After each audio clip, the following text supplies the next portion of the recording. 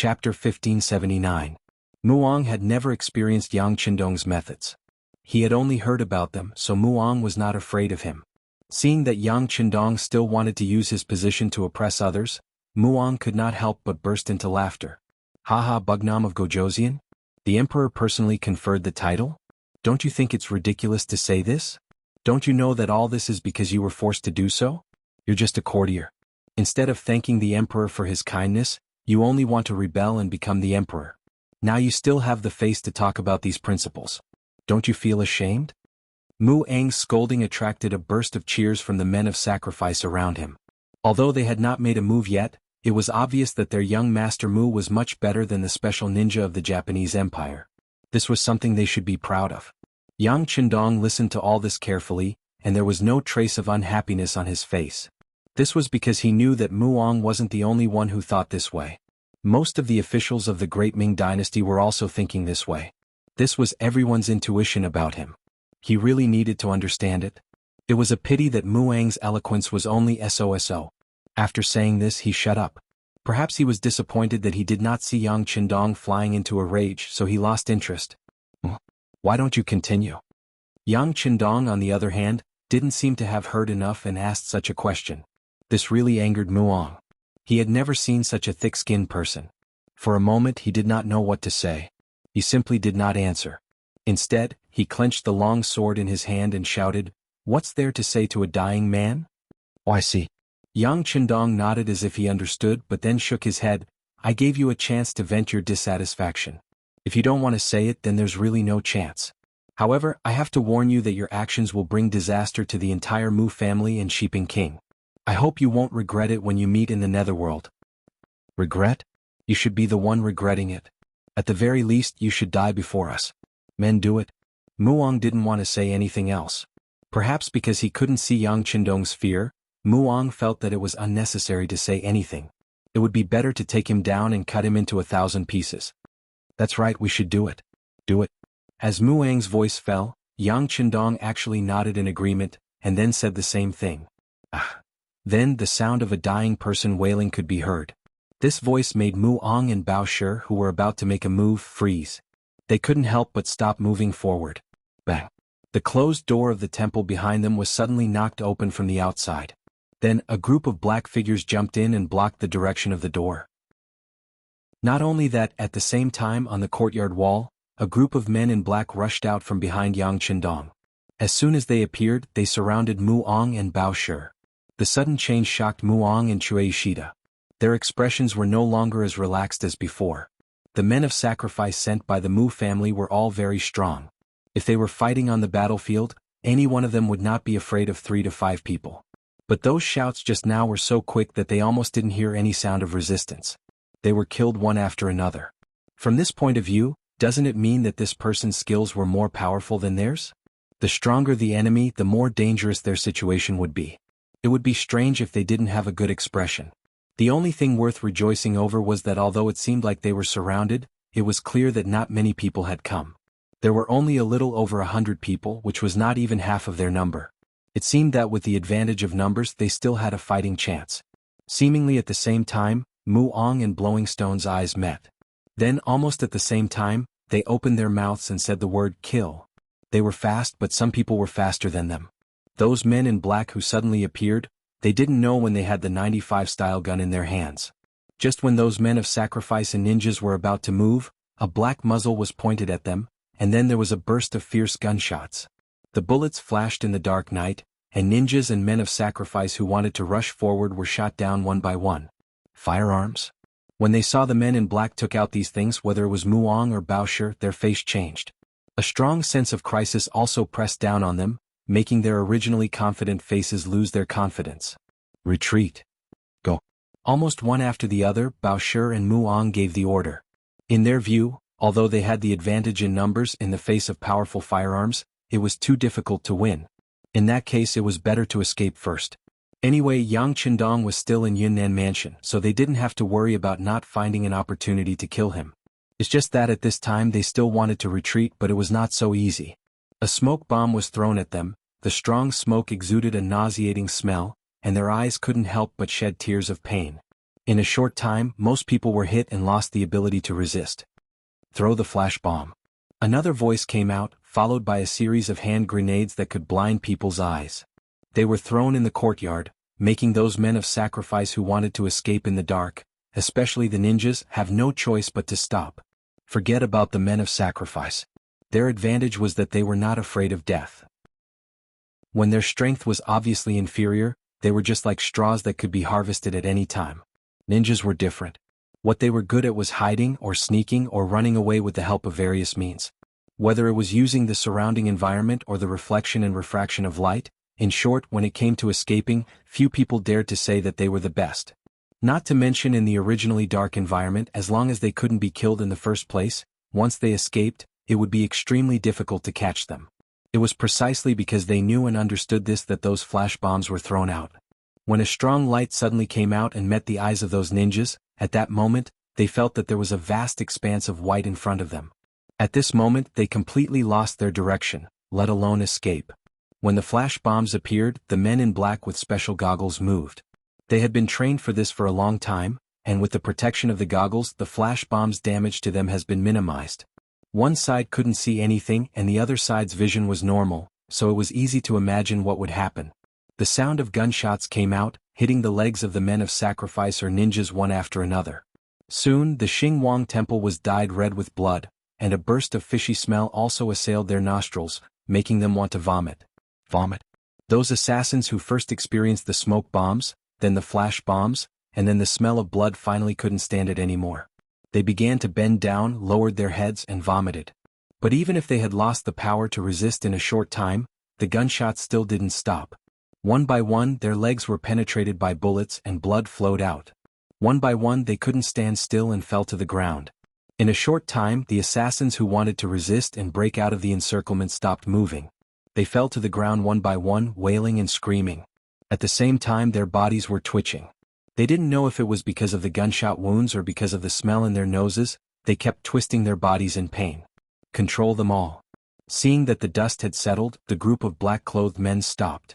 One by one, they lit up their torches and began to walk towards the injured assassins on the ground. Fight them to the death. When a black-clothed man came to the side of a death warrior, a sudden shout resounded. Then, a figure endured the pain from his legs and suddenly pounced on him like a ferocious tiger coming down from the mountain. His momentum was extraordinary. You're courting death. The man in black with a torch in his right hand seemed to have expected this scene to happen. He just moved his body to the side and dodged the tiger's attack. Then, when the assassin's figure missed, a torch hit the assassin's back. Under the powerful force, the assassin spat out another mouthful of blood. This time he completely fainted. This scene continued to happen. Men of sacrifice were men of sacrifice. They kept fighting back. Although they had lost the support of their legs, they still fought back. However, those men in black all seemed to have unique skills. Not only were none of them injured, but they all used a single move to subdue the killers who were still unwilling to give up.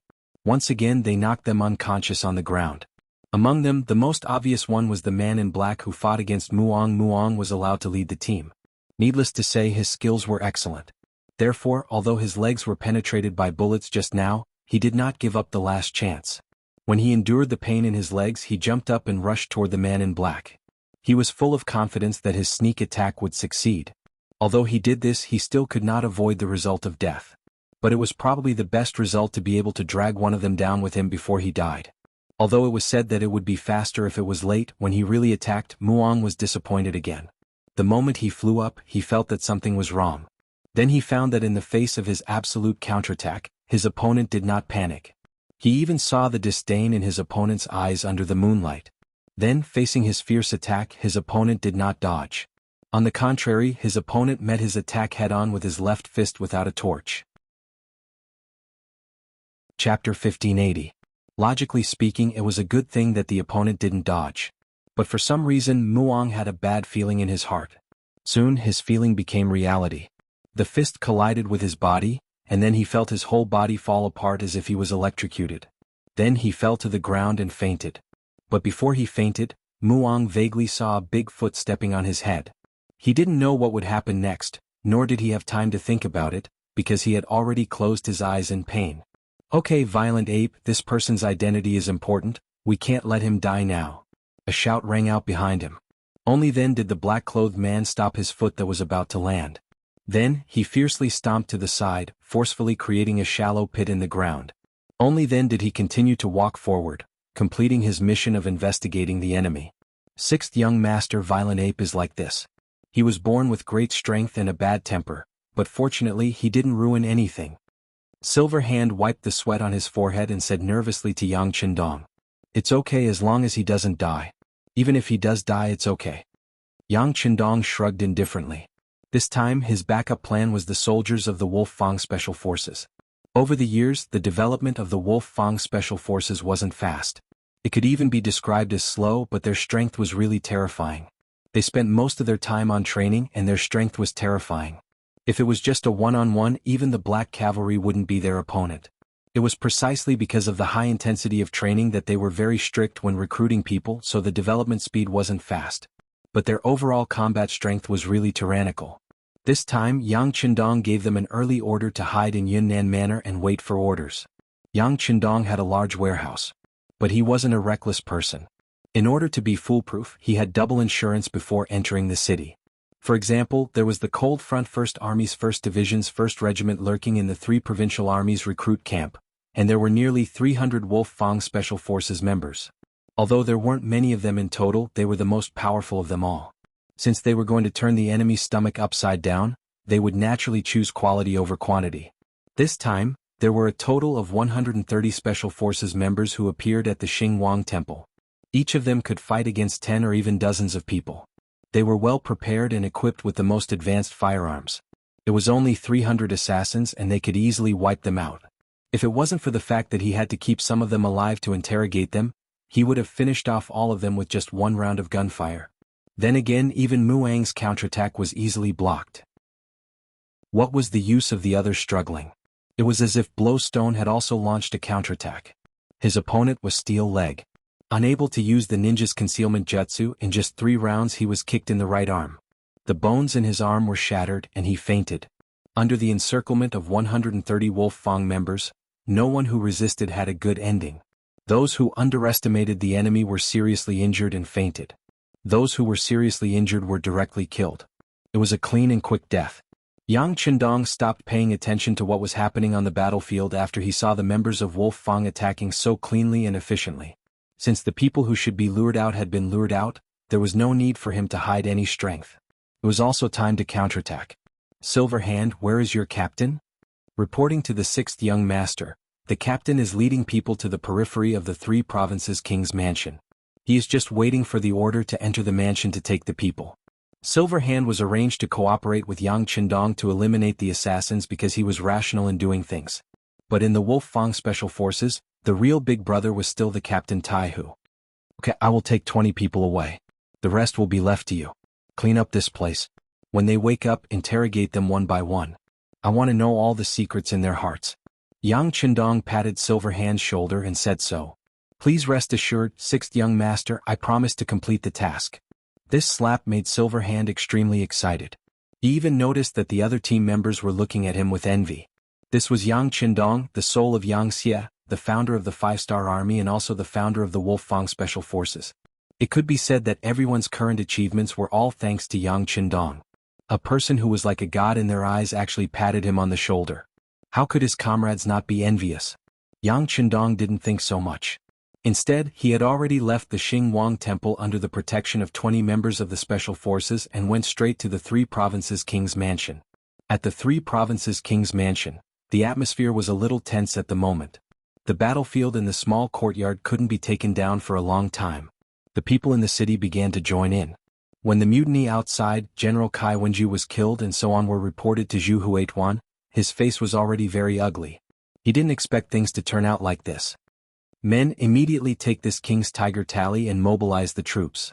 Invite General Luo Guan, Rajiv, Azad, and Hack from the Mengding Mansion to the Yunnan Mansion. No matter what, we must kill Yang Qindong. Go quickly. Zhu Huituan's voice was no longer as calm as it used to be. He couldn't help but be anxious. Once Yang Qindong escaped this time, he would be at a disadvantage righteously. In this way, the people of the 3 provinces who knew the truth would no longer believe him. Once they stood on Yang Qindong's side, how could he make a comeback? He wasn't afraid of the people, but an organized group of people was terrifying. Even if these people couldn't be used by him, they couldn't be used by Yang Qindong. But now, it seemed that he had underestimated the commoners' strength. To think that they had gathered an army of over 10,000 commoners right under his nose. What kind of means did they have to use to achieve this? Thinking of this, Zhu Huihua felt his scalp tingle. He felt as if a huge mountain was pressing down on him, making it hard for him to breathe.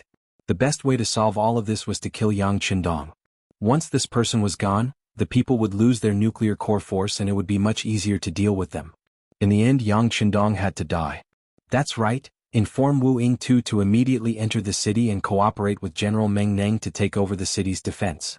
Once the 5-star army appears outside the city, we must defend the city and wait for reinforcements. After thinking about it, Zhu Huituan decided that this Miao King would come in handy. Zhu Huituan didn't completely believe in the Miao people. Therefore, on the surface, it seemed like he put Wu Ying-tu in an important position, but he didn't allow the Miao army to enter the city.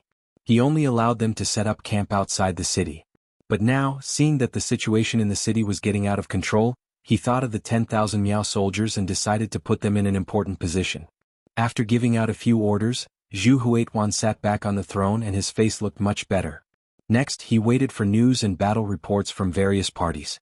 At the same time, he was also looking forward to the possibility that Wang Zhanjiang could kill Yang Qindong. Zhu Huituan didn't know that Yang Qindong had already left the courtyard in the dark. Not only that, but the 2 assassin teams that were most likely to threaten his safety were also eliminated. However, this wasn't the worst. The worst thing was that his mansion was surrounded. Even the slightest movement here couldn't escape the surveillance of the Langia Special Force led by Tai Hu. Just like the few messengers he sent out, it seemed like they had left the mansion and were safe. However, as soon as they walked into the nearby streets, they would be immediately intercepted and killed. It was still okay if they put down their weapons and surrendered, they could still live. However, anyone who resisted would be killed without mercy. In other words, all the orders in the mansion were only to enter and not to leave. After Yang Qindong arrived outside the mansion, the news couldn't even enter because there was no need to hide anything. They could directly lay their cards on the table. The 6th young master, Yang Qindong's appearance made Tai Hu and the others excited. Their eyes were filled with admiration. Although Tai Hu was the captain of the Langia Special Force and looked majestic, they were originally a special force that was independent of the 5-star army. In other words, their actions were not under the jurisdiction of the 5-star army. They didn't need to report their whereabouts. They were very mysterious and powerful. However, this was only in front of ordinary people. In front of Yang Qindong, these so-called arrogants could be removed one by one. It was because of Yang Qindong that the Langia Special Force had everything. It was also because of Yang Qindong's support that the Langia Special Force could be treated like this. Therefore, when facing the real founder of the Langia Special Force, Tai Hu and the others only had respect and obedience in their eyes. Well done. Yang Qindong had always been a person who was not stingy with his praise. When he walked to Tai Hu's side, his right hand naturally fell on his shoulder and gently patted him. Then he asked about the situation in the mansion. Reporting to the 6th young master, there are a total of 3 doors in the mansion: the main door, the back door, and the side door. I have arranged people to watch over these 3 doors. I guarantee that when they come out, they will be killed. All their connections with the outside world have been cut off. Tai Hu straightened his body and made a simple report of the situation. Very good. Yang Qindong nodded with satisfaction after listening. How is the situation in the mansion? If we rush in now, how confident are we in controlling this place? Reporting to the 6th young master, Skinny Monkey has already gone in just now. The situation inside is basically clear. There are about 400 bodyguards of Zhu Huihua in the mansion. There are also more than 100 servants in the mansion. They don't have much fighting power. Therefore, as long as the 6th young master gives the order, we have absolute confidence in controlling this place. However, there may be some movements. After all, no one knows if Zhu Huihua has other means of rescue. When Tai Hu said this, he didn't look very confident. Chapter 1581. To be able to become the king of 3 provinces, it was normal for him to have some tricks up his sleeve. However, if he was not wrong, he would only release smoke to warn others of the danger.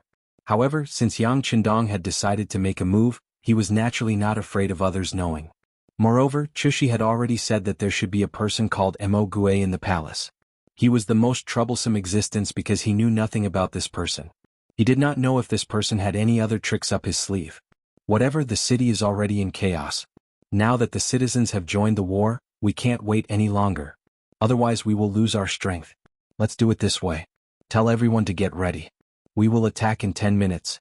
We must finish the battle in the shortest time possible. As for whether there will be any reinforcements, we don't have to worry about that. With the current situation, I want to see who will come to save the king of 3 provinces. Yang Qindong made his final decision. He had 500 black cavalry soldiers to defend a few small courtyards.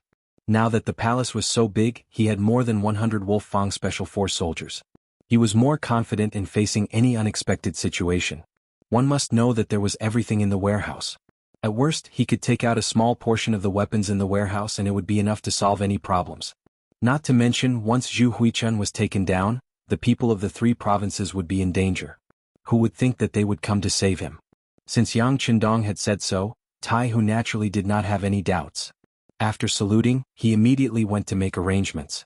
After the most elite Wolfang took action, they had already formulated 3 battle plans in just 10 minutes. This was to ensure that once an unknown situation occurred, they would be able to guarantee that they could immediately change the plan to solve the problem. 6th Young Master. When Tai Hu came in front of Yang Qindong again, his face was full of confidence. Let's do it. Yang Qindong of course knew that this was already prepared. He nodded his head. Let's do it. Tai Hu immediately turned around. Even though the sun had not risen yet, when he uttered those 2 words, hundreds of black shadows could be seen moving in different directions. They were advancing towards the prince mansions of the 3 provinces from 3 different directions. The battle outside was in full swing. Although the atmosphere in the 3 provincial palaces was a little tense, no one thought that there would be danger here. After all, the southern Cloud Manor was still in the hands of their king. Therefore, ordinary people were still doing what they were supposed to do. Many of the guards were still sleeping and resting. Only a portion of the guards were patrolling the mansion, but they were just walking around. When the members of the special forces suddenly appeared like ghosts, many of the guards fell to the ground before they could react to what had happened. Most of them had a fatal wound on their bodies. One of the weapons that the special forces members were most used to using was the 3-pronged bayonet. This type of weapon was already banned in the future. Its lethality was too great. Once one was injured by it, one would basically die from excessive bleeding. Scheming against the unsuspecting. With the strong attacking the weak, the patrolling guards didn't even have time to react before a third of them died. At this moment, someone finally reacted and began to shout loudly to warn the others. However, shouting at this moment wouldn't affect the overall situation. Even if the guards who were already resting woke up and took out their swords, they would only be able to hold on for a little longer. Not good, not good. A guard rushed into the main hall of the prince mansion and knelt down in front of the prince of the 3 provinces, Zhu Huichun. What's going on? Why are you so flustered? Zhu Huichun was unhappy. On the other hand, Qin Tian, who was standing at the side waiting for news, had an extremely ugly expression. This was because he could vaguely hear the battle cries and it didn't seem to be far away. This made his scalp tingle. Reporting to your majesty, someone suddenly launched an attack on the prince mansion. The guards? What's wrong with the guards? Zhu Huichun walked forward impatiently and grabbed the guard's collar as he asked anxiously. The guards can't hold on anymore. What? Hearing this, Zhu Huichun couldn't help but let go of his right hand and involuntarily took a few steps back until he came to Qin Tian's side. After being supported by Qin Tian, he stopped. However, his face was pale and it was obvious that he was frightened. Even Qin Tian, who was behind him, wasn't any better. This was because he didn't expect that someone would have designs on the prince mansion at this time and harm the prince mansion. However, intuitively he still didn't think that it was Yang Qindong's doing. This was Yunnan Manor and the other party was surrounded in the small courtyard. Logically speaking, the other party should be unable to protect himself. Why would they come to find trouble with him? How would Qin Tian know that Yang Qindong's personal strength was strong? Under the dark sky, with his master-level movement technique, unless someone was watching him, it wouldn't be difficult for him to break out of the encirclement. Qin Tian didn't think that it was Yang Qindong's doing. He looked at the guard and asked, "Do you know who is coming? How many people are there?" "I don't know. Those people are too strong. Our guards aren't their opponents at all. We only held on for a while because of our advantage in numbers. However, now that we don't have the advantage in numbers, we can't hold on any longer. Your Majesty, please think of a way." The guard who reported the news shook his head. Under the dark sky, how could he have the time to observe those things? He was only here to report the news. On the other hand, Zhu Huichen was worthy of being the king of 3 provinces. He still had some courage. The panic just now was only because of the sudden incident. Now that he knew the situation outside, he immediately said, Go and set a fire. Inform the people outside that the prince mansion is in danger. The guard responded and turned to leave. Zhu Huichen, who was left behind, grabbed Qin Tian's arm and went straight to the inner courtyard. A cunning rabbit has 3 burrows. Zhu Huichen killed his elder brother and younger brother. He also offended the southern Ming dynasty and Bugnam of Gojoseon. Under such circumstances, how could he not have a backup plan? For example, there was a secret basement in the prince mansion. The people who built the basement had been killed by him. Now, as long as he hid there, it would be difficult to be discovered. Zhu Huichen pulled Qin Tian and didn't take anyone else with him. He didn't even care about his family members. He quietly disappeared from the prince mansion and hid in a secret room. As the host, Zhu Huichen was prepared. However, as a guest, Mo Gue didn't have such conditions. When he learned that someone had killed their way into the prince mansion, he let out a long sigh. Then he went to the transmitter and started to send a message. This was the last telegram that Mo Gue could send. He had already thought of the content. However, he had been hoping that he wouldn't need to use the content in his life. But now, even the prince mansion of 3 provinces was about to be attacked. He knew that it was time. This was a telegram of desperation. Mo Gue sent the message that someone had killed their way into the prince mansion and that he would be killed soon. He also reported that Zhu Huichen was a good-for-nothing who was indecisive. That was why he had ruined the good situation. It was a mistake to ally with such a person. Yes, Mo Gue thought that Yang Qindong was going to die. There were only 500 people. So what if they were powerful? If Zhu Huichen came up to kill, he would directly send all the 50,000 troops in the city. Even if the other party had firearms, under the absolute advantage of numbers, he would be able to break through the defense line and kill Yang Qindong. However, the stupid Zhu Huichen chose to capture Yang Qindong alive. As a result, he lost the initiative. When Mo Gue wanted to change his mind, it was too late. After that, Mo Gue expressed his gratitude to Uncle Ing for saving his life. He said that it was time for him to repay Uncle Ing for saving his life. He would die to repay Uncle Ying's kindness. After sending the telegram, Mo Gue dismantled the radio station and buried it where he had dug the hole. He didn't want people to know that there was a radio station here because it would make people think of Uncle Ing behind him and threaten the safety of some people. When he was done, the battle cries outside the door were getting closer and closer. Mo Gue smiled bitterly and took out a pill from his sleeve. He swallowed it without hesitation and closed his mouth. Clang. The door was pushed open and 2 special forces rushed in. It wasn't difficult for Lang Ye to take down the entire prince mansion. In the end, all the guards in the mansion were killed. The few who surrendered survived. Unfortunately, they didn't find Zhu Huichen. Even Qin Tian, the civil official, was nowhere to be found. Bring Zhu Changjio here. Yang Qindong called the steward of the prince's mansion, who had been instigated by Yang San, after failing to find anyone and even searching twice carefully, came to no avail. Zhu Changjio came to Yang Qindong trembling with fear. After knowing the identity of the person who came, he knelt on the ground and shouted, "Long live Bugnam of Gojoseon." "Well, don't be afraid. You're one of us. We won't make things difficult for you. When we're done here, you can go to Yangxia and reunite with your sister. You're a meritorious official, so you'll be rewarded accordingly." After comforting him, Yang Qindong asked if there was a secret passage or a basement in the mansion. Although Zhu Changjio had been with Zhu Huichen for many years, he didn't know much about it. He shook his head and said, "Your Majesty, I really don't know about it." Yang Qindong was not surprised by this answer. After all, Zhu Huihua had even abandoned his wife and child. In other words, even his family members did not know the location of the secret passage, let alone a steward of the residence. "Well, you should know a man called Mo Gue, right?" "Oh yes, the mysterious man you reported to Director Yang San." Chapter 1582. His name is Mo Gue? This humble one knows this person. Zhu Changjio, who had regained his senses, quickly replied. "Okay, bring him in." Yang Qindong waved his hand and Mo Gue, who was pale, was carried into the yard and stood in front of Zhu Changjio. Zhu Changjio had indeed taken poison. The special forces were still a step too late and did not manage to save him. But even so, Yang Qindong still needed to confirm this person's identity. Once he was sure, he might be able to obtain some information by searching for this person's identity. Yes, he's the mysterious man. Zhu Changjiu didn't know Mo Gui's name, but he had seen him before, so he recognized him immediately. All right, thank you. You can go and rest now. Yang Qindong nodded. His gaze fell on the dead Mo Gui as he spoke regretfully. He was so close to catching this person. If he guessed correctly, this person should be the mole who reported Yang Xie's situation to Zhu Huichun. But he didn't know who ordered him to do so. Yang Qindong had a good memory. He thought about it carefully. It was definitely the first time he saw Mo Gui. It made sense. The mole was so careful that he couldn't find any clues even after investigating for a long time. Why would he send someone to contact Zhu Huichun? Come, take care of this person's body and get someone to draw a portrait. Yang Qindong still hoped that someone could recognize Mo Gui. Maybe there would be new clues. Sixth young master, our people found this radio in Mo Gui's yard. Tai Hu appeared, holding a dark green iron box. Oh. Yang Qindong's eyes lit up. Every radio station was a big warehouse item.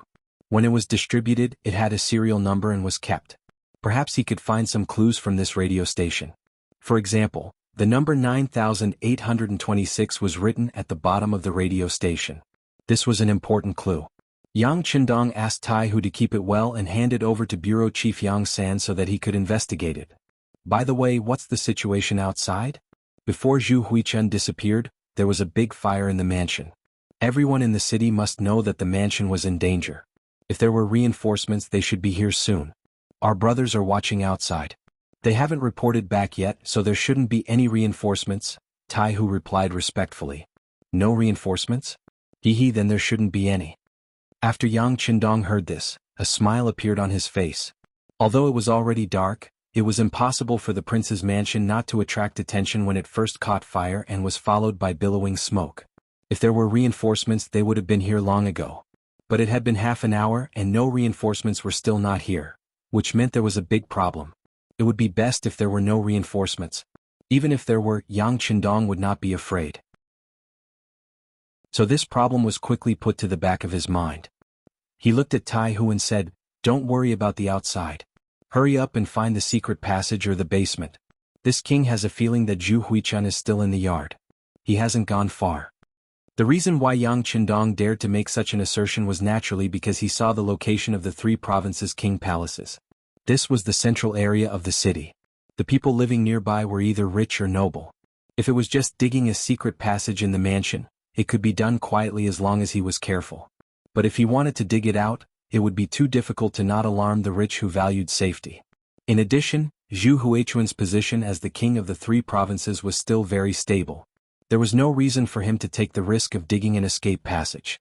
It was very likely that there was only a basement here. It was just for hiding. If this was the case, it was not difficult to find him. It just needed some time. Understood. After receiving the order, Tai Hu, who was in charge of the special forces, began to search the courtyards one by one. As long as there was a trace of suspicion, they would dig 3 feet into the ground to take a closer look. Let's not talk about finding the passage first. Let's talk about General Ming, who was also in the city. This general, who was entrusted with an important task by Zhu Huichun, was now standing on the wall of Yunnan Manor with a thoughtful expression. He naturally knew about the warning from the king palaces. But he did not send out troops to meet them. Speaking of which, Ming naturally had his own reasons for doing this. For example, he suspected that there should be a trap waiting for him around the king palaces. Once he went, he was afraid that not only would he not be able to save people, but he might also lose his life. He was naturally willing to do such a risky thing. Of course, the most important point was the second point, which was that Ming was dissatisfied with Zhu Huichun. Ming was previously under King Min Zhuang Zhu Huichun. At that time, Zhu Huichun was only King Guangtong. Later, this person rebelled, killed his own brother and set up his own house. Ming followed him, but he was still only a general. Speaking of which, a general seemed to be very awe-inspiring.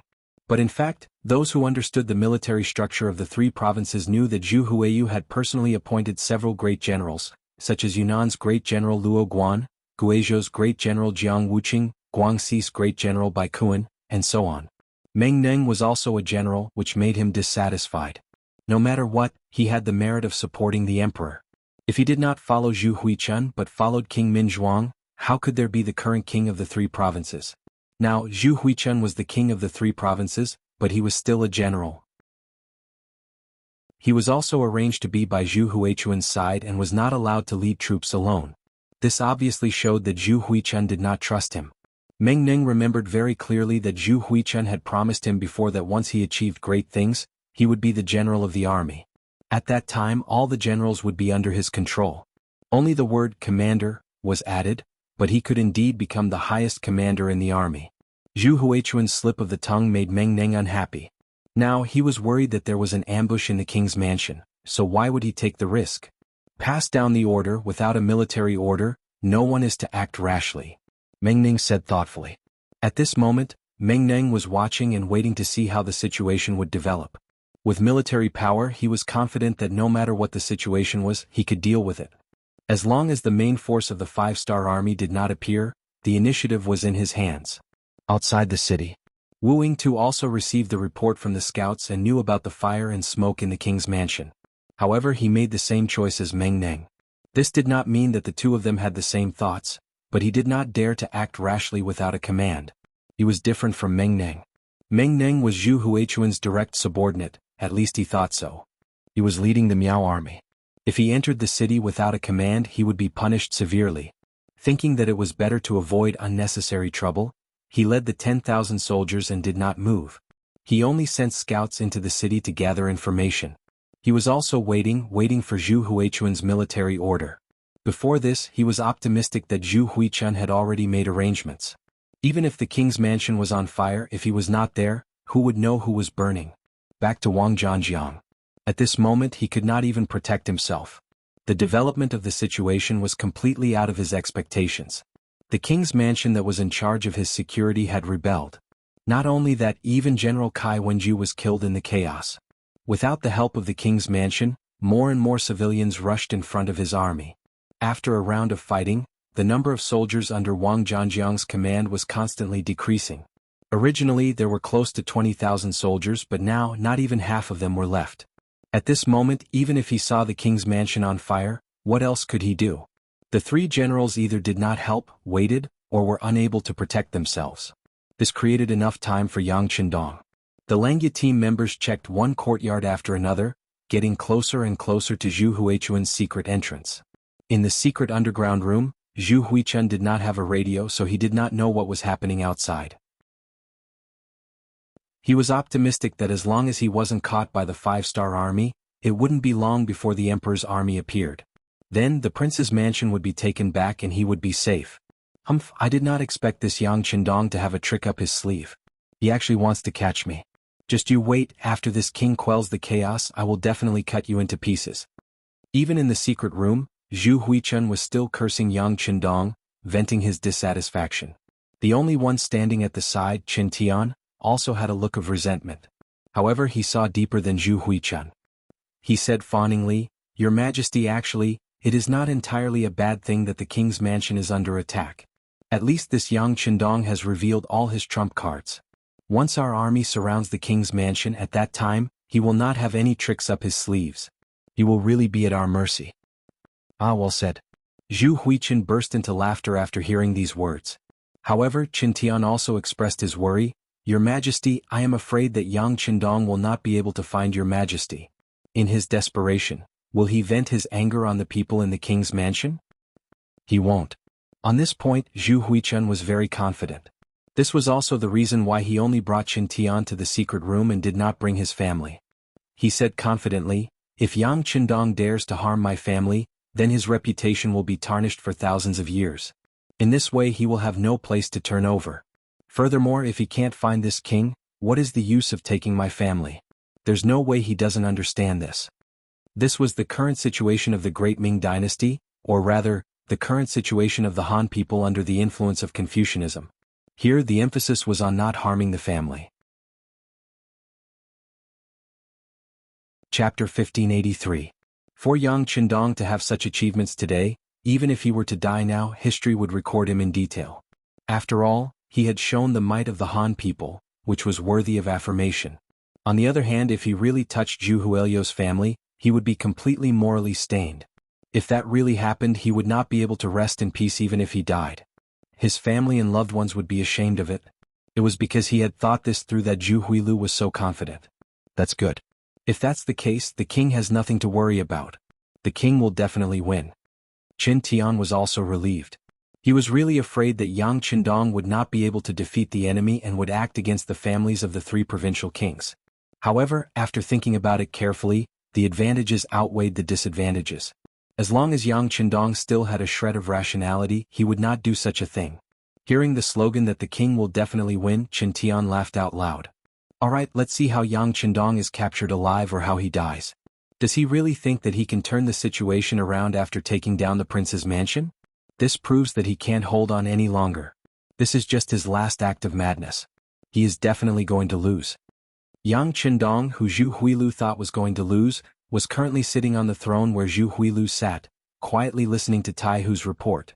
Sixth young master, the 10,000 Miao soldiers outside the city did not act rashly because they did not receive any orders and did not know what was going on here. Actually, this is normal. However, why is that General Meng Ning also not moving? This is really hard to understand. Tai Hu looked as if he was asking for advice. After all, it was a rare opportunity to learn from Yang Qindong directly. Yang Qindong also thought highly of Tai Hu. If there was an opportunity to teach him, he would not be stingy. He first smiled, then said, "The development of everything in the world is not the same. Everyone has their own selfish motives. Obviously, this Meng Ning also has his own thoughts. Before figuring out why the prince's mansion was set on fire, he will not act rashly. I think he is afraid of falling into our ambush and wants to wait for the best price." But Zhu Huihua was his king. If his king was in trouble, shouldn't his subordinates immediately send troops to save him? Isn't he afraid that Zhu Huichen is really fine and will come back to settle old scores with him? Tai Hu still didn't understand. Yang Qindong said patiently, "If it were any other time, of course I would be scared. But now was the most chaotic time. Moreover, if Zhu Huiying is fine, then something must be wrong with this prince. If that is the case, Yang Xie will definitely be in chaos. If Zhu Huilu wants to take advantage of this opportunity to gain benefits, he must have people around him. Meng Ning knows this and knows that he is still valuable, so he is not afraid that Zhu Huilu will turn against him. So that's how it is." Tai Hu finally understood.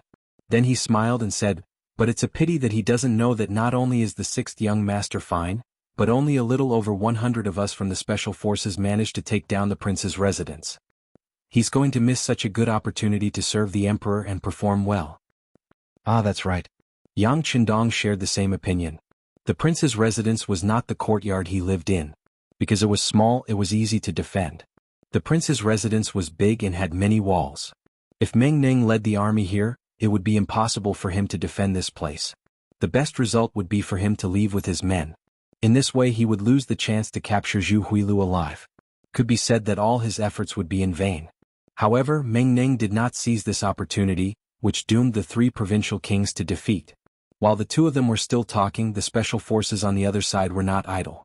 Other than leaving the necessary people to guard the three gates to prevent any accidents, the other members were carefully searching. Since Yang Qindong said that Zhu Huilu didn't run away, then he definitely wouldn't run away. As long as they searched carefully, they would definitely find the entrance to the secret passage. That would be the time for Wolf Fang to perform a meritorious service. Every member of the team was searching attentively, not wanting to leave any corner unturned. Among them, Skinny Monkey's movements were the fastest. Looking carefully, the members of Wolf Fang were all tall and strong. In comparison, Skinny Monkey, who weighed less than 50 kilograms, was an exception. However, not only did he become a member of Wolf Fang, but he was also the leader of Wolf Fang Iron Tiger. This was because he had real skills in other aspects. For example, he was the one who entered the prince's residence to investigate. Relying on his small body, his Qinggong was very good and he was also very agile. He was very suitable for spying. His skills were not difficult, but he also knew a lot of unorthodox ways. One of them was tomb raiding. Before joining Wolf Fang, he had followed others to rob tombs because of his small body. For example, he could squeeze into some narrow places. For this reason, he was more familiar with the structure of the underground secret passage than the other members. He led a small team of 10 people to search one house after another. His hand tapped on the first floor to see if it was different from the other floors. In this way, in a short period of time, when the others only searched 2 or 3 houses, he had already searched 7 or 8 houses with this method. Finally, he stepped into the house at the secret entrance. This was a storage room and there were all kinds of daily necessities inside. A room like this looked no different from any other room. However, under Skinny Monkey's leadership, everyone still carefully checked every inch of the room. When he finally came to the corner of the room in front of a pile of salt, he suddenly stopped. A faintly discernible shoe print was right below the salt bag. If it wasn't for the light of the torch, he was afraid that this oversight would have directly swept past it. Has anyone been here before?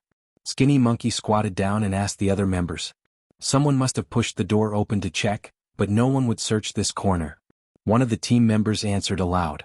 Hee, this is interesting. Skinny Monkey agreed with this answer. It was because of this that his eyes became brighter. Someone moved the salt bag away. Be careful. Skinny Monkey was their captain. After the captain gave the order, a member immediately came forward and moved the salt bag away, revealing a flat ground. Just from the appearance alone, it was impossible to tell that it was different from other places. If this is the entrance, it's really ingenious. The skinny monkey-like man smiled with great interest. Then he leaned forward and gently knocked on the floor a few times. A few echoes sounded, making a slightly crisp sound. This sound was completely different from the dull sound of knocking on the ground. When this sound came out, Skinny Monkey's smile became wider, then he said with a very confident tone, "Go and call more people here. There's something here." This was also why Skinny Monkey was cautious. If the 3 provincial kings were really hiding here in case there were any ambushes or traps, his group of 10 people was still too small. After Skinny Monkey gave the order, several groups of Special Forces members nearby rushed over. When the number of people reached 50, Skinny Monkey decisively got someone to find a heavy hammer and smashed it fiercely on the ground. He believed that there must be some kind of mechanism controlling this place, but he didn't have time to find it. He could only use the simplest method, violently smashing the door. Dang dang dang, dang dang dang. Under the continuous smashing of the heavy hammer, a black hole with a diameter of nearly 1 meter appeared in front of everyone. At this moment, Skinny Monkey didn't need to say anything. A member suddenly jumped in and disappeared. In the underground secret room, Zhu Huiqi and Qin Tian were still talking about the outside world. From their conversation, they had already determined that the reinforcements were about to arrive, and they should be getting closer and closer to getting out. At this moment, a sound came out, causing Zhu Huiqi and Qin Tian's faces to gradually turn ugly. Obviously, they had thought of something, but before they could do anything, the crashing sound stopped, and a figure appeared in their sight. Then the skinny monkey-like figure jumped down and came to Zhu Huiqi and Qin Tian. Skinny Monkey had naturally seen Zhu Huiqi and Qin Tian before. When he saw the two of them, he couldn't help but grin. Capturing the two of them would definitely be a great achievement. Skinny Monkey suddenly appeared in the underground secret room from the sky, giving Zhu Huiqi and Qin Tian a shock. They didn't think that someone would discover their underground secret room. It should take a long time and extraordinary ability to find them. Not to mention whether or not the 5-star army had such talents, they had only occupied the 3 provinces with a small number of soldiers. Now they should be facing the various armies that came to rescue the emperor. How would they have the time to look for them? On the bright side, the 5-star army that occupied the prince's mansion should have been surrounded by the emperor's army, or even killed. But what was going on now? At this moment, both Zhu Huiqi and Qin Tian's faces were very ugly. Qin Tian even intentionally rubbed his eyes. Obviously, even now he still didn't think that all of this was real. Hee, the two of you don't have to doubt, you are now our captives. Of course you can resist, but the consequences, will be very serious. Skinny Monkey said as he took out the military knife in his hand and played with it. It was as if he was saying, if you dare to act rashly, I won't be polite. Both Zhu Huiqi and Qin Tian were smart people, so how could they resist at this moment? Especially Zhu Huiqi, he was the king of 3 provinces and was also a member of the Zhu family.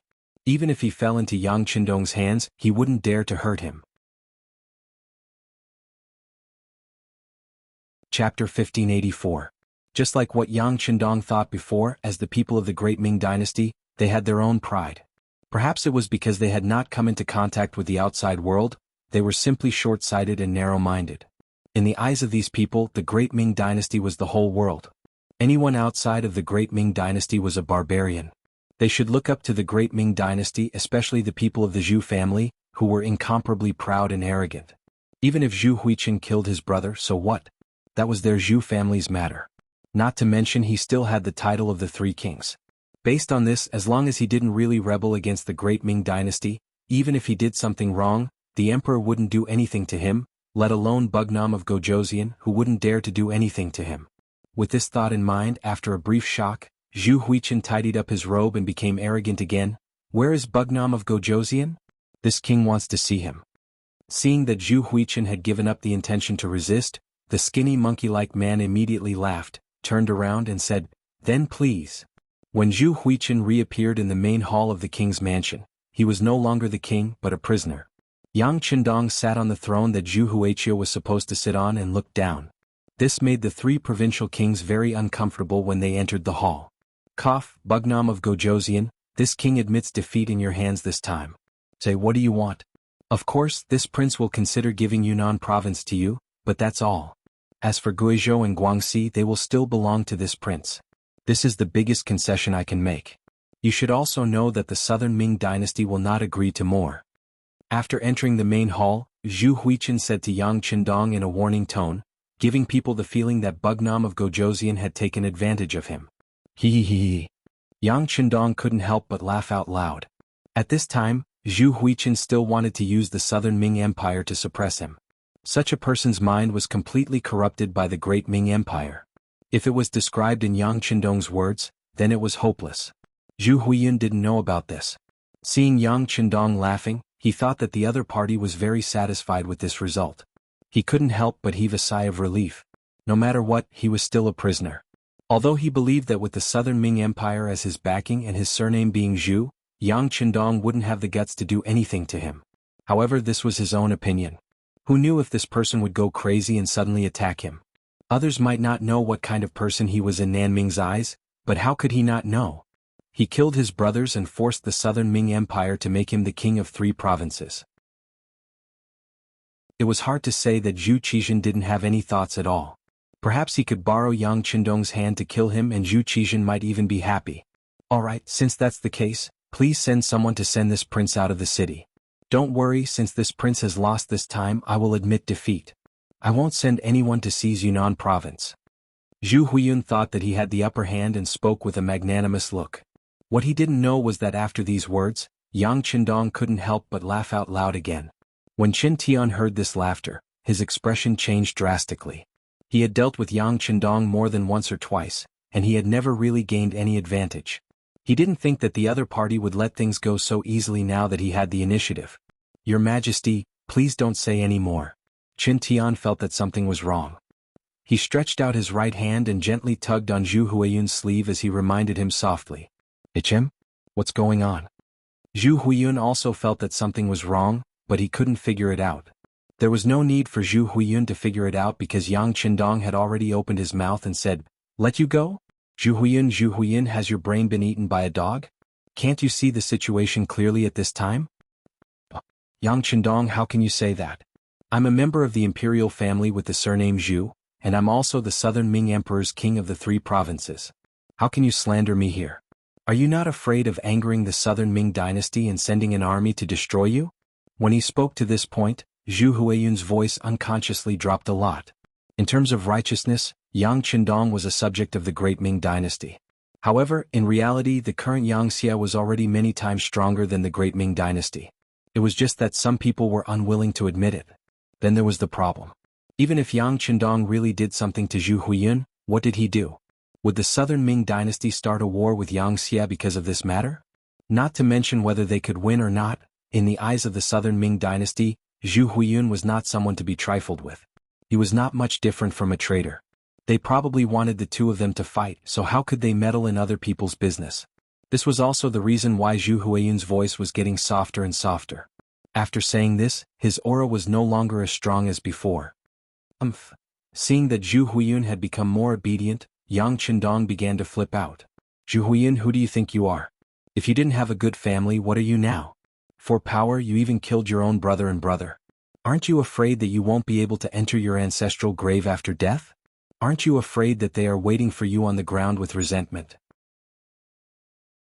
Zhu Huiyun, this time you invited this king to discuss matters.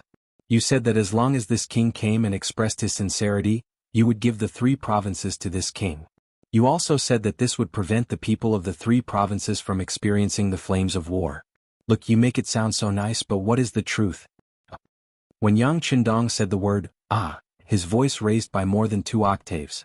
Because of this, Zhu Huiyun's body trembled and his head lowered even more. However, Yang Qindong had no intention of letting him off easily. He continued to say, "The truth is, ever since this king entered Yunnan Manor, you have always wanted to kill this king. You launched fierce attacks again and again. If it weren't for this king's strong warriors, I'm afraid that this king would be dead by now and end up like your brother and brother. Since you wanted to kill this prince and now you've been captured by this prince, then tell me, do you think this matter will be resolved so easily? What do you want to do? Don't tell me you still want to harm this king?" Hearing this, Zhu Huiyun could no longer be an ostrich. "Harm you? Bah! You don't deserve it." Yang Qindong shook his head, then said in a resolute and unquestionable tone, "What's the difference between killing you and killing an ant? When the time comes, this king only needs to tell the world that you were afraid because you did something wrong and committed suicide in the king's mansion. I'm sure this result will convince a lot of people and make many people believe it. At that time, tell me who will care about a dead person." No. Zhu Huiyun's face changed drastically. It was not wrong for him to like power. In order to obtain power, he would do anything and kill countless people. However, this did not mean that he was not afraid of death. Killing others and being killed by others were 2 completely different concepts and results. "What's wrong? Are you afraid?" Seeing Zhu Huiyun's pale face, Yang Qindong knew that he had warned him enough. Next, it was time to ask for the result, which was what he wanted to know the most. Compared to this result, Zhu Huiyun's life and death really did not matter to him. He was just a king with the surname Zhu in the Great Ming Dynasty. In today's Great Ming Dynasty, there were dozens if not hundreds of kings like him. However, many of the kings were just in name. Not many people had the military power of 3 provinces like Zhu Huiyun. So what if he had the military power of 3 provinces? For Yang Qindong, who had already occupied Eastern Europe, the grasslands, Southeast Asia and Central Asia, these 3 provinces had never been in his eyes. "Zhu Huiyun, this king just wants to tell you that killing you is like killing an ant to this king. It's not a problem at all.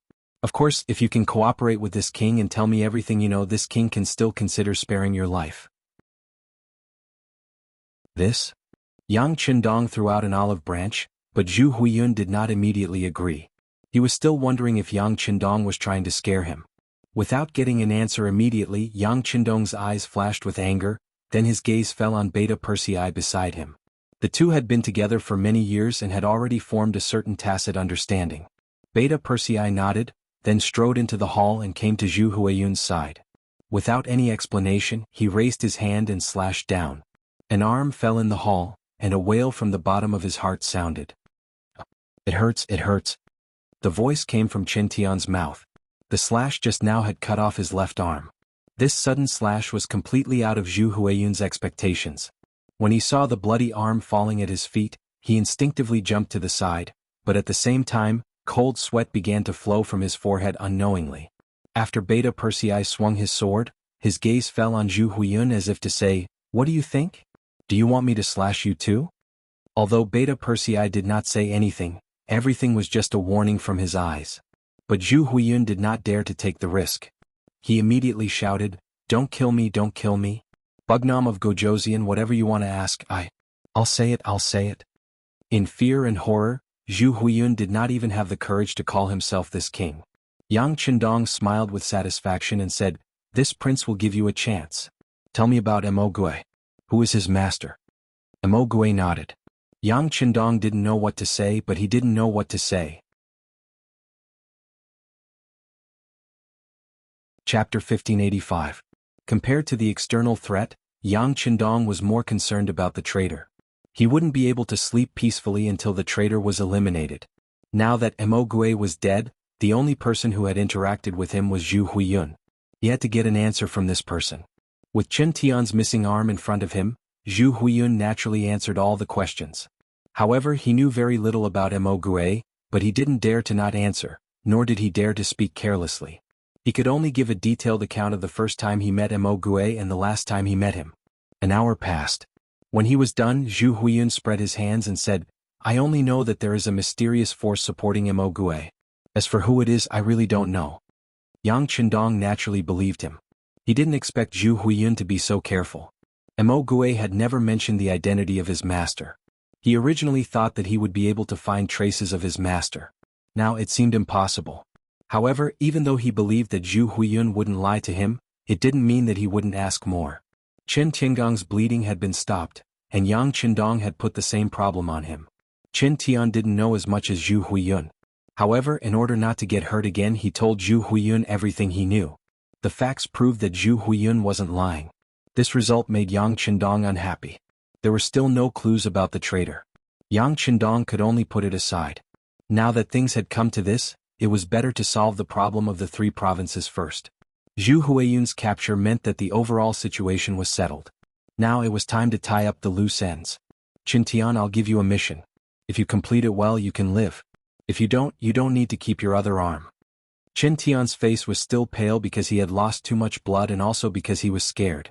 After knowing that Yang Qindong was daring and did not take him seriously, Qin Tian became as obedient as a dog and said, "Please instruct me, Bugnam of Gojoseon."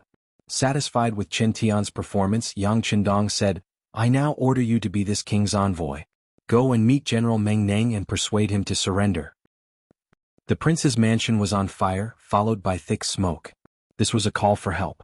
Everyone who saw this scene had different thoughts. However, there was one person who wanted to go back to help, but he no longer had the ability to do so. This person was General Wang Zhanjiang.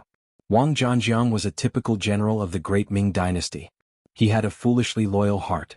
In his eyes, she had received Zhu Huiyun's kindness, so she was his person in life and his ghost in death.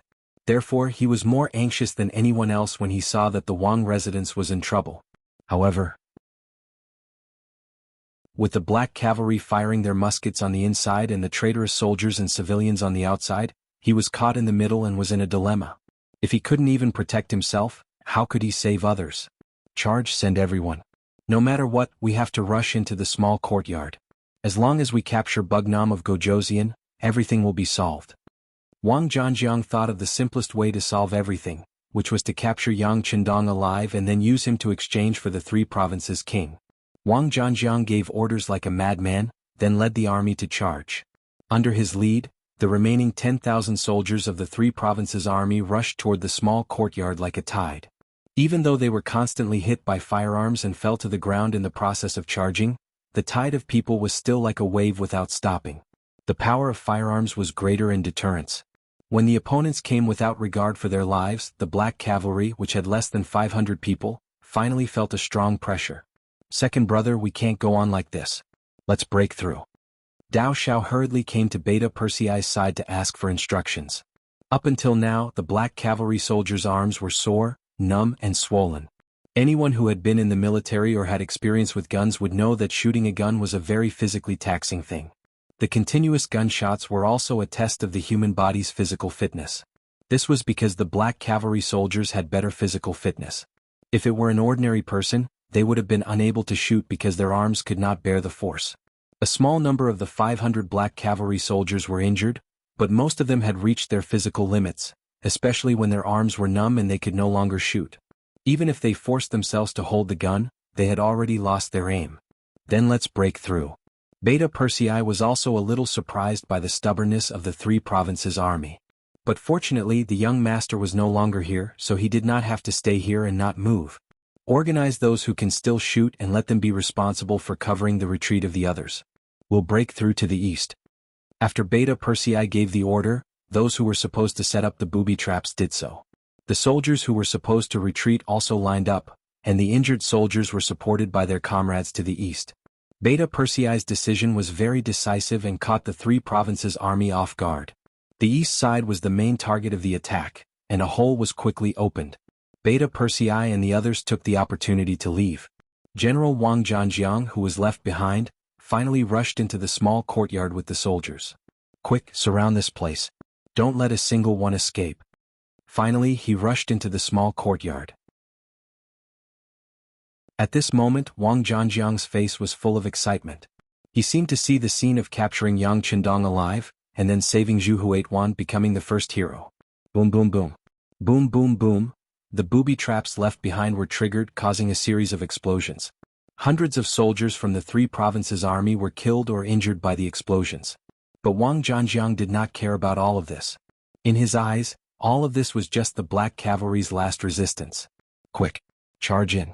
They don't have any power to resist. Charge in. Other than Wunan Wang, kill everyone else. Kill them all."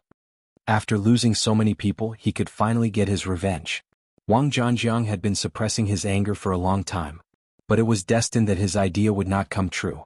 When Wang Zhanjiang rushed into the small courtyard with the soldiers from the 3 provinces, he saw that there was no one there.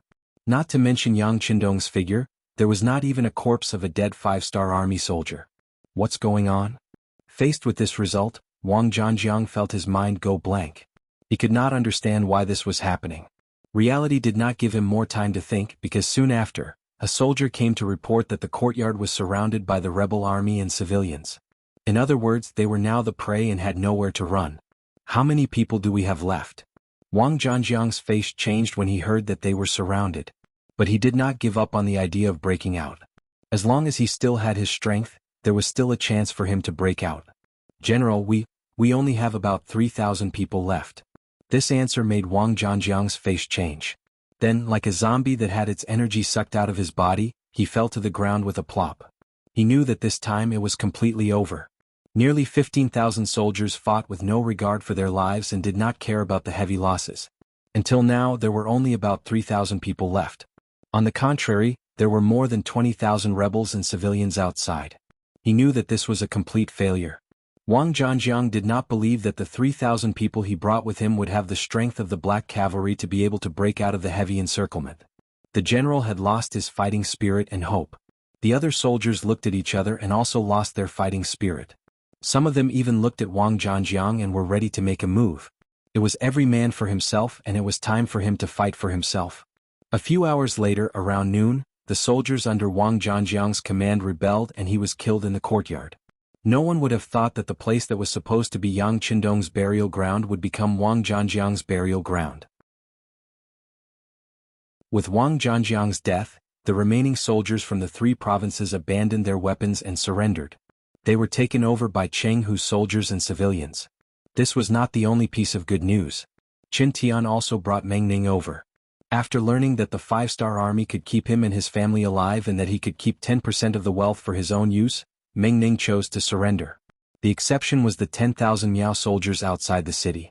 Under the leadership of Miao King Wu Ying II, they escaped in advance.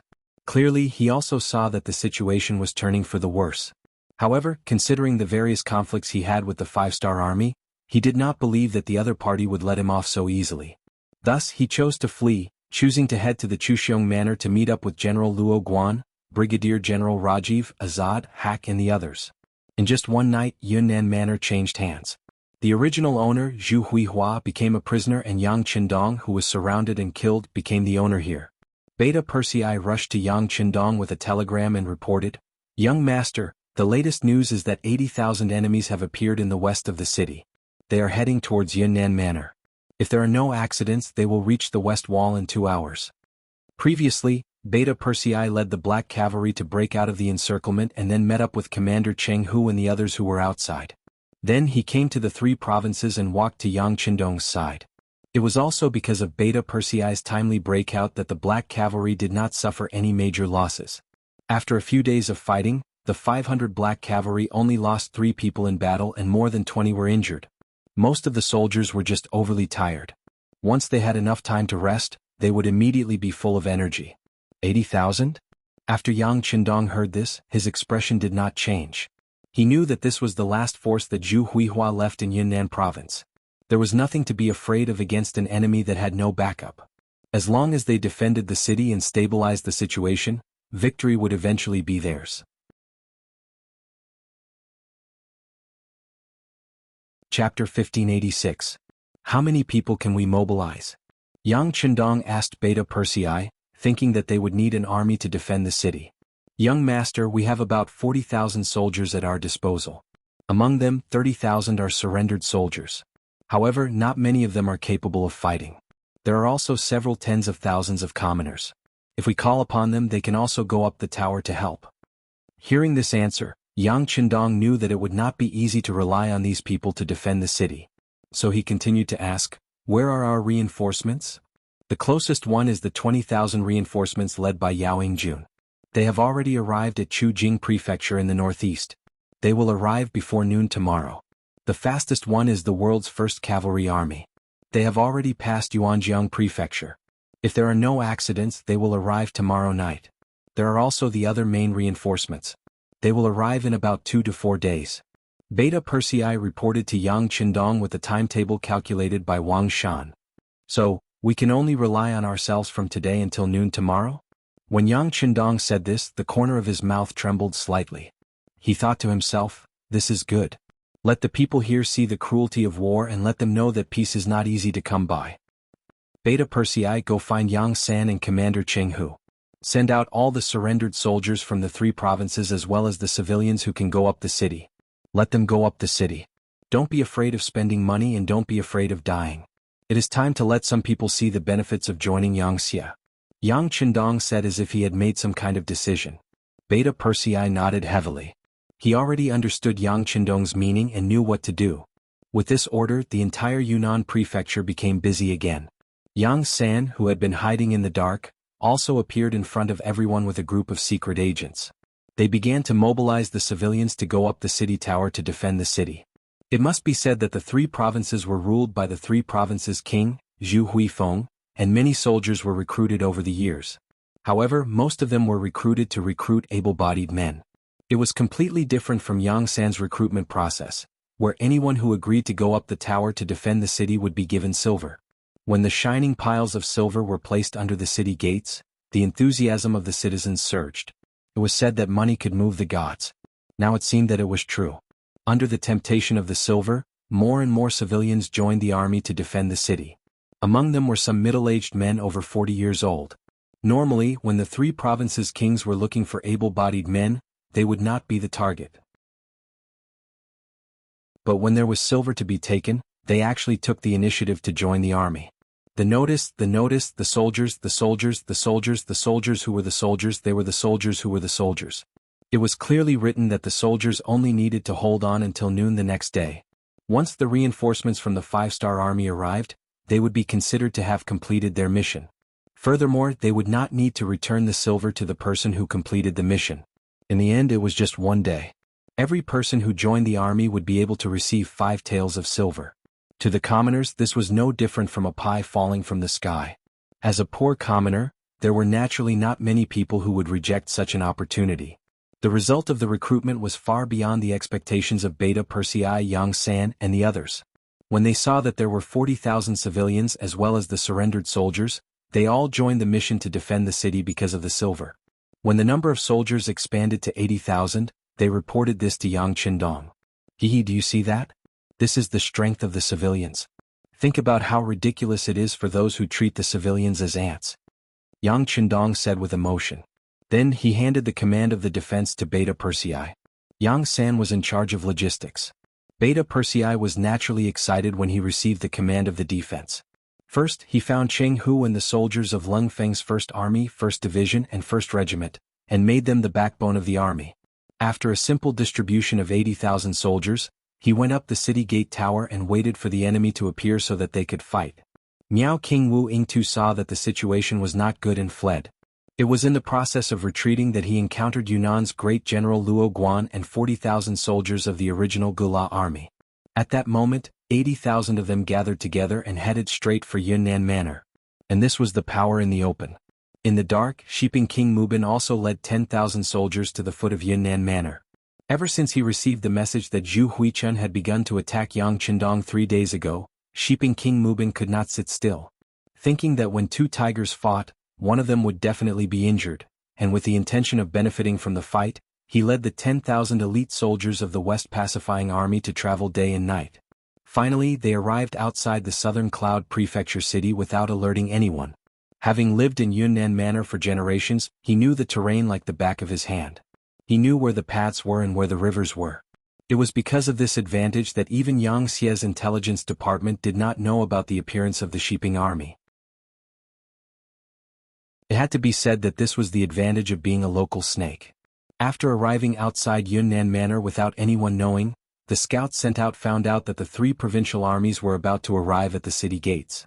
The 5-star army in the city was also actively guarding against them. So the war is about to start.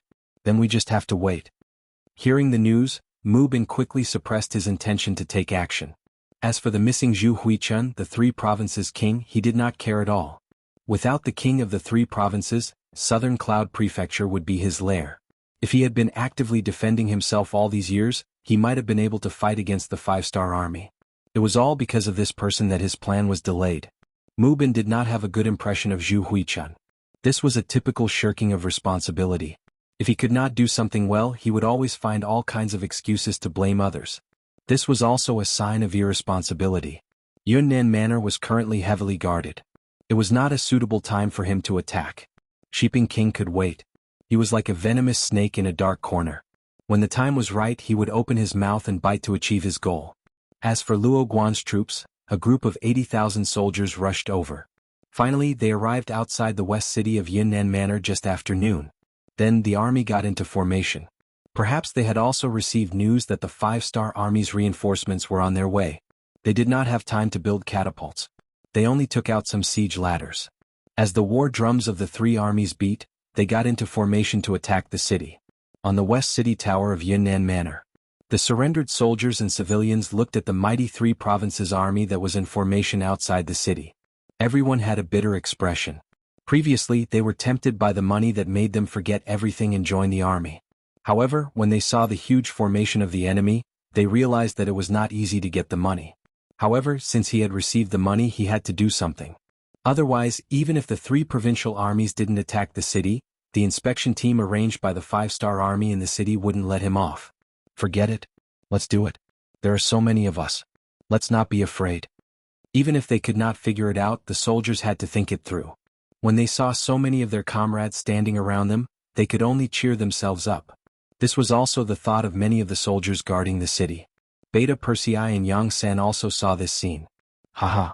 Yang San laughed and said to Beta Persei, "Second brother, it seems that the morale of your soldiers is a little low. They are all new recruits. Many of them have not even seen blood. It's not a big deal for them to behave like this." Beta Persei said magnanimously. Although the morale of his 80,000 soldiers was indeed low, Beta Persei was not worried that the three provinces army outside the city would attack the city. After all, the military strength of both sides was basically equal. In addition, they were the ones defending the city, so they had a natural advantage. Among the soldiers, there were the backbone of the Cold Front Regiment. The other party did not have heavy weapons to attack the city. No matter how he looked at it, his side had too much of an advantage. Seeing how confident Beta Persei was, Yang San was not worried anymore. After reminding him that the sword had no eyes, he went down the city tower to prepare food. Zhu Huihua had done some good things. For example, there was a lot of food stored in the city's warehouse. This was originally for his recruitment and independence, but now it was all given to Yang San. With these things he could make incomparably delicious food. Presumably, under the stimulation of delicious food, the morale of the soldiers should also be improved. Okay, go and prepare more meat. I will use this to encourage the soldiers. Beta Persei naturally knew the importance of food to the soldiers. He smiled and sent Yang San away. Then he ordered someone to call Jianghu and instructed him that if the city tower was in danger, the backbone of the Cold Front Regiment would have to personally come out and kill the enemies on top of the city. Second brother, don't worry. It's only because the 6th young master didn't allow firearms. Otherwise we wouldn't even need these people. Our Cold Front Regiment alone is enough to defend the city without losing it. If it's done well, we can even launch a counterattack. Jianghu replied confidently. Haha, I know your Cold Front Regiment is powerful. However, the 6th young master also wants these people to see blood. Sometimes, no amount of education is as good as experiencing it yourself. So let's not use firearms. Unless the situation is out of our control, tell the soldiers that no one is to use firearms. Beta Persei of course knew how powerful the Cold Front Regiment was.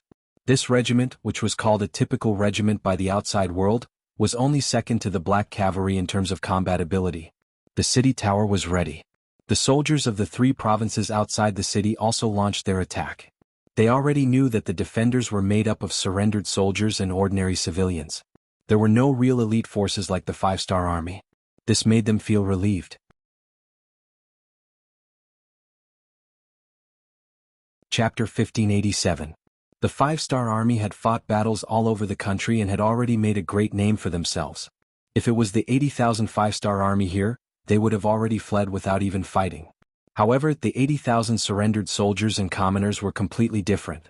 In their eyes, they were a proper army.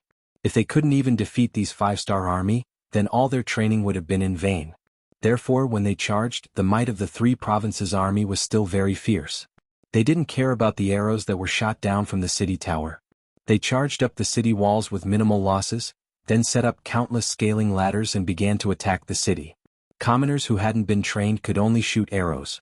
As for how far they could shoot and whether they could hit people, it was still too extravagant. Therefore, in the first wave of counterattack, the defending side didn't perform well. It wasn't until they saw countless scaling ladders on the city tower that countless enemies began to climb up with the help of the scaling ladders. When some of them were about to charge up, the defending soldiers became afraid. They didn't dare to imagine how many of them could survive in close combat. Don't panic. Take the prepared sleepers and throw them down. Quick. Cheng, who was in charge of commanding the front lines. Seeing the enemy attack so smoothly, he couldn't help but shout out anxiously.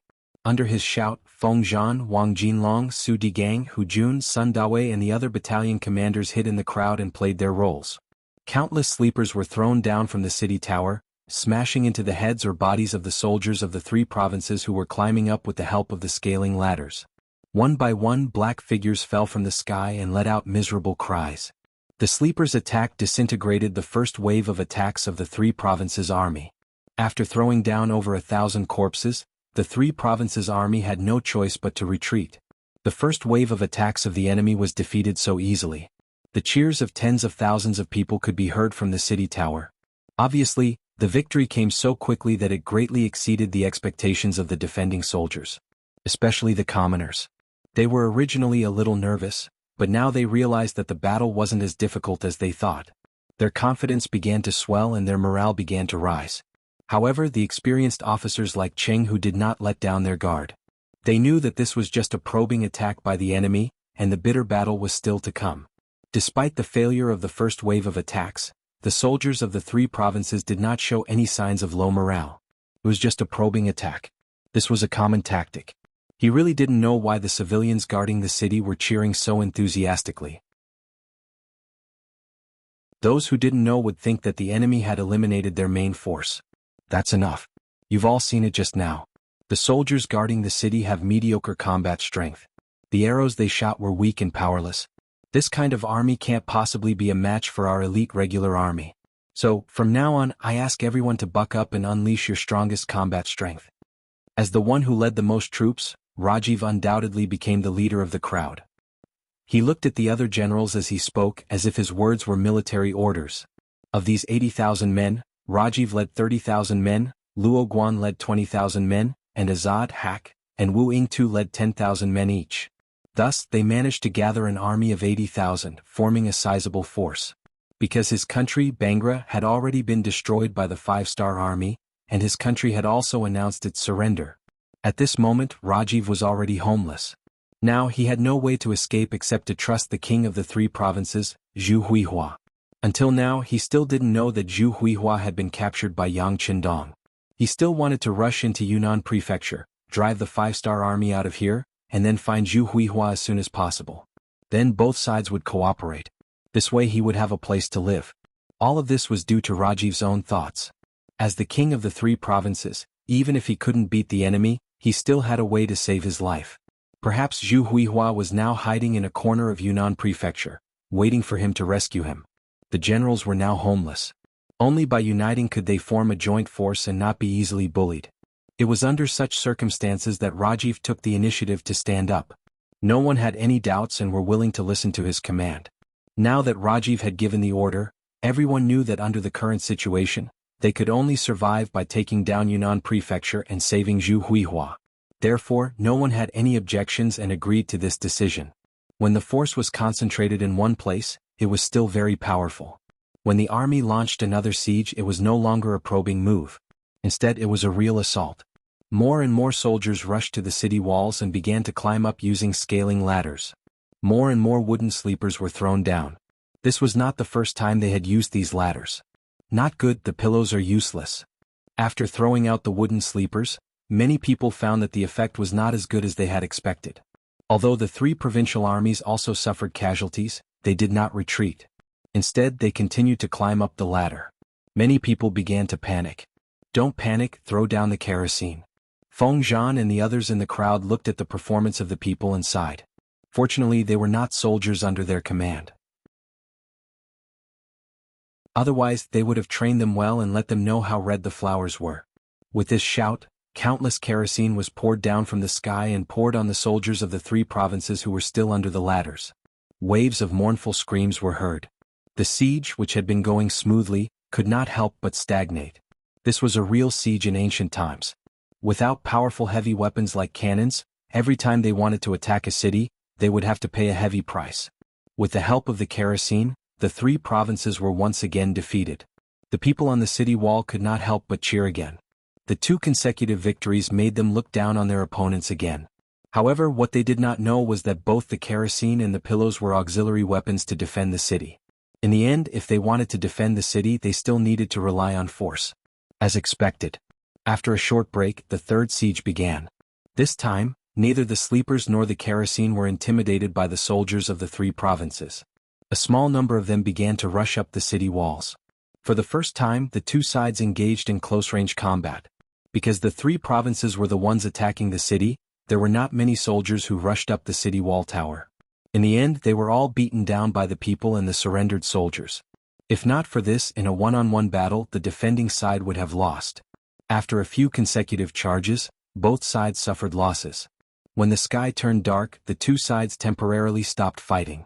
They began to eat and accumulate strength. Yang San, the chief steward in charge of logistics, came. Under his leadership and organization, countless women in the city got busy. They prepared a large amount of delicious food and sent it to the city gate tower. There were fresh soup and meatballs which really filled the soldiers' stomachs. Everyone eat your fill. There is plenty of food. Only when you are full will you have the strength to fight. When we win, everyone will be heroes. There will be even more delicious food waiting for you. Yang San ordered people to carry the food up while encouraging everyone. The fragrance of the meat spread in all directions. When the soldiers smelled it, they involuntarily swallowed their saliva. All these years, it was said that the southern Ming dynasty ruled this place. However, in reality, Zhu Huixin, who held the military power, was the real ruler. He was a person who only had ambition and political means. He did not have the slightest idea of developing the economy. Under Zhu Huixin's rule, food had to be imported from Yangxia most of the time. It was easy to imagine what kind of life the people here were living. It was not an exaggeration to say that every year when spring came, even the tree bark would be gnawed off. Under such circumstances, it was easy to imagine the lives of the people. Not to mention eating meat, they had not even eaten rice for a long time. Now that the meatballs were brought up, whether it was the surrendered soldiers or the people, their eyes lit up. If not for the cold front soldiers watching from the side, they would have reached out to snatch them. Don't worry. Everyone has a share, everyone has a share. Yang San chuckled and ordered basin after basin of delicious food to be brought up to the tower and placed in front of everyone. Food for tens of thousands of people was definitely a considerable amount. Fortunately, there were enough women in the city. When Yang San said that he was willing to help cook and provide a full meal, there weren't too many applicants. Almost half of the women in the city came over. With the help of these people, the cooking was naturally not difficult. In the end, they requisitioned a lot of iron pots and basins before they barely completed the task. When the delicacies were brought up, the sound of people eating could be heard everywhere. The sound of people smacking their lips was very satisfying and made them feel incomparably hungry. On the tower, the fragrance of the meat was carried by the wind and drifted to the barracks of the 3 provinces.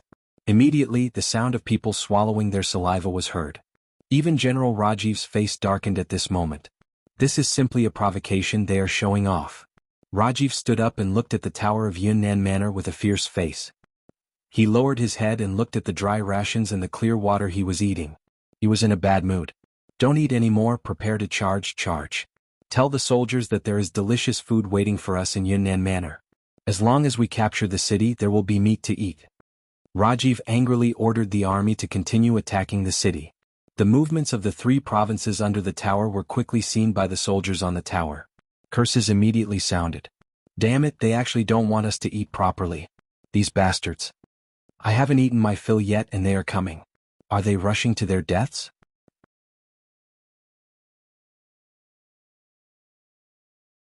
Chapter 1588. Cutting off my food supply is the same as killing me. Come, watch how I chop off your heads and kick them like a chamber pot. On the city tower, more and more soldiers expressed their dissatisfaction. In an instant, the crowd was enraged and the soldiers' morale rose by a few steps. Looking at this scene, Yang San chuckled and immediately said, "Everyone, don't be anxious. Fight well. There will be supper delivered in the middle of the night. However, everyone must defend and not let the enemy attack. Otherwise, not only will there be no food to eat, even the safety of your family in the city will not be guaranteed." Hearing that there would be supper at night, many soldiers immediately felt their bodies were filled with energy. One by one they shouted, "Don't worry with us here, we will defend our home. With this meal, our lives will be sold to the 5-star army. Yes, we will definitely defend the city with our lives and not let the 3 provincial armies take a step forward. Defend Yunnan Manor with our lives and kill all the enemies. Defend Yunnan Manor and kill all the enemies." On the city tower, the morale of the soldiers was even higher. Under such circumstances, the 3 provincial armies launched a siege. One could imagine what the outcome would be. In the following process of the charge, the soldiers of the 3 provinces truly experienced what it meant to change. It felt as if their opponent had suddenly changed. After countless of their comrades had died in battle, Yunnan Manor still stood in front of them without any signs of wavering. After a night of fierce battle, the 3 provincial armies showed a trace of fatigue. Originally, they thought that after their 80,000-strong army arrived at Yunnan Manor, they would be able to easily take down the city. After all, the news said that Yang Qindong only brought 500 black cavalry with him. Even if they had enviable firearms in their hands, this small number of people was only enough for them to protect themselves. Who would have thought that after fighting until now, not only had they not taken down Yunnan Manor, they had not even seen the person in charge. Their opponents were just some surrendered soldiers who had no choice but to, in addition to some ordinary citizens in the city and the older ones. This kind of blow really made Rajiv and the others a little disappointed. They even began to doubt their own fighting strength. What's going on? How is it that Yang Qindong is able to unleash such powerful combat prowess? General Luo Guan asked in the main tent with a puzzled expression. Since it wasn't that his combat power wasn't good enough, then he could just find another reason to blame it all on Yang Qindong's command. This was a very good choice. No one knew how to answer this question. The morale of the people in the tent began to plummet. In fact, things were not as bad as they had imagined. As the defenders of the city, they had also paid a heavy price. After an afternoon and a night of intensive attacks, more than 10,000 surrendered soldiers were killed or injured. The civilians were even worse off. The number of casualties reached 20,000. This was the difference between untrained and trained. Those who had been trained would naturally be able to borrow strength and cooperate with each other. Those who had not been trained would only rely on their brute strength. If it weren't for Lung Feng's occasional attacks on the city walls, the city might not have been able to defend itself. Of course, this had a lot to do with the short amount of time they had to defend the city. Yang Qindong had promised everyone that he would only defend the city for 1 day and 1 night. Once the reinforcements arrived, they wouldn't have to risk their lives anymore. It was because of this hope that everyone could continue to persevere. Even though many of the civilians were still vomiting after seeing the blood, they endured it when they thought about how they would be able to return home with their silver. On the other hand, if there wasn't a time limit, their hearts would have been in chaos. Rajiv and the others didn't know this. They understood that the city was very difficult to attack, and the 5-star army's reinforcements were about to arrive. They had reached a point where they had to make a decision. They could either continue to attack the city and charge without caring about their losses, or they could take advantage of the fact that the 5-star army's reinforcements hadn't arrived and immediately retreat as far away as possible to preserve their limited strength. As for what to do, the generals looked at each other and didn't make a final decision. Report. Just when everyone didn't know what to do, a messenger entered the main tent. Report, a young man who claims to be Mu Tsong is outside the tent. He says he has an important matter to discuss with all of you. Mu Tsong? The eldest son of Shiping King Mu Bin. Luo Guan and Wu Yingtu looked at each other. Others didn't know, but they knew this person's identity. Next, Luo Guan explained Mu Tsong's identity to Rajiv and the others. After hearing that this person had Shiping King's background, hope reappeared in Rajiv's eyes. Quickly invite him in. At this time, Mu Tsong suddenly appeared outside the tent. Even if one thought with their toes, it was obvious why he was here. In the past, Shiping King was also a potential enemy of the 3 provincial kings. If this person dared to appear, he would definitely be captured alive. But now that there was a powerful person like Bugnam of Gojoseon, infighting was impossible. They should be thinking about how to unite. Under the guidance of the messenger, the extraordinary Mu Tsong walked into the main tent. As a minister and general of the Ming dynasty, the great-grandson of Qian Ning King Mu Ying, the grandson of King Ding Yuan Mu Cheng, and the son of Duke Qian Mu Bin as well as the future third-generation Duke Qian, he had a strong noble aura. Just by walking in, his extraordinary aura was revealed. Especially the smile on his face, it gave people a feeling like a spring breeze. In fact, after the ministers of the Ming dynasty, there were very few idiots, especially those who were groomed by big families to inherit the mantle. They had to undergo all kinds of training from a very young age. This was also the reason why the nobles could last for hundreds of years. The so-called existence was reasonable.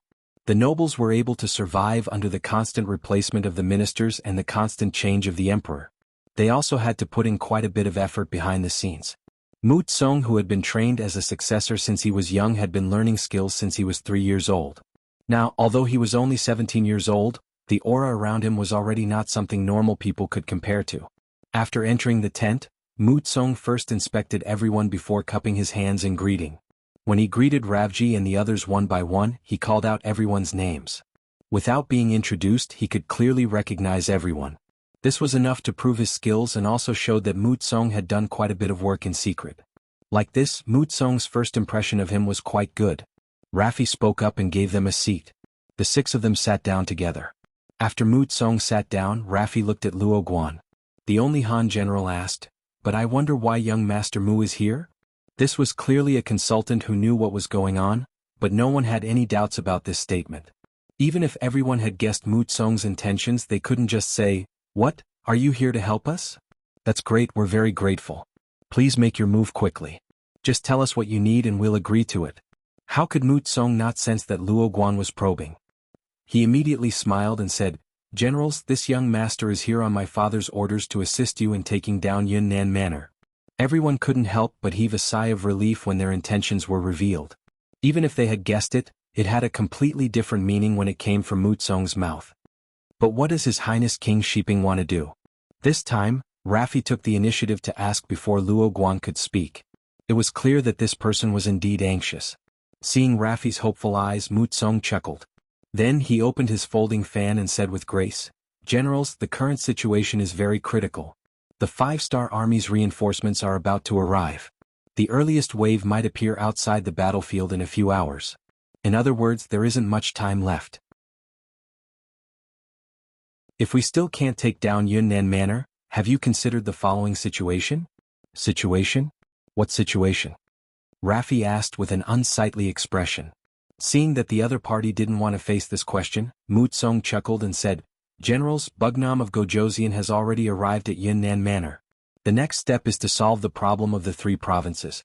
Now that the 3 provincial kings are still alive, it means that Bugnam of Gojoseon has no opponents here.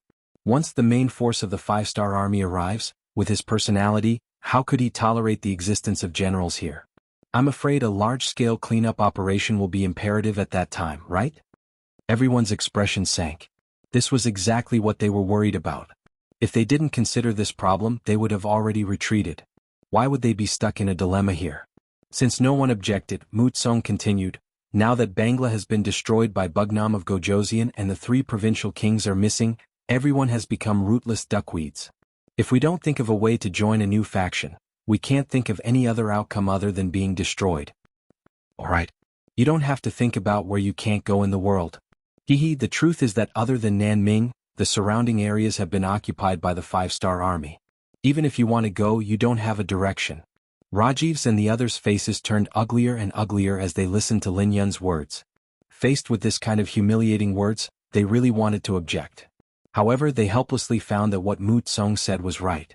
Even if they wanted to refute, they didn't know what to say. Everyone's silence was enough to explain the problem. Mu Tsong knew that the time had come, so he opened his mouth again and tried to recruit. "Generals, there are only 2 paths in front of you now. First, immediately surrender to Bugnam of Gojoseon and you might be able to keep your life. But forget about glory and wealth. To be honest, with your actions and the fact that you attacked the city, it's already good enough that you can keep your life. As for the second path, it's to join my banner. As long as you're willing to join, you'll be a general of Nanming. My father can guarantee your safety and your current position. After all, no matter how powerful Bugnam of Gojoseon is, he's still a subject of the great Ming. How can a subject provoke his master?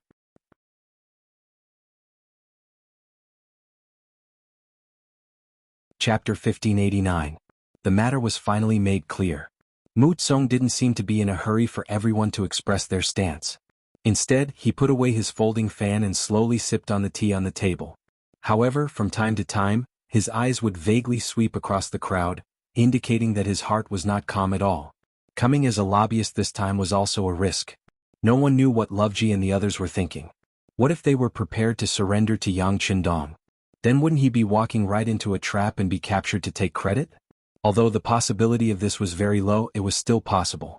Therefore, Shiping King Mu Bin didn't agree to Mu Tsong coming as a lobbyist until Mu Tsong said it was a critical moment of survival. Yunnan Manor was where the Mu family had lived for generations. Without this place they would have no roots, no weight and no influence in the southern Ming Empire. For the Mu family's future, and to thank the great Ming Empire for their kindness to their ancestors, this risk was worth taking. That was why Mu Tsong appeared here. That was why he said those words. But in reality his little heart was pounding rapidly. He was even prepared to die for a noble cause. Even if he died, he couldn't fall into Yang Qindong's hands and let Bugnam of Gojoseon use him to threaten his royal father. Mu Tsong carefully observed everyone. At this moment, everyone was seriously considering Mu Tsong's words. As he said, they really didn't have any other choice now.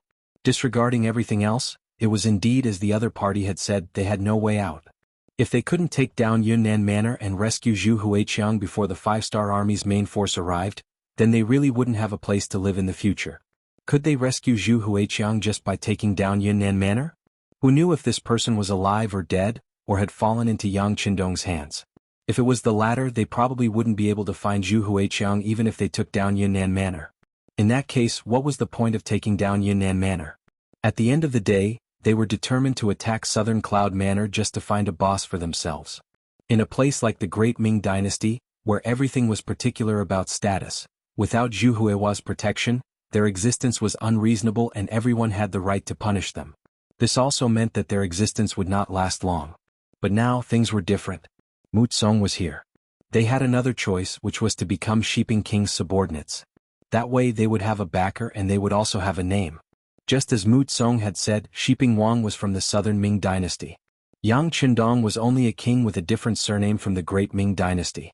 If he dared to attack King Shiping, he would be making an enemy out of the southern Ming Empire. That would be a great disrespect and he would lose in terms of innate ability. As for the matter of surrendering, no one even considered it. Their previous actions had already offended the Five-Star Army. Surrendering to them would only bring shame to themselves. Therefore there was only one option left, which was to seek refuge with King Shiping. The generals quickly made a decision in their hearts. In their eyes, the reason why they were willing to obey Zhu Hui's orders was because he was a king personally conferred by the Great Ming dynasty. Now that they had a better choice, Zhu Hui's life and death had nothing to do with them. I'm willing to pledge my loyalty to King Shiping. The first to think it through was Rajiv. He was originally a general of the Binjgrad kingdom. Now that the kingdom was destroyed, he had no other choice. After Rajiv took the lead, Luo Guan, Wu Yingtu, Azad, Huck, and the others also expressed their loyalty to Mu Tsong one by one. All right. Mu Tsong stood up excitedly. After all, he was only a 17-year-old youth. Even if he was shrewd, there was a limit to it. Seeing that he had achieved his goal, of course he would be excited. Young master, I wonder what King Shiping wants us to do next? It was Rajiv who asked, but his attitude was very humble. It seemed like young master Mu Tsong was the leader in the absence of King Shiping. At this moment, not only Rajiv, but the other generals also looked at Mu Tsong, waiting for his answer. Ahem. After clearing his throat, Mu Tsong raised his head higher and spoke more forcefully. Everyone, thank you for believing in my father. Don't worry. Since everyone has made a wise choice, you will be part of King Shiping's residence in the future. You will also be part of the southern Ming dynasty. Even if we can't defeat the Five-Star Army in the future, as long as we withdraw from the battlefield in time, the Five-Star Army won't dare to do anything to you. Because you have the powerful Great Ming dynasty behind you. Yes, yes. Everyone nodded like chickens pecking at rice. This was the result they wanted. Speaking of this, it had to be said that the Great Ming dynasty was still a colossal existence in everyone's mind. Whether it was territory, army, or economic strength, the southern Ming dynasty and Ming were not small countries that could be compared to them. There were even a lot of rumors that the five-star army was invincible and destroyed countries wherever they went, but they didn't seem to have any conflicts with the great Ming dynasty. Even though Ming had caused trouble for the five-star army several times, they only focused on defense. All of this seemed to indicate that the five-star army was strong, but they were not a match for the great Ming dynasty. The reason why the great Ming dynasty didn't really attack the five-star army was because they were all Han and had the same ancestry. Secondly, the great Ming dynasty's national policy was that they wouldn't attack unless they were attacked. The five-star army respected the great Ming dynasty, so everyone was at peace with each other. Otherwise, if the southern Ming dynasty or Ming really wanted to attack, the five-star army wouldn't be a match for them. Once this saying spread, it was seen as a golden rule by many people, especially since the five-star army didn't come out to deny it. It was seen as the truth by many people. Therefore, to be able to join the king of Shiping's army was very tempting for Rajiv and the others. Back to the main topic. After getting Rajiv and the others to surrender, Wuxia told them the result of his discussion with his father. Everyone, my father's intention is to take advantage of the fact that we have the advantage of military strength and take down Yunnan Prefecture before the five-star army's reinforcements arrive. We need to prove to the southern Ming dynasty that we are strong. Only then can we get more support from the imperial court. At the same time, it's also a warning to Yang Qindong not to provoke us. Otherwise, he won't be able to bear the consequences. Well said. Rajiv and the others immediately cheered when they heard this. They had just joined the king of Shiping's army and urgently needed an opportunity to prove themselves. Taking down Yunnan Prefecture was the best way to prove themselves. With such a simple idea, everyone reached a consensus. This was exactly what Wuxia wanted. Under the premise that they had the same goal, the next step was to discuss the next military plan. The siege had to continue. Not only that, they also had to think of a plan to deal with the five-star army's reinforcements. The generals began to use their talents and discussed. On the tower of Yunnan Prefecture, the three provincial armies had stopped attacking for half an hour. In the three provincial palaces in the city, Yang Qindong's expression didn't change after he heard Ba Daojiang's report. Sixth young master, do you think they're not going to retreat? Ba Daojiang asked again when he didn't get a response. Obviously he wanted to learn more. Yang Qindong admired Ba Daojiang very much. This person was very uncouth, but because of this he was very loyal. Moreover, he had followed Yang Qindong for more than 10 years and had performed well. The black cavalry was about to be expanded. When the time came, the position of a captain would be set in stone. Yang Qindong naturally nurtured such a talent. After glancing at Ba Daojiang, Yang Qindong said, whether they escape or not, their ending won't change. Since they're enemies with the five-star army, there are enemies. Unless they surrender, they won't be able to escape our pursuit even if they run to the ends of the earth. Magnanimous, Ba Daojiang couldn't help but praise after hearing this. Yang Qindong gave everyone the impression that no matter how big the problem was, he wouldn't care about it and he could solve any problem easily. With such an omnipotent, capable and invincible leader, what was there to be afraid of? The only thing to be afraid of was that the enemy would be scared and there wouldn't be a big battle to fight. In the face of Ba Daojiang, who was thirsty for knowledge, Yang Qindong certainly wouldn't just say that.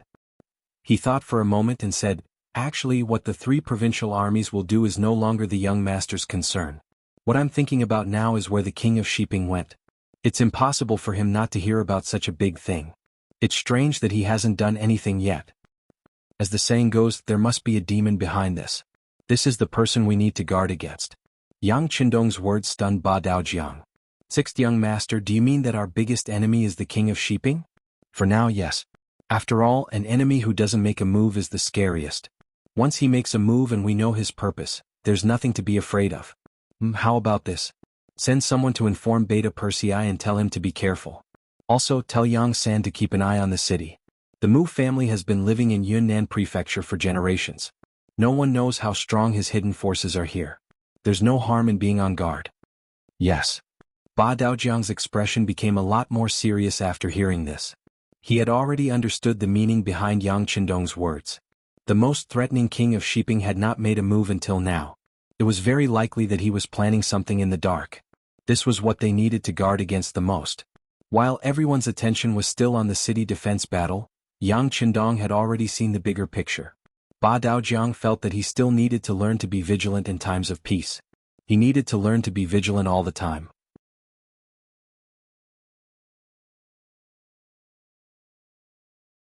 Chapter 1590.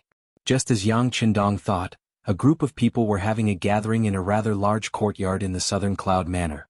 The courtyard was filled with people. If one looked carefully, one would see that their waists were bulging and they were all carrying weapons. At this moment, there was no one else other than the three great clans in Yunnan who could rise up such a force in the city. The three great clans of Yunnan referred to clans that had a certain amount of power and wealth. There were many forces like this in the entire Great Ming dynasty. As big as the capital city of the northern Ming dynasty and the capital city of the southern Ming dynasty, such forces existed in small towns. This was what people often called the Sher family group. It could also be called the tyrant. Speaking of aristocratic groups, they were not only in the Great Ming dynasty but also in other countries. Yang Qindong's method of dealing with them was very direct. If words had to be used to describe it, it would be 4 words: uprooting them. Yes, uprooting them. No matter what kind of background they had or what kind of backing they had, even their country would be destroyed, so why would they care about a small force like yours? If you know what's good for you, take out 90% of your wealth and we can spare your lives. However, you can't stay where you were before. You will have to move out like most people. This is also the best way to reduce their influence. On the other hand, if they encountered people who wanted money more than their lives, they would be killed. The money would directly go to Yang Xie's treasury and could be used to fill the treasury, making it much simpler. It was precisely because of this that without the existence of the so-called aristocrats, the security of the land occupied by Yang Xie quickly stabilized. After all, there was no one to organize them to resist the Han army, which was equivalent to having no opponents. All this time, Yang Qindong had dealt with the aristocrats of foreign races. He had not directly come into contact with the aristocrats of the Han. South Cloud Manor was the first town that the Yang faction had conquered. Naturally, some of the problems that had been hidden under the surface were exposed. Yunnan Manor was the capital of Yunnan. To be able to be called one of the 3 great clans, their influence was not something that ordinary small clans could compare to. Usually, they were in a competitive relationship. After all, the market was only so big. The more you did, the less you would get. So usually they hated each other to death. But now, because they had a common goal, they were united. There was no such thing as an eternal friend in the world, only eternal benefits. The so-called 3 great clans were the Qin clan, Wang clan, and Li clan. Speaking of which, these 3 families all had a close relationship with the king of the 3 provinces, Zhu Huixin. They were either related to him by blood, affection, or direct interest. Let's put it this way, the reason why these 3 clans were able to grow so big was all thanks to Zhu Huixin's daily care. The reason why these 3 families were able to grow so big was because they had a very good relationship with the Mu family, who was previously known as the King of Yunnan. Now that Zhu Huixin's whereabouts were unknown, the 3 families did not know that the 3 provincial kings had been captured by Yang Qindong. That was why they didn't make a move until they received Wang Mubin's letter. Only then did they have a clear direction. Now, they gathered together for this meeting to discuss how to gain benefits in this chaotic world.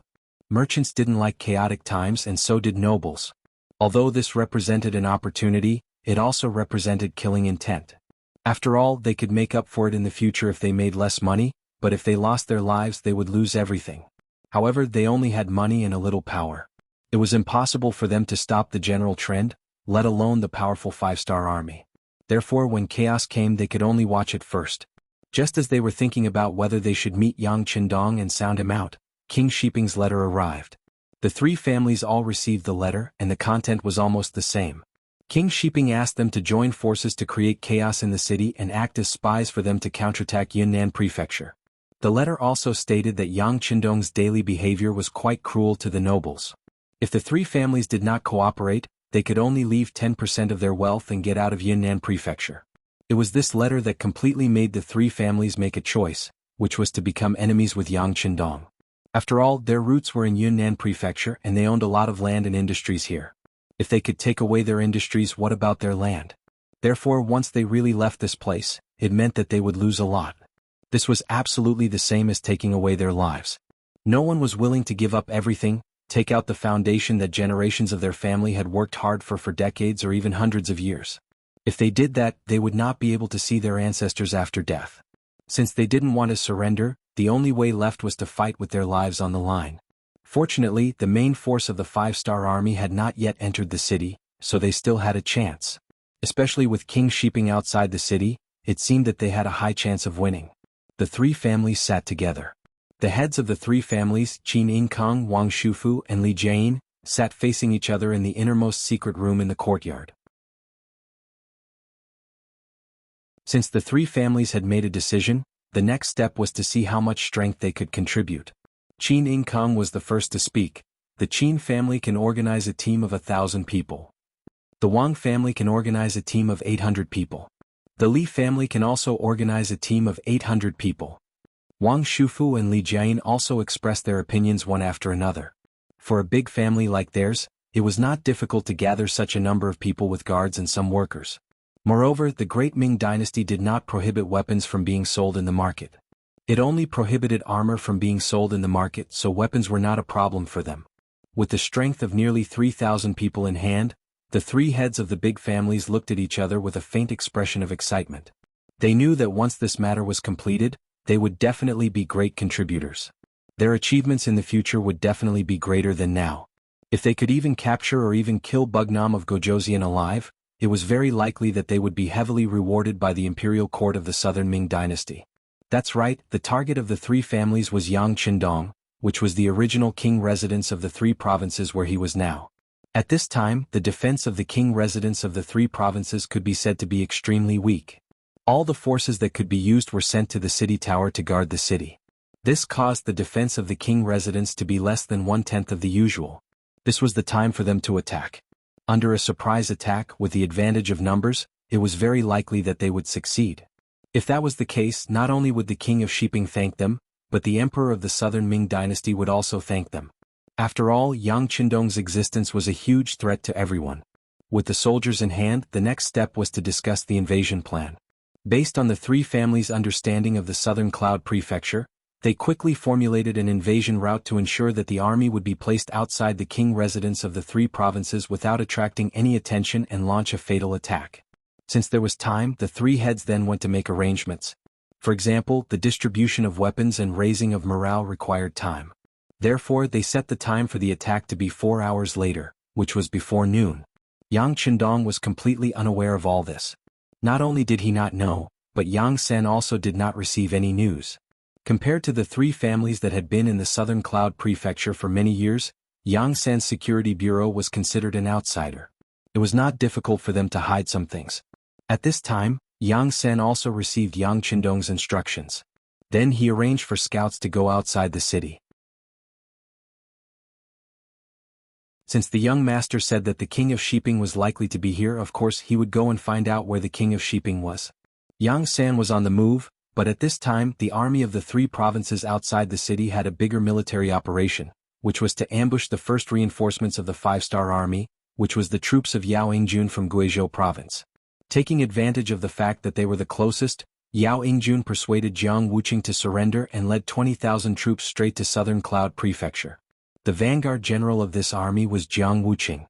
He led 5,000 cavalrymen and rushed to the front line. Since Jiang Wuqing had made the decision to surrender to the five-star army, of course he wanted to perform well. Therefore he gathered all the war horses and formed a team of 5,000 cavalrymen in order to be the first reinforcements to appear outside southern Cloud Prefecture. In this way it would be impossible for Yang Qindong not to remember him. They were determined to perform well. The closer they were to southern Cloud Prefecture, the faster the cavalrymen moved.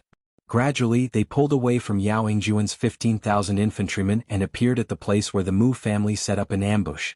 After Rajiv and the others decided to surrender to the king of Shiping, the army of the three provinces was changed to the Mu family army. In a short period of time they changed their name again. Originally they were called the Bengal Army, then the Three Provinces Army, and now they were called the Mu family army. Perhaps it was because the name was changed too frequently that everyone simply did not care. After the name change, Mu Tsong was given the authority to lead the troops. He first arranged for Angela and Miao Ying to continue to lead the troops to attack southern Cloud Prefecture. He asked them to create a commotion to confuse the five-star army. Next, he brought Luo Guan, Azad, and Huck along with their 20,000 soldiers to set up an ambush on the official road from Tsujing Prefecture to southern Cloud Prefecture. This time Mu Bin had made a good plan. He had only sent out 10,000 soldiers, but he had used righteousness to recruit more than 50,000 helpers. In this battle, no matter if he won or lost, he would not suffer too much loss. He could even take the opportunity to weaken the strength of these surrendered generals.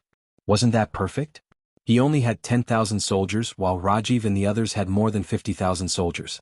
If the other party wanted to rebel against him, wouldn't he have no way to stop them? Now, whether it was a siege or an ambush, it was a good way to weaken the enemy's strength. When Rajiv and the others don't have enough troops, they would trust Zhao Hai more and be more obedient.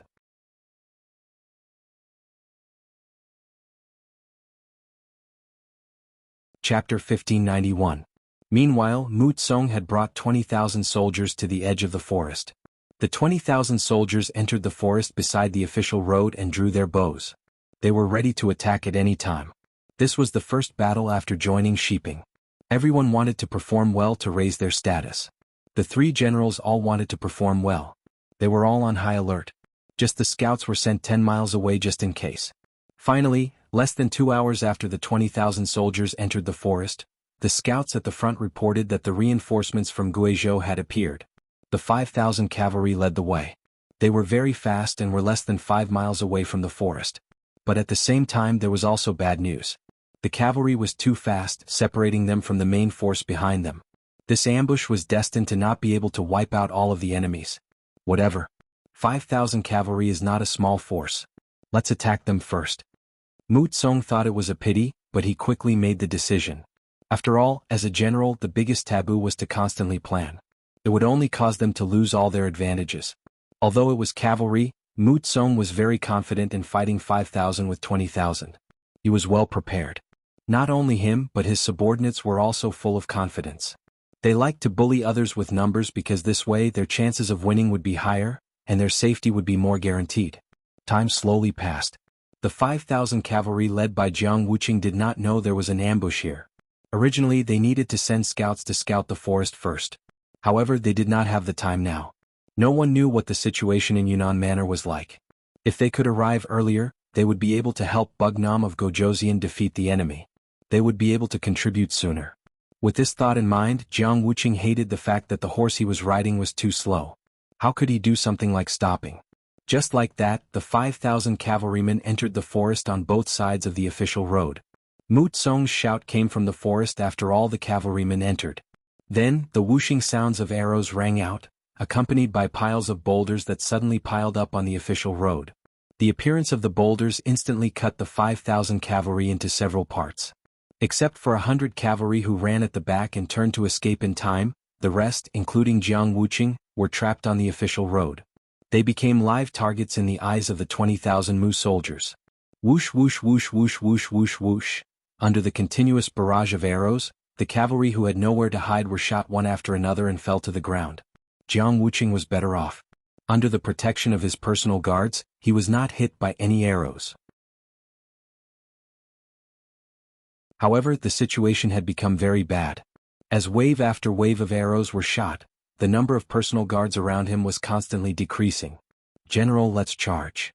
The guards watched as their comrades were shot and died one by one. They did not even see the enemy's shadow. They could not help but feel anxious. "Charge!" Everyone dismount and charge towards the mountain in the east. Of course, Jianghu knew that he had fallen into a trap. However, it was too late to say anything now. He could only place all his hopes on the road of countercharge. Want to charge? Prepare the stones. When they come, blast them back. In the forest, Mu Tsong was in a good mood. Seeing that he had trapped 5,000 enemy cavalry in one move, he felt like he had the power of the world in his hands. Jianghu chose to charge. He led the troops towards the dense forest in the east again and again. However, he had to retreat again and again because of the boulders rolling down. Under this repeated process, the number of soldiers around him decreased. There were less than 2,000 people left. "We surrender. Please don't kill us." Finally, some of the cavalry could not hold on any longer. They threw their weapons to the ground and squatted. Many of these people were originally from the Three Provinces Army. They believed their general Jianghu and surrendered to the Five-Star Army. At the end of the day, they didn't have any sense of identity with the Five-Star Army. Now, in order to survive, they had to surrender. So what? Kill. Don't let any of them go. Kill them all. I want them to know what will happen to the Five-Star Army if they surrender. Mu Tsong's eyes were filled with hatred as he roared. These cavalry should be the people of Shiping King. However, they first surrendered to the Three Provinces King and now to the Five-Star Army. He did not have a good impression of these people at all. The arrows did not stop. It was the same even if you dropped your weapon. Soon, hundreds of people were killed by the arrows. This made the kneeling people realize that surrendering was not a wise choice. Let's fight. Pick up your weapons. We have no way out. No one knew who shouted, but the cavalry soldiers who had turned into infantry stood up one by one. At this moment, their eyes were red as they shouted and rushed into the forest with all their might. However, sometimes you can't risk your life just because you want to. It also depends on whether the opponent gives you the chance. Boulders continued to roll down from the dense forest, accompanied by arrows. Few people who rushed into the forest could return alive. After repeating this twice, the injured Jianghu realized that there were less than 500 people around him who could fight. 5,000 turned into 500. In less than an hour, he knew that he was going to lose this time. Because he charged too quickly, he did not even have the chance to wait for reinforcements. Soldiers, this general has let everyone down. I will atone for my sins with my death.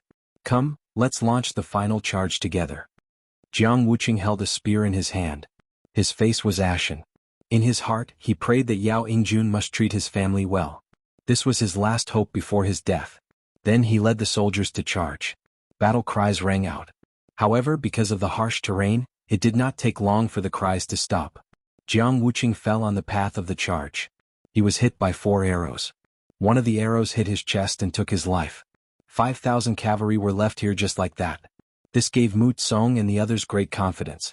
The 5-star army is only SOSO. Since we can defeat them once, we can defeat them a second time, a third time. Ah! Mu Tsong shouted as if he was crying with joy. The ambush in the dense forest severely injured Yao Yingjun's troops who came to help. When he heard the cavalry report that the cavalry had set up an ambush in the dense forest, he was really shocked.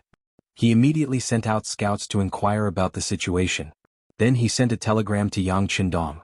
The general meaning was that the situation had changed. Their reinforcements might not be able to arrive on time. He asked for Bugnam of Gojoseon's understanding. And before this telegram was sent to Yang Qindong, the situation in Yunnan Manor changed. First, Rajiv and Wu Yingtu led more than 30,000 troops to launch a crazy siege. They quickly attracted the attention of the city guards. Under the fierce attack, the West Gate was in danger. Beta Persei had no choice but to send reinforcements from the other 3 gates. There was nothing wrong with this move. But this was exactly what Shiping King Mubin wanted. He already knew that Yang Qindong was good at bewitching people. It was obviously not feasible to take down Yunnan Manor from the front. So he planned to sneak into the city. As long as he could succeed, the 10,000 troops he led would become the main force. When the time came, it would be no problem to take down the 3 provinces. For this plan, he had already sent a message to the 3 major families in the city. He asked them to send some people to the East Gate and cooperate with him to lead the army into the city. The 3 major families had already bet their lives on Shiping King. Naturally, they would cooperate with him. First, they sent 1,000 people to the vicinity of the prince's mansion in the 3 provinces and secretly controlled all the exits there to prevent Yang Qindong from escaping. Then more than 1,000 people suddenly appeared after transferring troops from the East Gate to the West Gate. More than 1,000 guards from the 3 major families armed with various weapons still had some fighting power. The most important thing was that the timing of their appearance was too good. They caught the soldiers guarding the East Gate by surprise. Only 1,000 people and 500 surrendered troops were responsible for guarding this place. Even Beta Persei did not leave any main force here. He focused all his energy on guarding the West Gate. This gave the enemy an opportunity to take advantage of. The battle ended very quickly. The East City Gate was breached in less than a quarter of an hour due to the fact that their military strength and combat prowess were inferior to the enemy's. Then the East Gate opened from the inside. The 10,000 Mu family troops outside the city suddenly appeared and jumped in. The East Gate was broken, and a large number of Mu family troops rushed into the city. However, they did not rush to the West Gate. Instead, their target was the 3 provinces' palaces in the city. When the news was passed from the defeated soldiers to the West Gate, Beta Persei was really shocked. Quick, pick 10,000 people to go to the 3 provinces' palaces to protect the young master's safety. Where is Jianghu? I'll leave the battle here to you. You must guard this place no matter what. Beta Persei called Jianghu and ordered him while mobilizing the troops. This was Beta Persei who had followed Yang Qindong to fight in the north and south, had already developed a certain momentum and did not appear to be flustered. Yes, second brother, don't worry. As long as Jianghu is still here, the west gate will not be lost. Jianghu patted his chest and promised. Then he watched Beta Persei lead the 10,000 soldiers into the city. The three provinces' palaces. Shouts suddenly sounded outside. Dao Xiao and Ba Daojiang also quickly appeared in front of Yang Qindong. When they reported the situation outside, they also asked if they needed to retreat to another place. The reason why the Black Cavalry was called elite was not only because they were well-trained and well-equipped, but more importantly because of their fearless spirit. How could such an army be flustered by the sudden appearance of the enemy?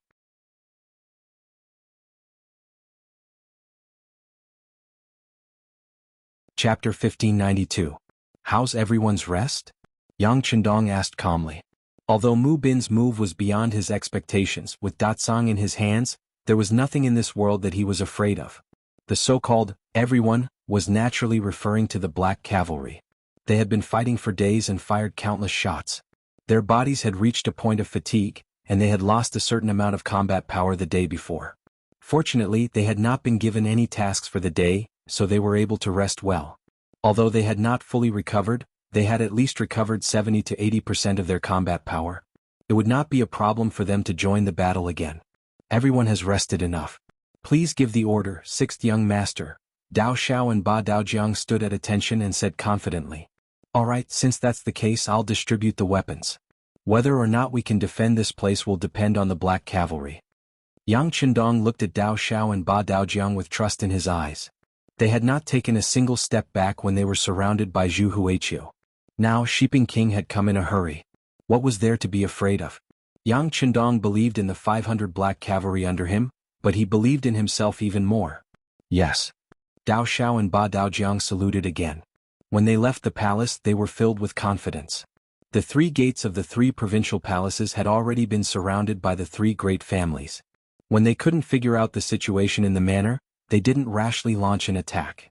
Instead, they continuously poured the kerosene that they had prepared onto the courtyard walls. Then they tossed a match into the air and a raging fire began to burn. The poor palaces of the three provinces were about to experience another fire in just one day. Under the fire, the air became hot and dry. Visibility was also affected. The three great families took the opportunity to attack. The guards of the three great clans had long been prepared for this. Every one of them had a wet blanket draped over their bodies. They kicked open the door that had already lost its frame due to the fire, and loudly shouted as they charged into the courtyard. Da-da-da-da. Da-da-da-da. Concentrated gunshots rang out, and after a sweep, the first few hundred guards who rushed into the courtyard fell into a pool of blood. When the others saw that the situation was not good, they hurriedly retreated. Ba Daojiang, who was in charge of the first line of defense, was busy reloading his Type 95 rifle as he spoke with a look of disdain. You're delusional enough to think that you can take on our Black Cavalry with such little ability. You really don't know how to write the word death. They had lost nearly half of their men in a single charge. The patriarchs of the three great clans had ugly expressions on their faces. They finally knew why the three provincial kings were defeated by the five-star army in their own territories. With such a tyrannical firearm, Zhu Huiyiu's defeat was not a loss. Just as they were lamenting, Wang Mubin of Shiping finally arrived with his troops. After understanding the basic situation, he ordered them to continue attacking without hesitation. Although doing this would result in a huge loss, Mubin had no other choice. If he couldn't quickly take down the three provinces' kings' palaces and capture Yang Qindong, he might be surrounded by the five-star army. Mubin gave the order to attack and at the same time, promised a high position and generous salary. Anyone who could capture Yang Qindong alive or find his corpse would be promoted by 3 ranks and rewarded with 10,000 taels of silver. Generous rewards would attract brave men, and there were many people who would sacrifice their lives for money. Not to mention, on the surface they seemed to have the upper hand. At that moment, the main gate, side gate and back gate were filled with battle cries. The less than 500 Black Cavalry needed to defend these 3 gates, and suddenly the pressure on them increased. The greatest damage of firearms came from their intimidation. When no one was afraid of firearms, they needed to show their killing power. However, the Black Cavalry had less than 500 men, and they were facing more than 10,000 opponents. The pressure was unimaginable. Young master, let's break out of the encirclement. Dao Xiao appeared in front of Yang Qindong for the second time, and his face was filled with anxiety. The three provincial kings' residences were too big, and the surrounding walls were already several miles long.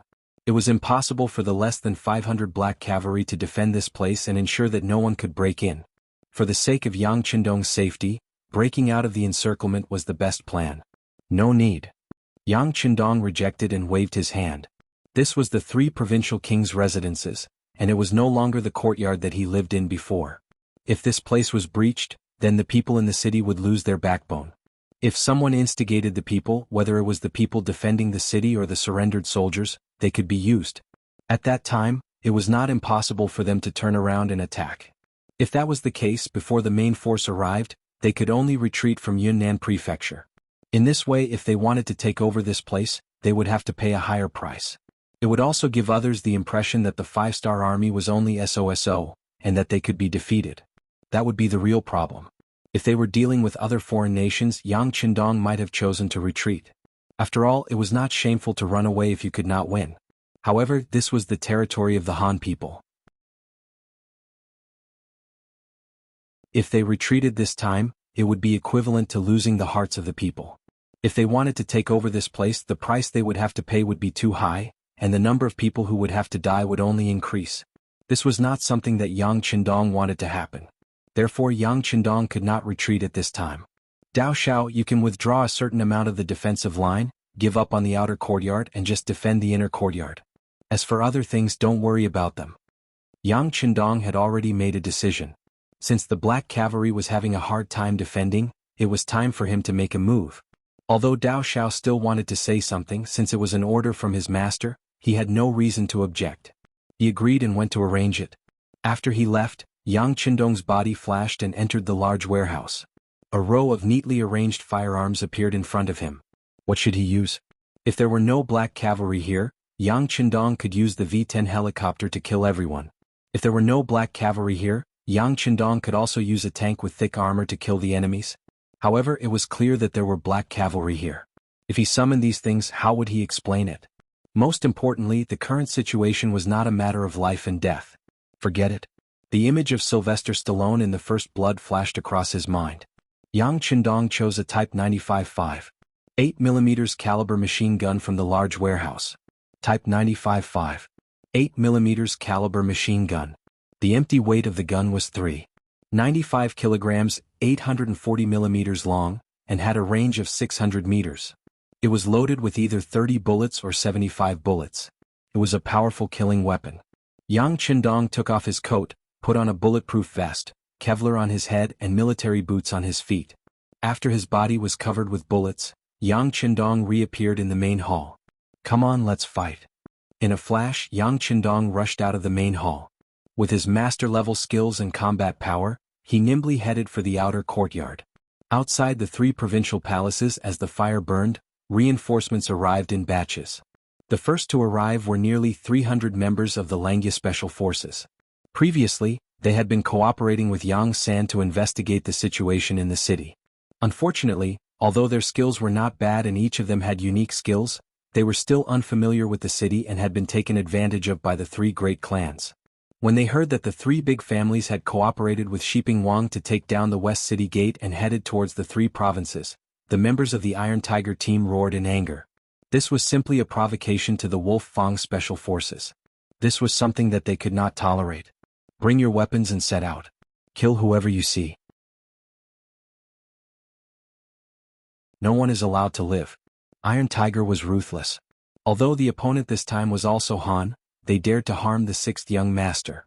In their eyes, they were already aliens and could only die. The second batch of reinforcements was the secret agents of the Security Bureau led by Yang San. There were not many of them, only about 300 or so. There were also many non-operational personnel, but when Yang Qindong was in danger, what they had to do was to kill. Whether they could kill or not, they had to kill. The third batch of reinforcements was the 10,000 soldiers led by Beta Persei. However, due to the distance, it would take a lot of time to reach the palace. The sound of gunfire continued in the palace and the attack continued. Because there were too many places to defend, the number of people was obviously insufficient.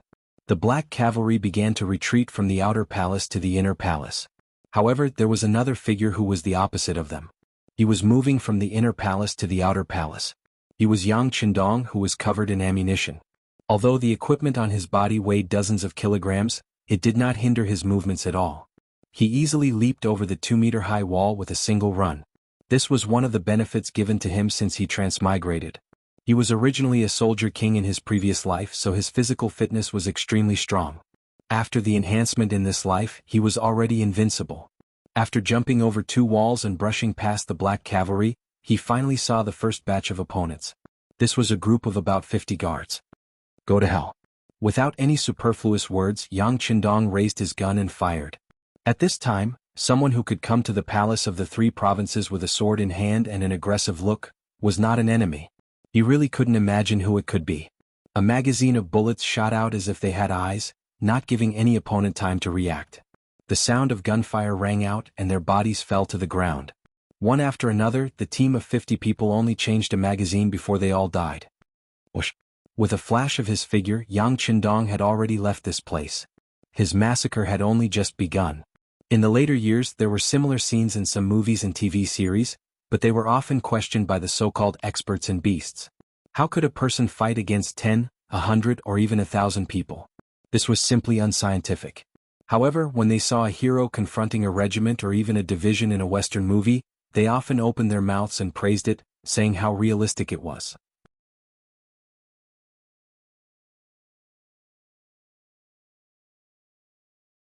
Chapter 1593. They really don't know what to say about this kind of completely polar evaluation criteria. Don't they know that in real history the Battle of Hubudagan? How glorious it was. In the first year of the Jin state, Liao Tianqing's 5th year 1115, in the Jin-Qiao War the Jin army chased and defeated the main force of the Liao army in the strategic decisive battle at Hubudagan. The Jin army defeated the Liao army with 20,000 troops. The Liao army was defeated and many died. Defeating 700,000 people with 20,000 happened in the era of cold weapons.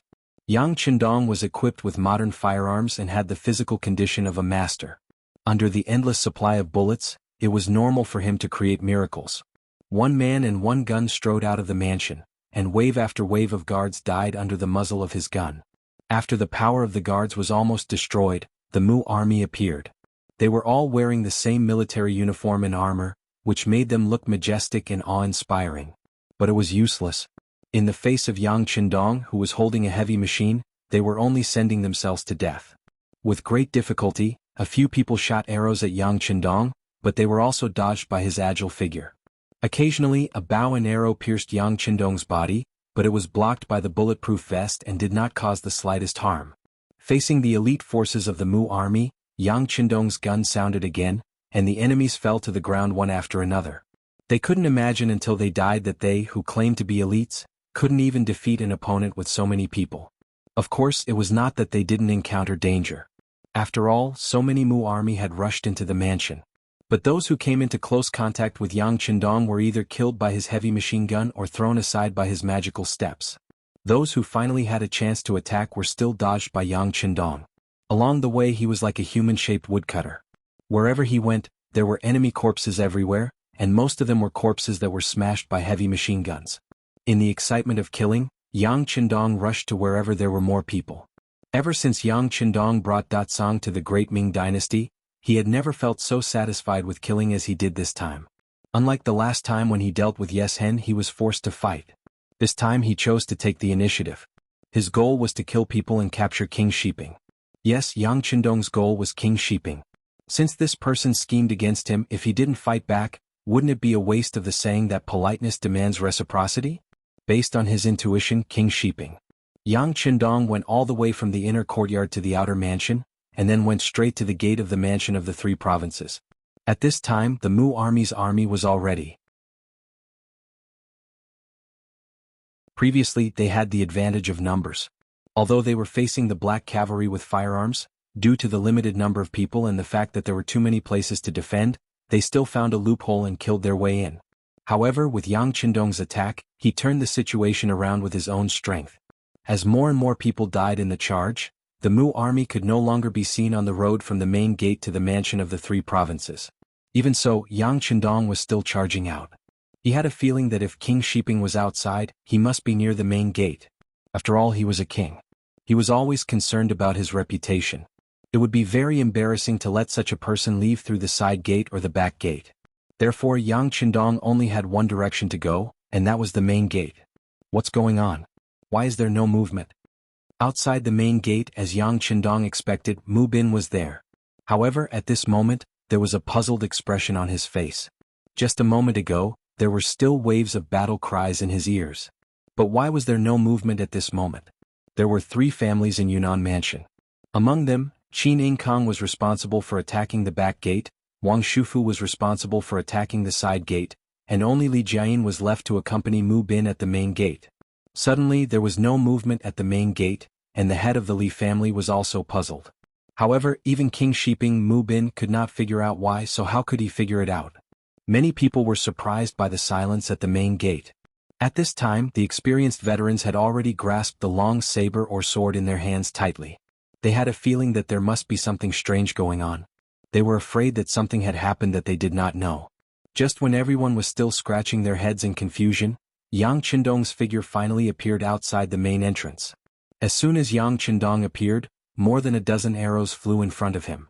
Yang Qindong dodged most of them, but there were still 2 arrows stuck in his body. However, they were only stuck in his body. As Yang Qindong's body shook, the 2 arrows stuck in his bulletproof vest fell to the ground. At this moment, his face was also revealed in front of everyone. Bugnam of Gojoseon? Mu Bin's eyesight was very good, and he immediately recognized Yang Qindong's identity. The corner of his mouth opened, revealing 2 neat rows of teeth. Yang Qindong laughed and said, "You are King Mu Bin of Shiping?" "That's me." Although Mu Bin's eyes were full of surprise, because he did not expect Yang Qindong to take the initiative to appear, and only one person, he was more excited. "This is Yang Qindong, the Bugnam of Gojoseon." Whether it is the Baiming Emperor or the Southern Ming Emperor, they both regarded him as a mortal danger.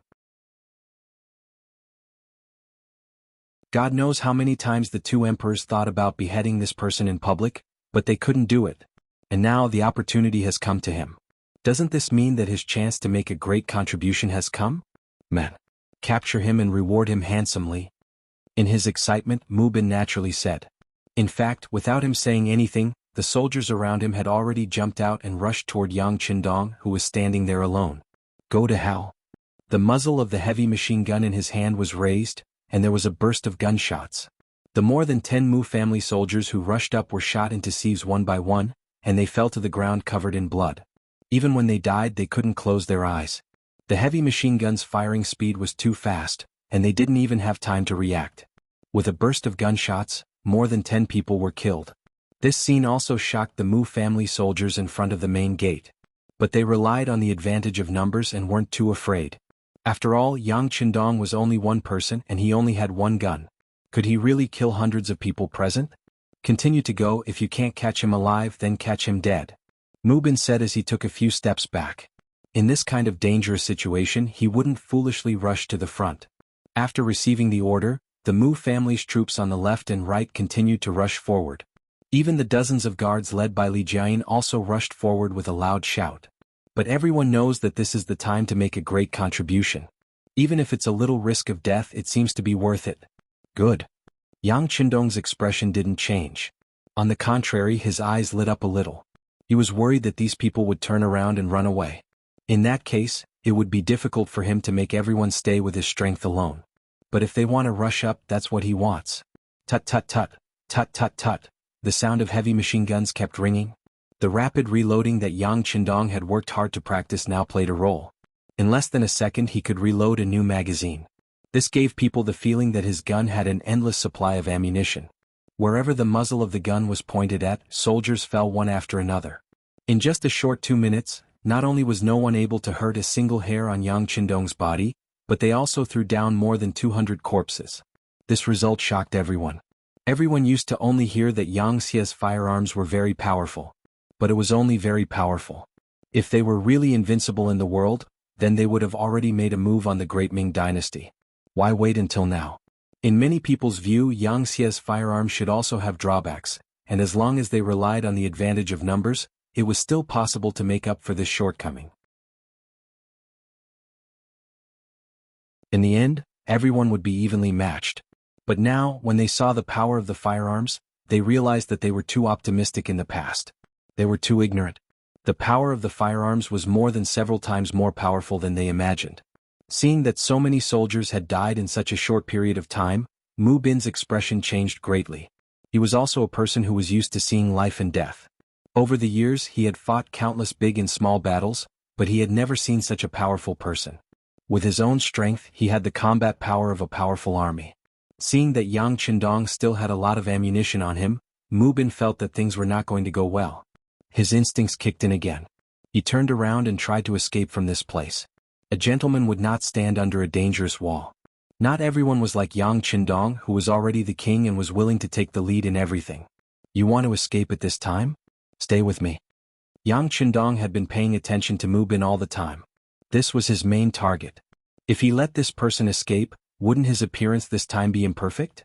A smoke grenade appeared in his left hand. He held his breath and threw the smoke grenade with his left hand. Then a second, third and fourth smoke grenades appeared one after another. The front gate of the three provinces king, which was originally clearly visible, was soon surrounded by a cloud of smoke and dust. They could not see each other and they could not see each other. It was especially chaotic. During this period there were many violent coughs, which were stimulated by the smell of the smoke grenades. Yang Qindong, who had been holding his breath for a long time, was not affected at all. Instead he turned his body again and quickly came behind Mu Bin, who was trying to escape. Then he reached out his left hand and grabbed at Mu Bin's neck.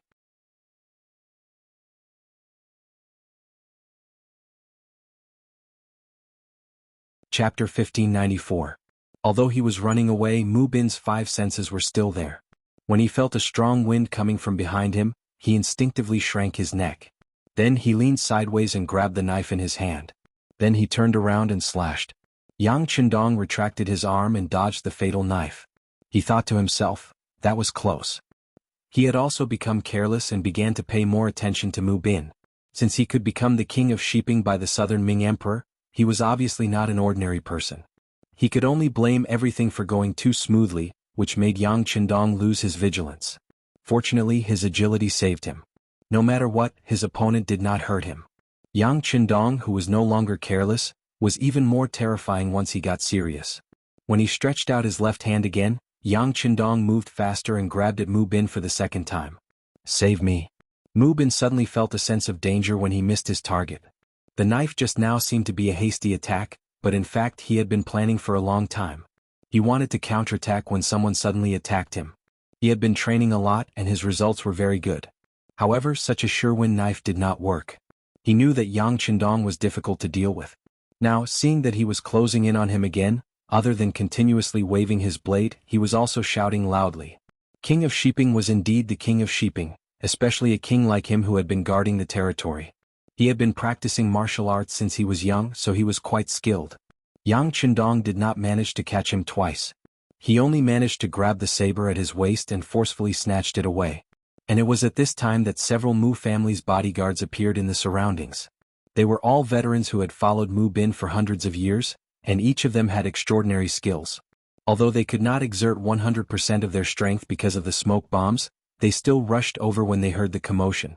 One by one they rushed toward Yang Qindong desperately, just to give their king a chance to escape. Scram! Yang Qindong shouted. He swung the heavy machine gun as if it was an iron rod. This was also because everyone was too close to each other, so shooting was limited. But even if he doesn't use firearms, Yang Qindong is a grandmaster. Why would he be afraid of a few Mu family soldiers? The heavy machine gun abruptly turned into an iron rod and accurately smashed under the Mu family's bodyguards who were rushing over. One by one they were sent flying back in the same way they had rushed over. They screamed miserably as they were sent flying. Yang Qindong took an elegant step, still approaching Mu Bin step by step. Even though there were a few bodyguards blocking the way, the distance between the two sides was less than 10 steps. At such a distance, Yang Qindong was still confident that he could capture Mu Bin alive. It was like a cat catching a mouse. One was chasing and the other was escaping. The distance between the two sides was quickly closing. Perhaps sensing that he couldn't run away, Mu Bin turned around fiercely and shouted, "I'm going to fight you to the death." Then he bumped into Yang Qindong. He still underestimated Yang Qindong. His five senses were already extraordinary. As soon as Mu Bin turned around, Yang Qindong sensed it. Before Mu Bin rushed over, he turned his body to the side. Then he stretched out his right foot and gently hooked it, hitting Mu Bin's leg. With a thud, Sheeping King fell to the ground. He quickly moved forward and stretched out his right foot as fast as he could, stepping on Mu Bin's back. With a little force, Mu Bin could not get up. Then Yang Qindong fired again with the heavy machine gun. More than a dozen Mu family soldiers who had just reacted and wanted to get closer fell. Gunshots rang out and Sheeping King was also stepped on. Yang Qindong easily obtained victory by fighting against hundreds of people by himself. Sheeping King's capture put a lot of pressure on the others. At this moment they wanted to make a move, but they had some scruples. However, if they did not make a move they did not know what to do. They were all stunned on the spot. Let go of Sheeping King. He is a king personally appointed by the southern Ming Emperor. Are you trying to rebel? Seeing that they could not make a move, the head of the Li family, Li Jianghu, took the initiative to step forward. He stood on the moral high ground and criticized Yang Qindong, criticizing him. Son of a bitch. Yang Qindong did not even look at him. He gently hooked his right finger and several bullets flew out from the muzzle. Each bullet hit Li Jianghu's body, leaving several bright red spots of blood. His body swayed again and again. Finally, Li Jianghu's arms swayed a few times in the air. Then he fell to the ground with a thud, dead. The head of the Li family, one of the three major families in Yunnan Prefecture, was shot to death just like that. This scene shocked the others. They stood still and did not dare to move. That was the head of the Li family. In the eyes of many civilians and soldiers, he was definitely a high and mighty figure. But now he was killed just because of a disagreement. Compared to that, they were nothing. After killing Li Jianghu, the others became well-behaved. Yang Qindong could finally breathe a sigh of relief. Yang Qindong was also a little tired after the massacre. After all, he was a human, not a god. Plus, with such heavy equipment on him, ordinary people would not be able to stand just running back and forth. Fortunately, he had a stronger physique than the others. Not long after, shouts came from behind him. Kill. Charge in and save the sixth young master. Following these shouts, a group of black cavalry rushed out from the main entrance. They were led by Ba Daojiang. Everyone's eyes were red and each of them carried firearms. They looked like they had just walked out of a mountain of corpses and a sea of fire. Ba Daojiang only found out later that Yang Qindong was gone. Originally, he thought that he had gone to the telecommunications room. It was only when Director Wang Shan came to ask for instructions with a telegram from Yao Yingjun that Beta Persei found out that the young master was gone. There was no need for Ba Daojiang to explain what it meant for someone to disappear at this time. Ba Daojiang could imagine it. Previously, Yang Qindong had broken out alone and attracted the attention of the assassins. After that incident, Ba Daojiang blamed himself, thinking that he had not done his duty. Now that Yang Qindong had disappeared, one could imagine how anxious he was. After leaving the side entrance to Dao Shao and the back entrance to the other black cavalry, Ba Daojiang led hundreds of black cavalry to break out from the main entrance. Along the way, all he saw were the corpses of his enemies. He could imagine who had done it, so he was even more anxious. After all, Yang Qindong was only one person. If he discovered something unexpected, there would be no one to inform him. The more he thought about it, the more anxious he became. Ba Daojiang and the others charged faster and faster. Finally, they appeared at the main entrance and finally saw Yang Qindong. When they saw that the young master was safe and sound and that there was a person under his feet and that there were corpses all over the ground in front of the young master, Ba Daojiang heaved a sigh of relief. Then he led the black cavalry straight to Yang Qindong. The black cavalry also charged out. Seeing that there was no chance to attack Yang Qindong, the other Mu family soldiers at the main entrance wanted to escape. However, at this moment, gunshots rang out again. This time they did not hit their bodies. Instead, they hit the air. If you don't want to die, stay where you are. Otherwise, the gun doesn't have eyes. They had already seen the power of the firearms. Who would dare to escape? Previously, they had taken action because there was a glimmer of hope. Now that even their last hope was gone, everyone had lost their will to resist. All they wanted was to save their lives. When everyone stopped moving, the black cavalry held them down one by one and tied them together one by one. The overall situation was now settled. The shouts just now were getting closer and closer. Soon, Beta Persei took the lead and appeared in front of Yang Qindong. When he saw the scene in front of him, Beta Persei involuntarily knelt on the ground. His eyes were full of joy. After Sheeping King led 10,000 troops into the city through the East City Gate and headed towards the Three Provinces Palace, Beta Persei was like a mad dog. He led 10,000 people and rushed towards the three provinces' palace. During this period he also encountered people from the three great clans and the Mu family's army. However, Beta Persei bravely rushed forward as if he did not care about his life. Anyone who blocked his way was either killed or seriously injured. But even so he was still anxious. Although he was full of confidence in Yang Qindong, he was still afraid of what might happen. After finally rushing over and seeing that Yang Qindong was fine, Beta Persei felt exhaustion fill his body. He knelt on the ground with a plop. "Go help Beta Persei up." Seeing that this was caused by physical exhaustion, Yang Qindong hurriedly said to Badeojiang. Then he lifted his foot and let the other black cavalry come forward and hold down Shiping King Mubin. While removing the heavy machine from his body, Yang Qindong walked in front of Beta Persei and asked, "How's the situation outside?" After taking a few deep breaths, Beta Persei recovered some of his physical strength. He hurriedly got up and replied, "There's no big problem outside. Jianghu and the others are watching over there. They can't rush in." The battle to defend the city was not the key now. The Mu family's army had diverted some of their forces to block the reinforcements. Shiping King had also personally rushed into the city. It seemed that the so-called siege was just a way to lure the tiger away from the mountain. Previously, when they had sufficient forces, they could not take down Yunnan Prefecture. Now that the forces were scattered, it was even more impossible to take down the city. Yang Qindong nodded after hearing this. At this time Wang Shan ran out of the mansion and delivered the telegram sent by Yao Yingjun. "Tell Yao Yingjun to just defend and wait for reinforcements. He just needs to keep an eye on the people who set up the ambush and don't let them escape." Since Shiping King had been captured, Yang Qindong no longer had anything to worry about. He also knew that his opponent had used up all of his tricks. Even so, it did not matter whether the reinforcements arrived earlier or later. The calmer Yang Qindong's tone was, the better everyone's expression became. Since the sixth young master said that it would be fine, it must be fine.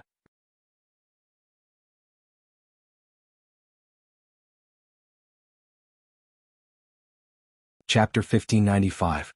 Yunnan Manor was truly Yang Qindong's blessed land. He had only stayed here for a few days, but he had already captured the king of three provinces, Zhu Huihua.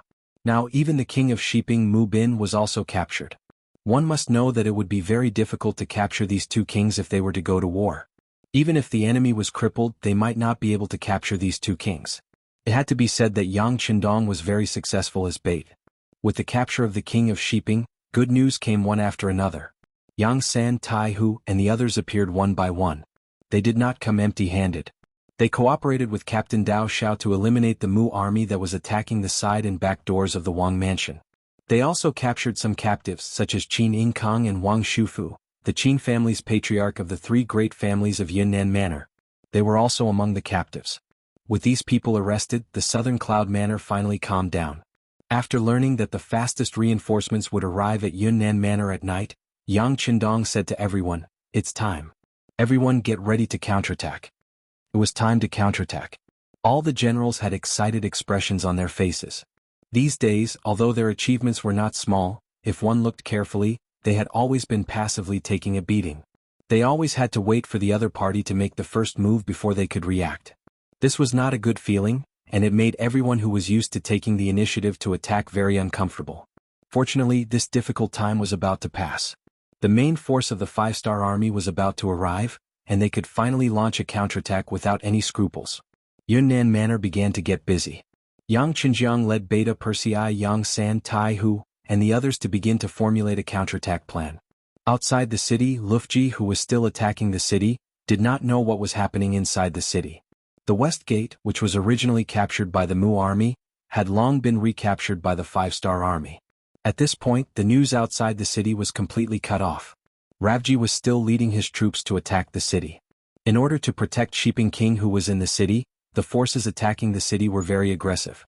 In just 4 hours they had launched several attacks and lost more than 8,000 generals. In addition, there were also countless casualties. Seeing that there were only about 10,000 soldiers left, Ravji's expression turned ugly. He looked at Wu Yingtu and asked, "General Wu, do you have any ideas?" "My ass." Wu Yingtu, who was in a very bad mood, said angrily. Even though he was the Miao King, Wu Yingtu had not been doing well all these years. Firstly, there were too few Miao people, especially the young ones. Unlike the Han people, where a new batch would be born very quickly after the first batch was killed, the Miao people had a very small population, so their growth cycle was naturally very long. In order to fight for more benefits for the Miao people, Wu Yingtu had brought all the young people in the tribe out, all for the sake of fighting for more benefits. This was the last of his strength in the Miao people. However, in this battle, 70% of his 10,000 brave Miao soldiers died. Now, there were only 3,000 Miao people left and more than 1,000 of them were injured. This result made him very depressed. So what if they won this battle? With this small number of people, when they split the benefits later, what he would get would be next to nothing. The drastic reduction in strength made Miao Yingtu very unhappy. When he heard Rajiv ask him, it would be strange if he had a good attitude. Rajiv had no other choice. He had only asked, but he did not expect to hear such an answer. His expression was very ugly, alternating between red and white. In the end, he did not say anything and left. At this moment, in Rajiv's eyes, Miao Yingtu had already formed a concept. That was, a person who was not worth his time. Men, get on a horse and contact young Master Mu. Ask for instructions on what to do next. Also stop the siege for now. Rajiv was able to get to where he was today because he was a man with brains. After continuously attacking the city for more than 4 hours, not only did he fail to take down the city, he also suffered heavy losses. More importantly, he only had about 10,000 soldiers left. This made him have no choice but to consider his next step carefully. He even suspected that King Shiping did this on purpose, so that he could use the war to deplete his strength. If it was in the past, Rajiv would not be so anxious. He had the kingdom of Bangla as his backer. Without a source of soldiers, he could just recruit new ones.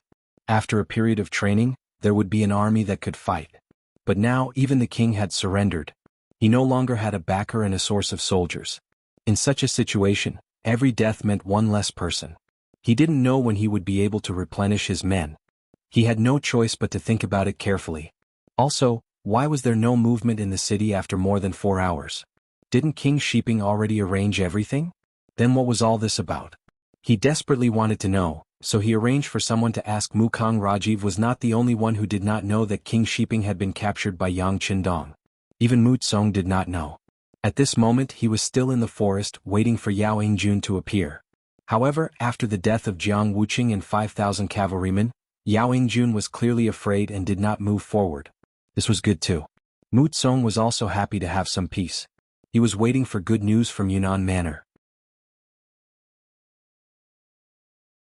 He was full of confidence in his father. What? Rajiv asked what to do next. What else can we do? Of course we have to continue the siege. Tell him that the timing is not right, so my father did not make a move.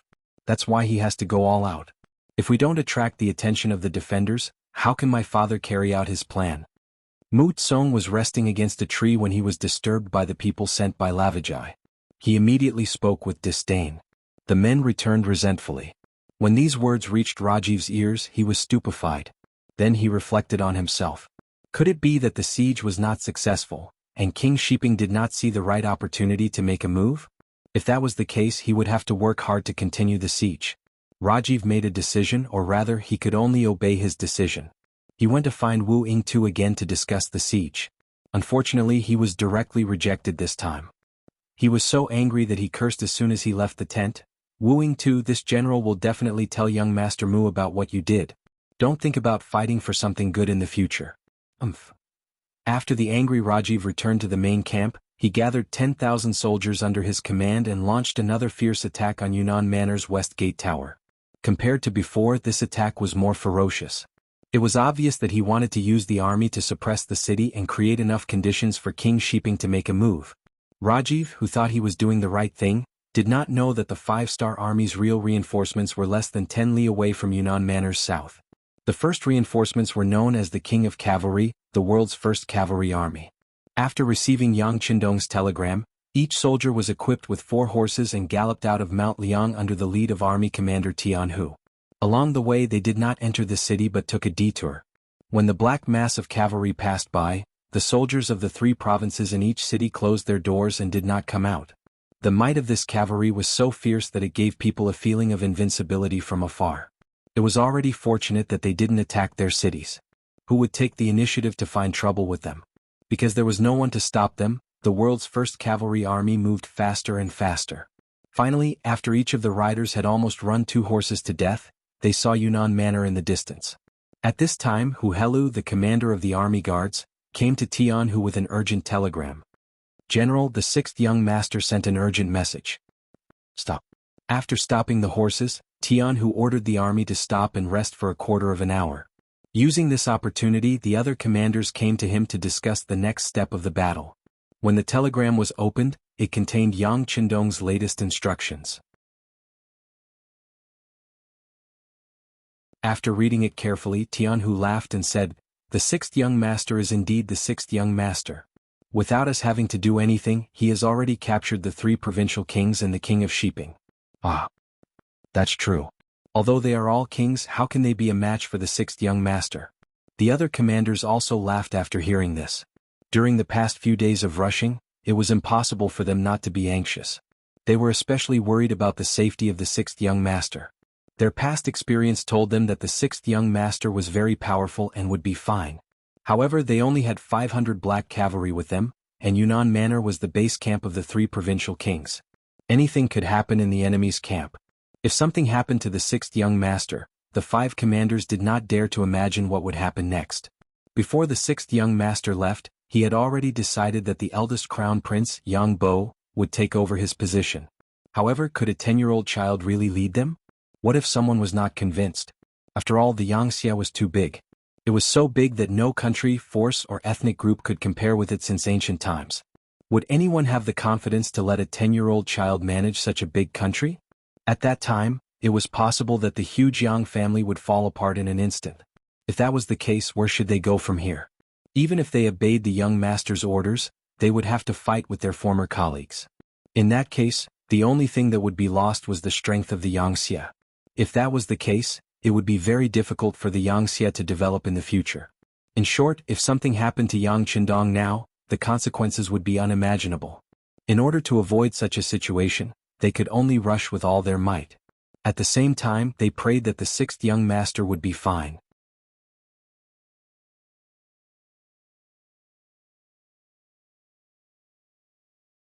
Chapter 1596. Now that they had received the latest telegram from Yang Qindong, they could finally breathe a sigh of relief. While they breathed a sigh of relief, they began to think about how to make a contribution. More importantly, they were thinking about how to deal with those who wanted to go against the 6th young master. Alright, everyone has read the contents of the telegram. Since that's the case, I've decided to split into 2 groups. The world's first cavalry army was less than 10 miles away, but Rajiv had no idea about that. Although he had heard about the arrival of the 5-star army's main force from some sources, in his opinion, the reinforcements would not arrive so easily. They would have to pass through many cities in the 3 provinces to reach southern Cloud Prefecture from Liang Mountain. Therefore, he did not think that other than Yao Ingjuan's reinforcements, Bugnam of Gojoseon would arrive in such a short time. Now he was wholeheartedly sending troops to attack the city. The attack was not going well. It was even a little tragic. Rajiv did not know that Shiping King had been captured. The surrendered soldiers and civilians in the city knew about it, so they could focus on defending the city without worrying about other changes. This boosted the morale of the soldiers defending the city. With the advantage of numbers, the counterattack was fierce. Rajiv was destined to meet a tough opponent. His excessive trust in Shiping King had also doomed Rajiv to a tragedy. Seeing that the soldiers attacking the city had suffered heavy losses and soon more than half of the 10,000 soldiers were killed, he still had no intention of stopping the attack. At this moment he was like a gambler, putting all his treasures on the line, hoping for a miracle to happen. Would a miracle happen? Of course it was impossible. Not only did Shiping King not show up, but a mighty cavalry team came from afar. They were wearing light green military uniforms and black armor. Each of them had 2 horses. While they were still far away, the battle cries could be heard. Is Shiping King here? The excited Rajiv raised his eyes and looked. He was very excited. No one answered him because the others did not know how King Shiping's army was dressed. However, someone in the crowd recognized him. He was King Miao Wuing too. In the past, when he followed Zhu Huichen, he had dealt with the Mu family army. Naturally, he knew what the other party was like. Let's not talk about whether or not they had that many cavalry troops. Just from their appearance alone, they didn't look like one at all. Instead, they looked like the legendary 5-star army's cavalry. It had long been rumored that the regular 5-star army wore military green uniforms. This was very different from the military uniforms that were either black, gray or even yellow. Because of this, Wu Yingtou's expression changed drastically. Not to mention Wu Yingtou had once fought with the 5-star army, but he had been defeated and fled. Could it be that the reinforcements from the 5-star army have really arrived? But how could they be so fast? Doubts arose in his heart, but he quickly suppressed them because he knew that this was not the time to be conflicted. It was the time to make a choice. If the reinforcements from the 5-star army really came, then they would not be a match for the enemy with their current strength. In fact, when the infantry faced the cavalry, the idea of survival instantly occupied the highest point. Then his gaze fell on Rajiv. Perhaps his only chance of survival depended on this person. Wu Yingtou was already having second thoughts. Rajiv did not know about this at all. He was still looking forward to the cavalry's arrival. Surround him. It's this Rajiv. He overestimated himself and wants to become an enemy of Bugnam of Gojoseon. Men, capture him. Kill anyone who resists. Since he had decided to live, Wu Yingtou did not care about whether he was a comrade or not. He only knew that if he captured this person and presented him to the 5-star army, there might be a way to survive. Wu Yingtou led 3,000 Miao soldiers and suddenly attacked, catching Rajiv off guard. Seeing that many of his soldiers were killed by the Miao soldiers, he was furious. He roared loudly, "Wu Yingtou, are you trying to rebel? Can't you see that the king of Shiping is already here with his cavalry? What are you trying to do? Open your dog eyes and see clearly. How is that king of Shiping's cavalry? It's clearly the reinforcements from the 5-star army. Even now, do you still place your hopes on Mu Bin? Can't you see that he's trying to weaken our strength? It's hateful that you're so badly injured, but you still don't understand. I really don't know how you survived all these years." Facing Rajiv's questioning, Wu Yingtou was not afraid at all. Instead, he shouted and questioned Rajiv. Rajiv didn't care about making use of them anymore. He was more concerned about who the cavalry belonged to. When he heard Wu Yingtou say that it was the reinforcements from the 5-star army, his expression changed greatly. At this moment, he did not want to be entangled with Wu Yingtou and the Miao soldiers. He only wanted to escape as soon as possible. Escaping was more important. You still want to leave? Do you think you can leave? He knew that if he did not capture Rajiv once the 5-star army caught up, he would not have a good ending. So how could he give up on his only hope of survival? Everyone kill. Capture Rajiv alive and present him to the 5-star army. There will be a great reward. With a loud shout, Wu Yingtou took the lead and rushed forward with his ghost head blade. With a few slashes, he cut down several soldiers and got closer and closer to Rajiv. You're courting death. Seeing his soldiers being cut down one by one, Rajiv became anxious. He knew that if he did not kill Wu Yingtou, he would not be able to escape. He simply rushed over with his spear. Before the world's 1st Cavalry Army's 4th and 5th Divisions arrived, the battle had already turned into a mess. The 4th Division Commander Suda and the 5th Division Commander Yuzhong glanced at each other. They didn't have any intention of taking action. They just ordered the cavalry to surround the scene. In short, they couldn't let the enemy who wanted to deal with the 6th young master escape. The battle in the field was still ongoing. Because of the number of soldiers and the premeditated plan, the Miao army gradually gained the upper hand. At this time, Wu Yingtou was leading 6 of his soldiers to surround Rajiv. As expected of the great general of Banka, Rajiv's personal strength was not bad. In just a short while, no less than 6 or 7 Miao soldiers had died under his spear. However, even a tiger could not withstand a pack of wolves. After a long battle, Rajiv finally felt that his strength was running out. It was also at this time that Miao Yingtou's ghost head blade arrived and landed on the body of the spear. Under the powerful force, the spear flew out of Rajiv's hand. Without a weapon, Rajiv could only dodge left and right without any ability to counterattack. If he kept defending, he would definitely lose. After a few more rounds, Rajiv was careless and his left arm was chopped off. He immediately let out a blood-curdling scream as he lost his balance and fell to the ground. Then a few Miao soldiers rushed over and pinned him to the ground, tying him up tightly. Rajiv was captured. Seeing that the situation was over, the soldiers under his command abandoned their weapons and surrendered. At this point, the situation was settled. Wu Yingtou quickly tidied up his clothes and came in front of the 2 division commanders Suda and Yuzhong who were riding in front of the army. After a long bow, he opened his mouth and said, "I am Wu Yingtou, the commander of the Miao army. Because I went astray, I became an accomplice of the 3 provincial kings. Now that I have turned over a new leaf, I am willing to surrender to Bugnam of Gojosian. I have specially captured the great general of Banka, Rajiv, to show my sincerity. I hope the general can give me a way out. Thank you. Suda and Yu Zhong looked at each other after hearing this, then nodded and said, General Wu, we will remember what you have done, but now we still have to tie you up. As for how to deal with you, it will ultimately be decided by Bugnam of Gojosian. Do you agree? I agree. Wu Ying too gritted his teeth and said helplessly. He didn't know what his future would be like. Now he could only hope that Yang Qindong would remember his contributions and not kill him. Under the city walls of Yunnan Prefecture, the chaotic battle ended dramatically. Without waiting for the world's first cavalry army to make a move, tens of thousands of enemy troops had all surrendered. This made the surrendered soldiers and the people in the city cheered.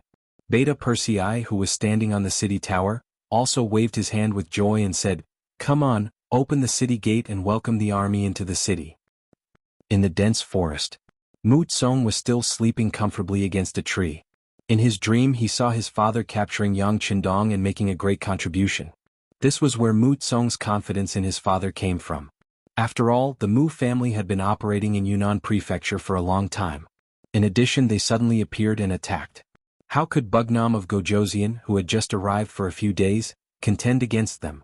As his son, he only needed to wait for Yunnan Prefecture to be taken down by his father, then he would return with the army. At that time, they would immediately contact the Southern Ming army.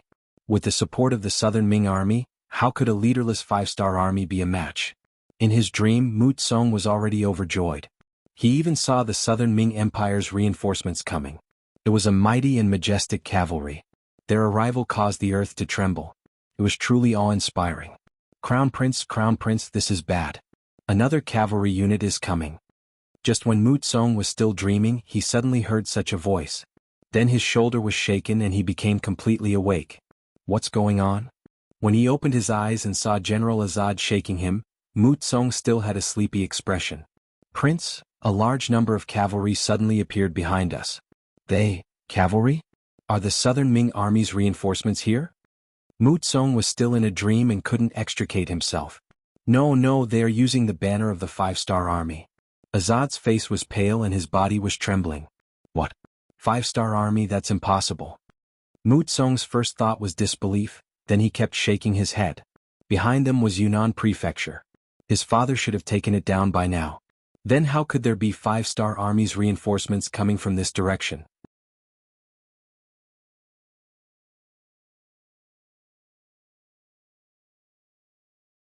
Chapter 1597.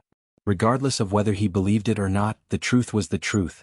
Behind them, there was indeed a large number of five-star army cavalry rushing over, causing an earthquake on the ground. At the north side of the forest, Yao Yingjun also rushed over with 15,000 infantrymen. They split into two sides and blocked off the forest. How is this possible? Mu Tsong's mouth was so wide open that a fist could be stuffed inside. His expression became somewhat sinister at this moment. The arrival of the five-star army cavalry was from the direction of Yunnan Manor. Did that mean that Yunnan Manor was also completely under their control? If that was the case, where was his royal father? Why didn't anyone inform him when such a big thing happened? Mu Tsong couldn't figure it out, but it wasn't a matter of whether he wanted to or not. The five-star army had already launched their attack. Facing enemies in the forest, they had a way to attack. For example, the simplest fire attack. Countless arrows fell like rain into the dense forest, and a raging fire began to burn. The Mu family troops who were hiding in the forest became even more chaotic. The soldiers were full of confidence before because the five-star army was finished and even Bugnam of Gojosian might be captured. But now, the appearance of the five-star army's cavalry dispelled their thoughts and made them feel that their lives were in danger. The arrows fell and ignited the forest. The Mu family troops who had nowhere else to go could only charge out and fight to their deaths. Fight to the death. The two generals, Azad and Hak, decisively made a decision. They had fled all the way here. Now that they didn't even have a country, they didn't have much hope for the future. Now that they could die for a noble cause, they might as well fight to the death. But the two didn't notice that when they led their troops to attack, the savior in their eyes, young Master Mu Tsong, disappeared. On the official road, the forest on both sides was set ablaze. More and more Mu family troops rushed out from both sides of the road. Azad and Huk rushed out from the east side of the forest, while Luo Guan led his army and rushed out from the west side of the road. When the two armies joined together, there were nearly 20,000 men and horses charging towards the five-star army's cavalry. They didn't choose to attack Yao Yingjuan's troops because they didn't want to expose their backs to the cavalry. This would only accelerate their defeat. However, was it really a good choice to target the world's #1 cavalry army? It's good that you've come. I'm leaving. 1st Division Commander Temu had always been a valiant warrior who loved to lead the charge. When he saw the enemy charging at him, how could he be courteous? He immediately squeezed his horse's belly with his legs and led his 10,000 soldiers to charge forward. The first merit belongs to our 2nd Division. 2nd Division Lu Duo was unwilling to fall behind and rushed out. 3rd Division Commander Hu Bo also wasn't going to sit back and watch. He wanted to rush out as well, but Commander Tian who came in front of him. 3rd Division Commander, they are enough. Your division is in charge of guarding. Remember, no one is allowed to escape. If they want to make an enemy out of the 6th young master, they will have to pay the heaviest price. Although he was a bit unwilling, a military order was absolute. After Hu Bo agreed, he spread out the 10,000 cavalry soldiers of the 3 divisions and completely surrounded the 2 forests. No one was allowed to escape. Using infantry against cavalry was like using scissors while the other side used rocks. The result was mostly predetermined. There were also powerful infantry that could fight evenly with cavalry.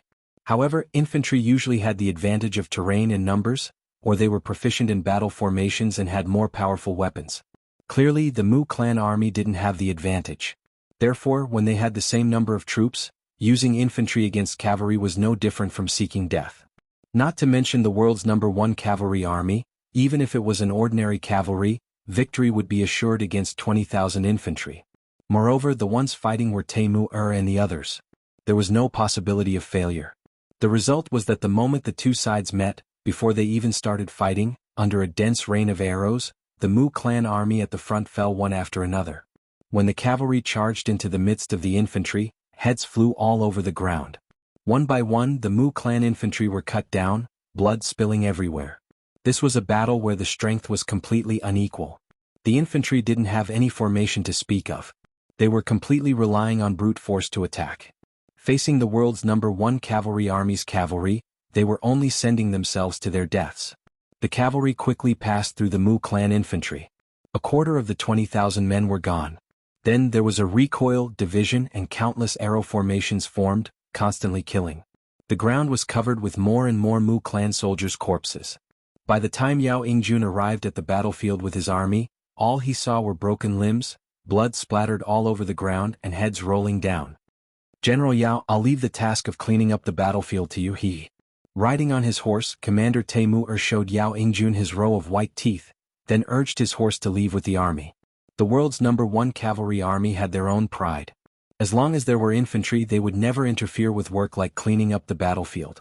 Yao Yingjun cupped his fists and thanked Temu as he watched the cavalry leave. It must be known that although cleaning up the battlefield was tiring, there were many benefits. Not only could they get a share of the military merits, but they could also get all the good things from the enemy corpses. Just this point alone was enough to make many people envious. It only took them more than 2 hours to kill the enemy, but they still hadn't finished cleaning up the battlefield even when the sky turned dark. The army had no choice but to rest and wait for the next day to start cleaning up. Tian, who left the 3rd Division's commander, Hu Bo to cooperate with Yao Yingjun while he led the army to Yunnan Manor not far away. In Yunnan Manor, peace had already been restored. The 5-star army's main reinforcements had arrived. Naturally, there was no need for the surrendered soldiers and ordinary citizens to defend the city. They could all return home to reunite with their families. For a moment, many sounds of joy and laughter could be heard from the various courtyards. Of course, there were also some people who died in battle. As their families, they naturally couldn't be happy. Fortunately, the 5-star army's compensation was generous enough. Although it didn't satisfy everyone, most people still accepted this form of compensation. After all, if they didn't follow the 5-star army, but followed the 3 provinces' kings or kingshiping instead, it would be impossible for them to receive these benefits even if they died. This battle also made the citizens fully aware of the value of peace. People died in war. Who knew how many families were torn apart because of it? This was something that couldn't be bought with money. The three provinces' palace was also very lively at this time. The reinforcements had arrived. Beta Persei Yang San, and the others finally didn't have to worry so much. They finally had a chance to have a good meal and then sleep. Tian, who also brought the 1st Division and 2nd Division into the city. He personally went to the three provinces' palace to see Yang Qindong, 6th young master. The moment he saw Yang Qindong, Tian who couldn't help but cry. Without knowing the secret of Yang Qindong's possession, none of the high-ranking officers felt at ease this time. Okay, a man bleeds but not tears. Don't cry. Yang Qindong personally got up and helped Tianhu up. 6th young master, your actions this time were too risky. But some people are too hateful. They actually want to deal with you. In this matter, the southern Ming dynasty must be secretly supporting them. Do you think we should send troops to Nanjing? Please rest assured, 6th young master, my world's first cavalry army is willing to be the vanguard. After the greeting, Tianhu took the initiative to ask for a battle. With the current strength of the world's first cavalry army, these words could be said and done. Yang Qindong knew this, but he decisively shook his head. Tianhu, this young master can understand your feelings, but now is not the time to do this. The southern Ming dynasty is full of Han people. It would be best if it can be accepted peacefully. Accepted peacefully? Is there such a possibility? Tianhu asked with some doubts. The process is of course tortuous, but this young master already has an idea. You don't have to worry. Yang Qindong once again showed a confident smile. In the southern Ming dynasty he had already played a big game of chess. If the other party agreed, it would be fine. If they didn't agree, then he would be doomed. Nanning Prefecture. As the capital of Guangxi Province, the general's mansion in Nanning Prefecture was also brightly lit. The general of Guangxi Province, Bai Kuan, was currently sitting cross-legged. Although this was his mansion, there was still a hint of nervousness on his face. Opposite Bai Kuan was a scholar in a long robe. This person's appearance was not ordinary and he looked very kind. If it wasn't for the arrogance that flashed in the corner of his eyes from time to time, he would have given people a better impression. The scholar in the long robe reached out and took a sip of the tea. He frowned slightly. Obviously, the rough tea leaves made him somewhat unhappy. However, when he thought of his mission, he didn't say anything about this matter. On the contrary, he said against his will, "Good tea. Assistant Minister Zhou is too polite. How can a martial artist like me know what good tea is? As long as you are happy, I will be happy." He constantly paid attention to the actions of the man in the long robe. Some flattering words came out of his mouth. He really had to be polite. This Assistant Minister Zhou was the left Assistant Minister of the Southern Ming Dynasty's Ministry of Rites, Zhou Ziang. It was said that he was deeply favored by the emperor. For a martial artist like him, it was usually impossible to invite him to sit together. Now that he finally had the opportunity to sit together, of course he would try his best to please him.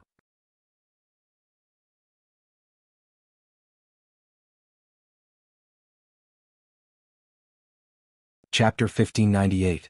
Not to mention Bai Kuan was also a criminal, who told him to be a subordinate of the three provinces' king Zhu Huiyun. The commoners didn't know, but how could he not know?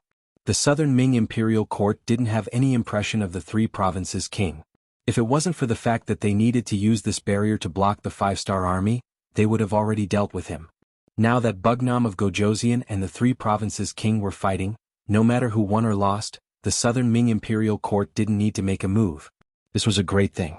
Taking advantage of this opportunity, Zhou Ziang suddenly appeared and represented Zhu Qizhen in recruiting Bai Kuan. Zhu Qizhen was the emperor of the Great Ming dynasty, and Bai Kuan was just a martial artist. How could he not agree? How could he dare to disagree? This led to the scene where the two of them sat together. Now that everyone was seated together, Zhou Ziang was obviously the leader. Whatever he said, Bai Kuan obeyed. This was also a general's respect for the imperial power and his desire for power. Considering the Great Ming dynasty's emphasis on literature and suppression of military power, military officials had never had a high social status. Many military officials even had to lower their heads to civil officials to ensure their position.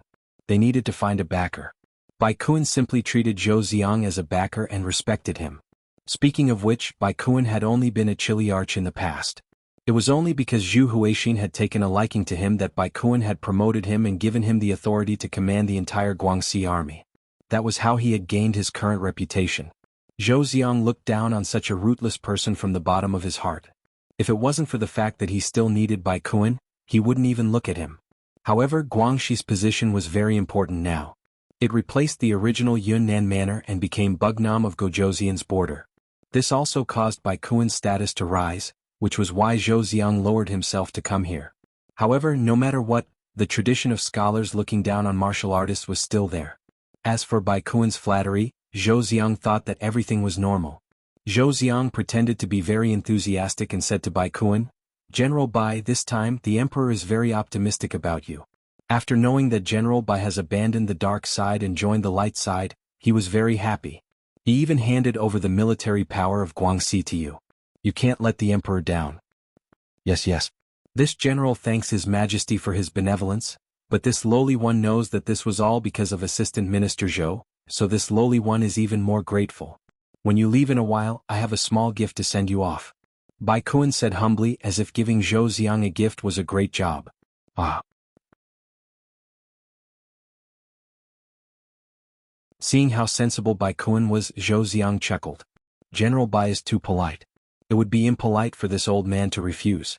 In fact, we are all working for His Majesty, so it is only right that we work hard. Yes, it is only right that we work for His Majesty. Bai Kuan repeated these words.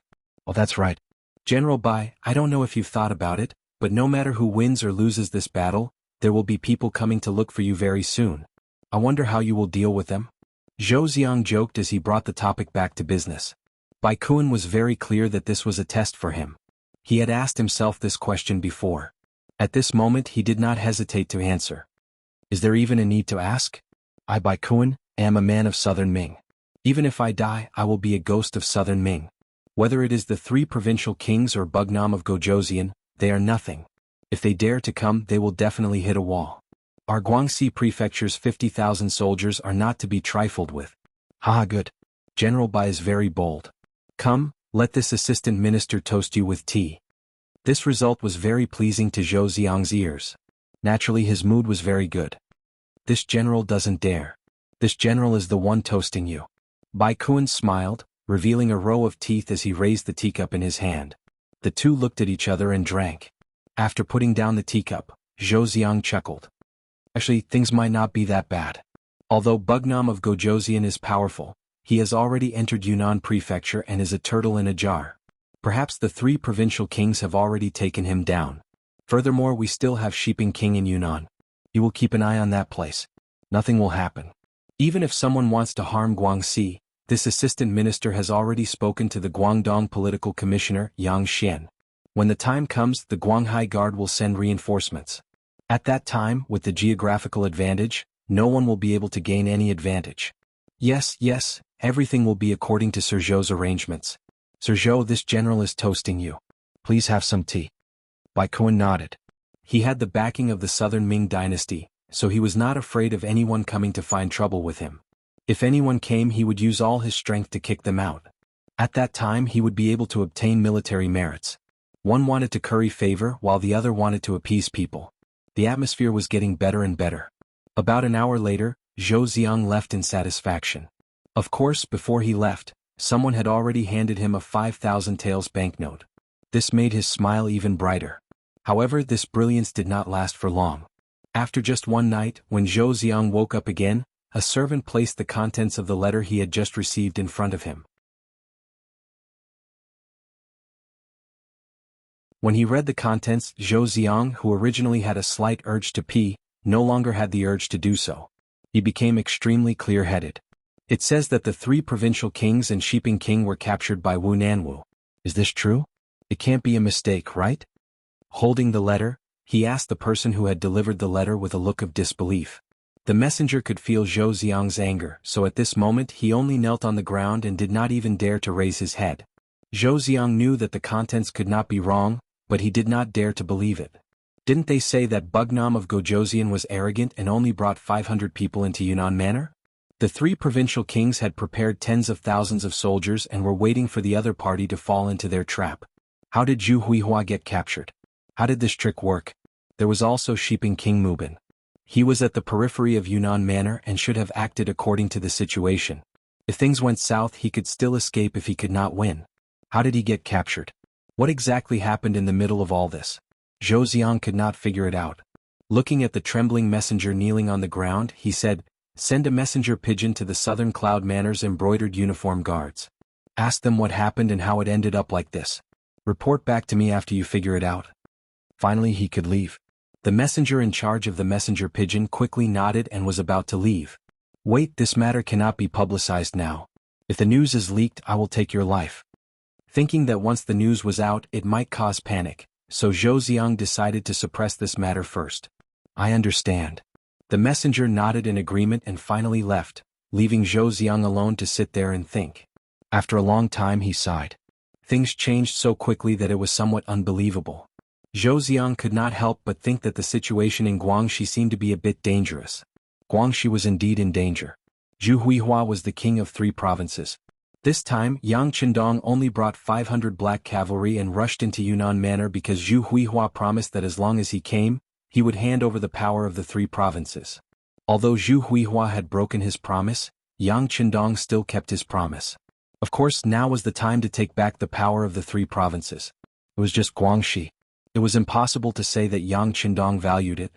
Currently Yangxia's territory was rich and populous, so Guangxi province was not a big deal. However, if he wanted to swallow the entire Great Ming, Guangxi was the only way. In addition, he was justified this time. How could he let go of such a good opportunity?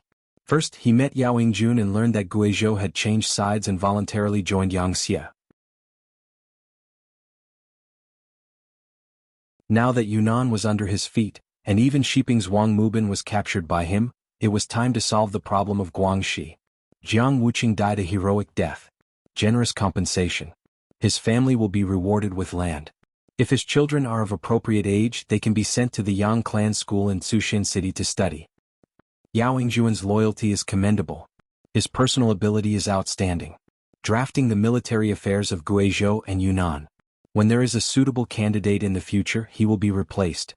If the soldiers who follow Jiang Daqing are willing to join the 5-star army, they can pass the examination. Those who are not willing to join the army and are willing to follow the people will be given land. Captives must be protected. After paying money, they can also serve the people. Those who can't find a protector will have to serve the Yangxia according to their rank. When the time is up, they will be sent to other Yangxia provinces. They can also enjoy the respect of the Han people. In this battle, the surrendered generals will be judged according to their performance. Those who have performed meritorious deeds can be reduced to commoners. Those who do not change will be sentenced to death or 3 to 30 years of reform through labor. Orders came out of Yang Qindong's mouth. The chaos in Yunnan prefecture was quickly being dealt with. At the same time, the food and other necessities from the other provinces were quickly distributed to Yunnan and Guizhou. This was to ensure that the people here had clothes to wear, food to eat, money to earn, money to spend, and things to buy. After all, this was the land of the Han people. Yang Qindong gave the people here sufficient respect. Not only did he not force them to move, but he also redistributed land and property to ensure that everyone had land to farm and things to do. Of course, the policy of relocation still had to be announced. Although Yangxia's territory was large enough, the number of Han people was still too small. This caused the influence of the Han people to be unable to reach the level that Yang Qindong wanted.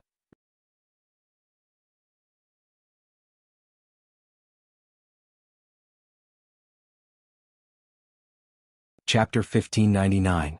If the millions of people in the 2 provinces were willing to migrate, it would greatly increase the number of Han people in the other Yangxia provinces.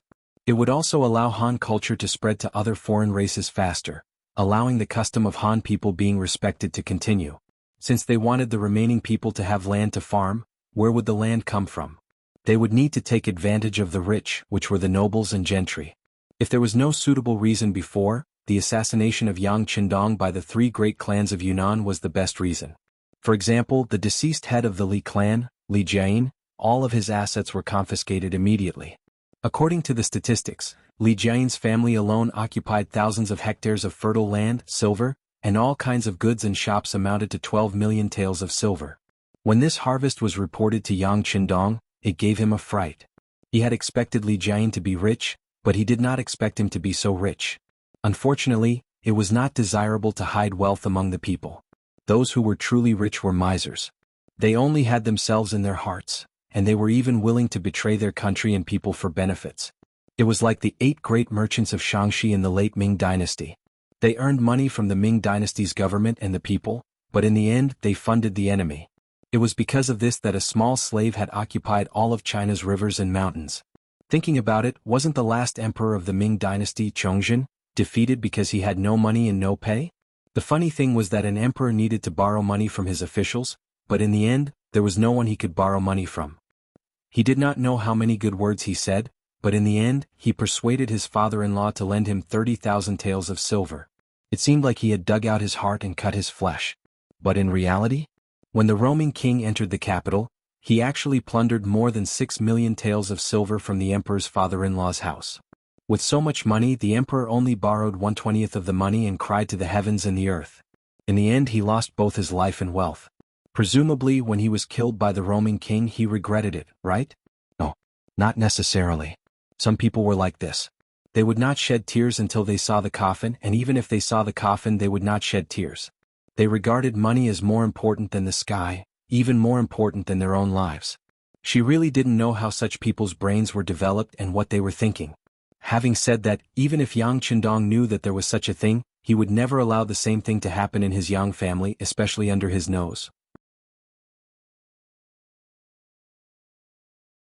For this reason, he had formulated a series of rules when Yangxia was developing. For example, Yangxia encouraged business, but the business tax was very heavy, reaching 7 out of 10. In other words, the merchants of Yangxia had to pay a tax of 700 coins every time they made a profit. After deducting the expenses and expenses, only about 50 coins would fall into the hands of the merchants. By doing this, not only did it prevent some merchants from rising up, but it also filled the Yangxia's treasury. Also, Yangxia merchants were not allowed to be officials, not even within the 5 blessings. Once discovered, he would definitely be severely punished. At the very least, they would be stripped of their position and fined silver. At the very least, it would be possible for their entire family to be exterminated. Since ancient times, collusion between officials and merchants had always been a big problem, but it was unavoidable. Yang Qindong had set such a rule when he first created the rules. It was to prevent people from becoming too powerful under him. In the end, his descendants would also be under the control of others. Yang Qindong would never allow his descendants to borrow money from his officials one day. That would be too shameful and it would be too much of a failure. Speaking of which, the matter of the Li family made Yang Qindong see the drawbacks of the Great Ming dynasty. At the same time, he also began to deal with these people.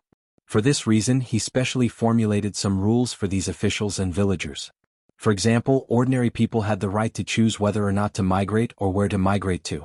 However, these people did not have this right. Not only did they have to leave their homeland, but they also had to go to a place designated by Yangxia. Whether they liked it or not, they had to do so. Otherwise, the soldiers of the 5-star army would teach them a lesson. Also, before migrating, they had to conduct an in-depth investigation. For example, what kind of person were they? Did they oppress the people? Did they have a murder case? If there was, then they would be punished according to how they should be punished. If they were involved in a criminal case, they would be sentenced according to how they should be sentenced. If they caused deep resentment, they would be beheaded. When this policy was announced, it really scared a lot of people. In particular, the 2 families, Qin Yingkang and Wang Shufu, were taken to the largest square in Yunnan Manor. A public denunciation meeting was held, allowing the people who had suffered from their sufferings to complain. The scene could really be described as earth-shattering, and it could even make ghosts weep. This was because all the people in the city who heard the news came. The feeling of being able to see the usually high and mighty dignitaries bow their heads in front of them was really too good. The grievance meeting and the complaint meeting were held for a day. Later, it was confirmed that Qin Yingkang was guilty of the most heinous crimes. He colluded with the government to rob people of their land, occupied real estate, and even killed 56 people. When the evidence was presented one by one, Beta Persei announced on behalf of Yang Qindong that he would be executed on the spot, and his head would be chopped off in the square. As for the other members of the Qin family, they were also sentenced for their crimes. Some were beheaded, and some were sentenced to 3 to 30 years in prison. This really shocked a lot of people. When they saw that Bugnam of Gojoseon was serious, the people cheered while the dignitaries were pale. Those villagers who were usually good people were better off. At the very least, those who had a habit of deceiving the common people directly fainted. The people ran around to spread the news. They had taken revenge and they were finally the masters. The next day, it was Wang Shufu's Wang family's turn. In contrast, Wang Shufu was usually reasonable. At least he had not personally killed anyone. There were a few bastards in his family who were found to have been sentenced to a corresponding term after being found out. As for him, he was returned home without any charges. Only 90% of his family's property was confiscated, and he was allowed to take the remaining 10% and move to other provinces designated by Yang Xie. This combination of punches was really just rewards and punishments. Seeing that the Wang family was fine, some people were relieved. At this point, the dignitaries that had troubled the great Ming dynasty for many years were easily dealt with by Yang Qindong. This was because Yang Qindong was ruthless enough. In addition, he was the founder and had the power that no one could restrict, so he dared to do this. If his son wanted to do this, it would be very difficult. However, once the news spread, it would inevitably lead to conflicts between the dignitaries and the dignitaries of other provinces. When Yao Yingjun told this to Yang Qindong, he chuckled and said, "It's fine. We didn't intend to reason with them anyway.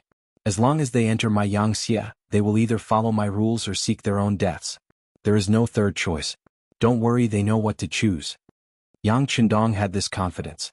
Facts also proved that in the Han territory occupied by the Yang family in the future, although the dignitaries and squires there offset each other in every way, in the end, they did not form a climate and threat. In the end, from opposition to compromise, and then to the habit of following. This proved that as long as one was ruthless, there was no problem that could not be solved. The most important thing was whether one dared to be ruthless and whether they could carry it out. After dealing with the matters of the Qin and Wang clans, Yang Qindong handed these trivial matters over to Yao Yingjun. Yao Yingjun had authority and an army. With Yao Yingjun's ability, dealing with these matters was a piece of cake. On the other hand, Yang Qindong's thoughts were on the matter of conquering the Guangxi province. The Intelligence Bureau had already sent a secret report that the Guangxi general, Bai Kuan, had already contacted the southern Ming dynasty and changed sides. Yang Qindong was not surprised at all by this result. Although in terms of strength, Yang Xie was far above the Great Ming dynasty, in terms of influence, the Han territory still belonged to the Great Ming dynasty. Unless Yang Qindong carried out a bloody massacre in the land of Wuxia like he did to other alien races, he still needed to rely on the breath of Wuxia. Unless it was absolutely necessary, Yang Qindong did not want to use the methods he used to deal with the Outlanders in the Great Ming dynasty. As such, he would most likely come into contact with negotiations or economic blockades. Speaking of economic blockades, Yang Qindong had already prepared a method. Over the years, in order to maintain the relationship with the southern Ming dynasty, Yang Xie had sold large amounts of food to the southern Ming dynasty at a low price. Sometimes, it was even cheaper than what he sold. Many times, Yang Xie would even sell food to the southern Ming dynasty at a loss in order to let the southern Ming dynasty develop a habit of trusting him. In the past 10 years, the results were quite good. At the very least, from the Intelligence Bureau's investigation, there were very few people who actually grew food in the southern Ming dynasty. It was not profitable at all. It was better to buy the food than to grow it yourself. What would you choose? The direct result was that there was a large amount of uncultivated land in the southern Ming dynasty. Many of the originally fertile lands were covered with weeds that were half the height of a person.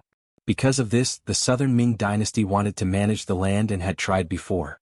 However, they found that after investing a lot of manpower and resources, the final results were not very good. When they even lost money, no one had any ideas about the land. There was no profit. In the current southern Ming dynasty, at least 9.5 out of 10 pieces of land were uncultivated. At this time, if the food supply to the southern Ming dynasty was suddenly cut off, one could imagine what kind of effect it would have. Of course, the southern Ming dynasty was also full of talents. They seemed to be afraid that this problem would affect the imperial court, so they built a granary in advance and filled it with food. It was said that it was enough to feed the entire southern Ming dynasty for 2 years. In other words, once Yang Xie cut off their food supply, they would have 2 years to deal with it. In this way the problem could be solved. However, since Yang Qindong was prepared to use the food supply issue to threaten the southern Ming dynasty, how could they not have any methods?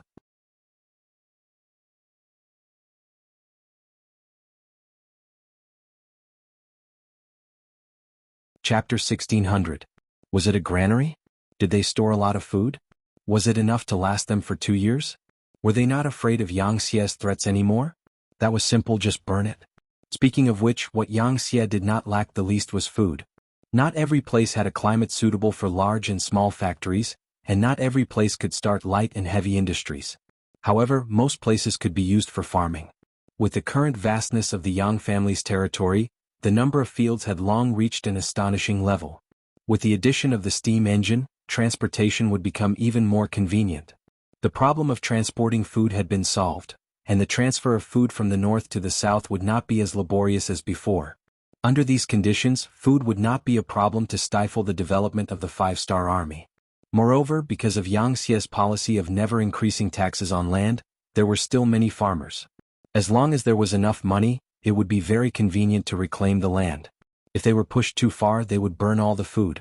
This was Yang Qindong's method of dealing with the southern Ming dynasty. Although it was a bit violent and direct, the results would be very good. Of course, this was the last resort. What he needed to do now was to negotiate. At the very least, he needed to make his stance clear. Just like how he appeared in Yunnan Manor with 500 black knights and dragon guards, wasn't such a risk also for the sake of righteousness and justice? Yang Qindong was also clear about taking back Guangxi. This was what the three provinces King Zhu Huixing had promised him. Now that he was sending troops to Guangxi, no one could say anything. Another 5 days had passed, and the situation in Yunnan Manor had stabilized again. Yao Yingjun had a stick in one hand and candy in the other. He had subdued those who opposed him, and even roped in a group of dignitaries and country gentry who supported him. After consulting with Yang Qindong, Yao Yingjun stated that as long as these people cooperated well with the work, they could take away 20% of the wealth when they left their homeland. Seeing that the general trend was changing, more and more of the so-called local tyrants began to support Yao Yingjun and Yang Qindong's reform. Once the matters in Southern Cloud Prefecture were sorted out, all they needed to do was to copy the gourd and draw a ladle, and then extend it to other prefectures. Yunnan Manor no longer had any major problems. Various reinforcements had also entered Yunnan Manor during this period of time. It was time for Yang Qindong to consider the matter of invading Guangxi. Before he could make a move, and before he could think of which main force to bring, news came that the southern Ming Empire had already sent an envoy that was 10 miles away from the Southern Cloud Prefecture. A messenger came to report that Bugnam of Gojosian was to personally go out of the city to welcome the envoy. Yang Qindong was a little surprised that the southern Ming envoy had arrived first. In his opinion, now that he had won a great victory, the other party should be afraid and should be defending to the death. How could there be someone who had the courage to take the initiative to meet him? Yang Qindong ignored the fact that he had to go out of the city to welcome them. To exaggerate, with his current status, even if the southern Ming Emperor Zhu Qizhen came personally, he could say that he didn't want to welcome them. What could others do about it? Ba Daojiang, go take a look. Yang Qindong didn't send out Beta Persei. In his opinion, Ba Daojiang's level was enough to deal with a southern Ming envoy. Yes. Ba Daojiang, who received the order, immediately cupped his fists and agreed. Then he ordered 100 black cavalry and left the prince's mansion. Here, with the arrival of various reinforcements, Captain Qiu Vi also rushed to Southern Cloud Prefecture with 1,500 black cavalry and took over the security of the prince's mansion. Outside Southern Cloud Prefecture, Southern Ming Empire's left Assistant Minister of Rights, Zhou Ziong, was sitting in a soft sedan with his head raised. Although it was a soft sedan, the days of hurrying on the road had tormented him. This could be seen from his pale face. He was just a scholar. Usually, there were people to serve him when he wore clothes in the mansion. Now that he had to travel such a long distance, how could he not be tired? But now, all the tiredness had been put to the back of his mind. He was more concerned about whether the person he sent to act as the vanguard had entered Yunnan Manor, whether he had met Yang Qindong, and whether he had spoken of his request. The so-called letting Yang Qindong personally come out to welcome them was actually Zhou Ziang's idea. This time, Zhou Ziang was appointed by the imperial court to deal with the problem of the three provinces. But since it was an imperial order, how could he dare to disobey? That was why he wanted to test him. He wanted to see how much respect this Bugnam of Gojosian had for the southern Ming Empire. This would determine his attitude. As a member of the civil officials group, Zhou Ziang had his own pride, but he was not stupid. He was very clear about what could be done and what could not be done. The process of waiting had always felt long. Zhou Ziang sat in the sedan and waited for 4 hours. But these were the hottest 4 hours of the day. He had been waiting since noon until now. He felt as if his whole body was about to be oiled. Zhou Ziang, whose throat was about to smoke from the sun, could not help but curse in his heart. He thought that Yang Qindong deliberately did this to express his sincerity. He had already traveled 5 miles. At this moment he was only 5 miles away from Southern Cloud Prefecture. With such a short distance, he did not believe that the welcoming team had not arrived after such a long time. There was only one possibility. Yang Qindong was deliberately basking in the sun. When he thought of this, Zhou Xiang's face turned ugly. He had a strong feeling that this mission would not be so easy to complete. It might even be impossible to complete. Finally, after Zhou Xiang did not know how many times he cursed in his heart, a group of cavalry finally came from afar. From afar there were not many people, but the group was unusually orderly. It actually gave off a faint sense of oppression. Zhou Xiang finally could not help but curse. This was indeed unbecoming of a scholar, but if it was anyone else, they would not be able to help but curse when they saw that the welcoming team was moving slower than a snail. Yes, the team from afar was indeed moving very slowly. Ba Daojiang, who was at the front, rode on a horse and deliberately slowed down. He had been by Yang Qindong's side for more than 10 years. Although he did not completely understand the sixth young master, he could sometimes understand the meaning behind his gaze. Since the southern Ming Empire's envoy was so arrogant, Ba Daojiang would make them uncomfortable. What, do you really think that our sixth young master is someone you can order around? Even if Zhu Qizhen was here, he would not dare to be so arrogant. Since that was the case, Ba Daojiang was naturally going to have some fun. He purposely slowed down his speed so that the emissary and the others could enjoy the scorching sun. This was just a small matter. He still had some big moves that he had yet to use. The team slowly moved forward and finally arrived in front of the envoy's team. At this moment, Zhou Xiang was no longer angry. Now he just wanted to enter the Southern Cloud Manor and have a good rest. What? Bugnam of Gojoseon did not come? Although he had already expected that Yang Qindong would not be in the welcoming team, as the envoy of the Southern Ming Empire, he still wanted to save face. Therefore he still pretended to ask this question. Bugnam of Gojoseon is busy with something important. Envoy, are you entering the city? Ba Daojiang did not explain much and replied with a very arrogant attitude. Zhou Xiang was not stupid. Of course he understood the hidden meaning in this sentence. It was saying that the matter he was here for was insignificant. Thinking that he was the envoy of the Southern Ming Empire and did not need to lower himself to the level of a nameless person, he coldly snorted and pulled the curtain. Let's go. Enter the city. Enter the city. There were close to 1,000 people in the envoy team.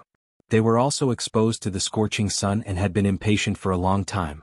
Now that they could finally enter the city, their faces were filled with joy.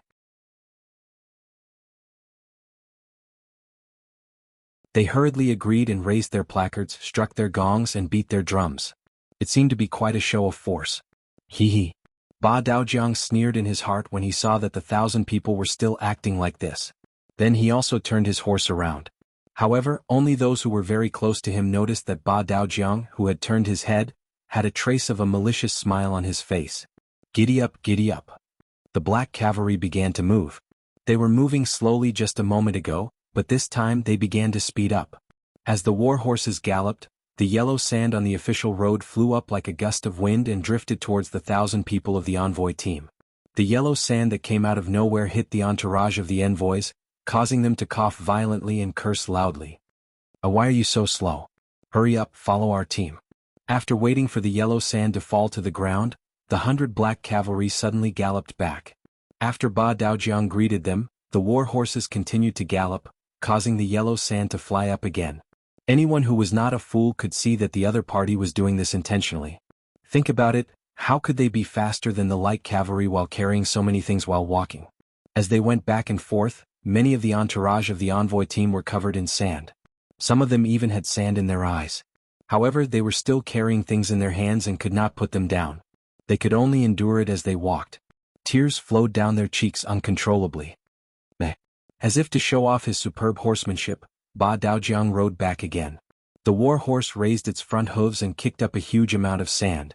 Then it suddenly landed, kicking up a huge amount of dust. Ba Daojiang was not the only one who did this. The 100 black cavalry behind him did the same. In this way, the southern Ming officials in the envoy team looked as if they had crawled out of yellow mud. A casual shake could cause half a caddy of yellow sand to fall off. They looked as pathetic as they could.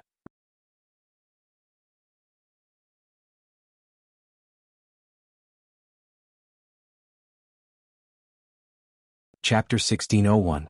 Hurry up and keep up with our speed. It was the same sentence that the senior had said. Soon after, Ba Daojiang once again spurred his horse forward, stirring up sand and dust. What's going on? Zhou Xiang, who was sitting in the palanquin, did not know what was happening outside. He only felt that the procession was moving and stopping, so he lifted the curtain. It was this action that allowed countless yellow sand to enter the palanquin, causing Zhou Xiang, who was unprepared, to sneeze. Achoo, what is this? What's going on? He continuously fanned himself with his right hand until the black cavalry moved a little further away. Finally, the scene in front of him became clear. Then Zhou Xiang saw a group of people covered in yellow sand in front of him. Ah! Seeing that the originally neat group had become like this, Zhou Xiang instinctively wanted to reprimand them. This group represented the image of the southern Ming Empire. How could they behave like this? What would others think if they saw this? However, as soon as he opened his mouth, a gust of sand hit his face and was sucked into his mouth. He immediately choked and shut his mouth. At this moment he only felt that his mouth was full of sand. How could he have the time to reprimand others? Let's go quickly. It was unknown who shouted first in the group, but the others only hesitated for a moment before increasing their speed. Since there was sand and dust everywhere, it was better to walk faster. This way they would suffer less. First they walked quickly. In the end they unknowingly started running. Even so, the sand and dust still hit their bodies. It could be said that they were in an extremely sorry state. At the east gate of Southern Cloud Manor, the commoners who had heard the news had already run over to watch. It seemed to be human nature to watch a show. When Yang Qindong entered the city, they came out to watch. Now that they knew that the group of envoys from the Southern Ming Empire had arrived, they also came out to watch. Speaking of which, although Southern Cloud Manor was the territory of the Southern Ming Empire and had always considered itself a citizen of the Southern Ming Empire, ever since Zhu Huichen was conferred the title of King of 3 provinces, they rarely heard any news about the Southern Ming Empire. Zhu Huichen wasn't a very capable person, but his ambition wasn't small. In order to change the views of the commoners, he forbade his subordinates from talking about the Southern Ming dynasty. Now that he was captured alive, this ban was naturally lifted. When these commoners found out that there was a show to watch, more and more people gathered. Hey, don't you guys think that the Southern Ming Imperial Court's envoy delegation is very impressive? A trusting commoner in the crowd asked.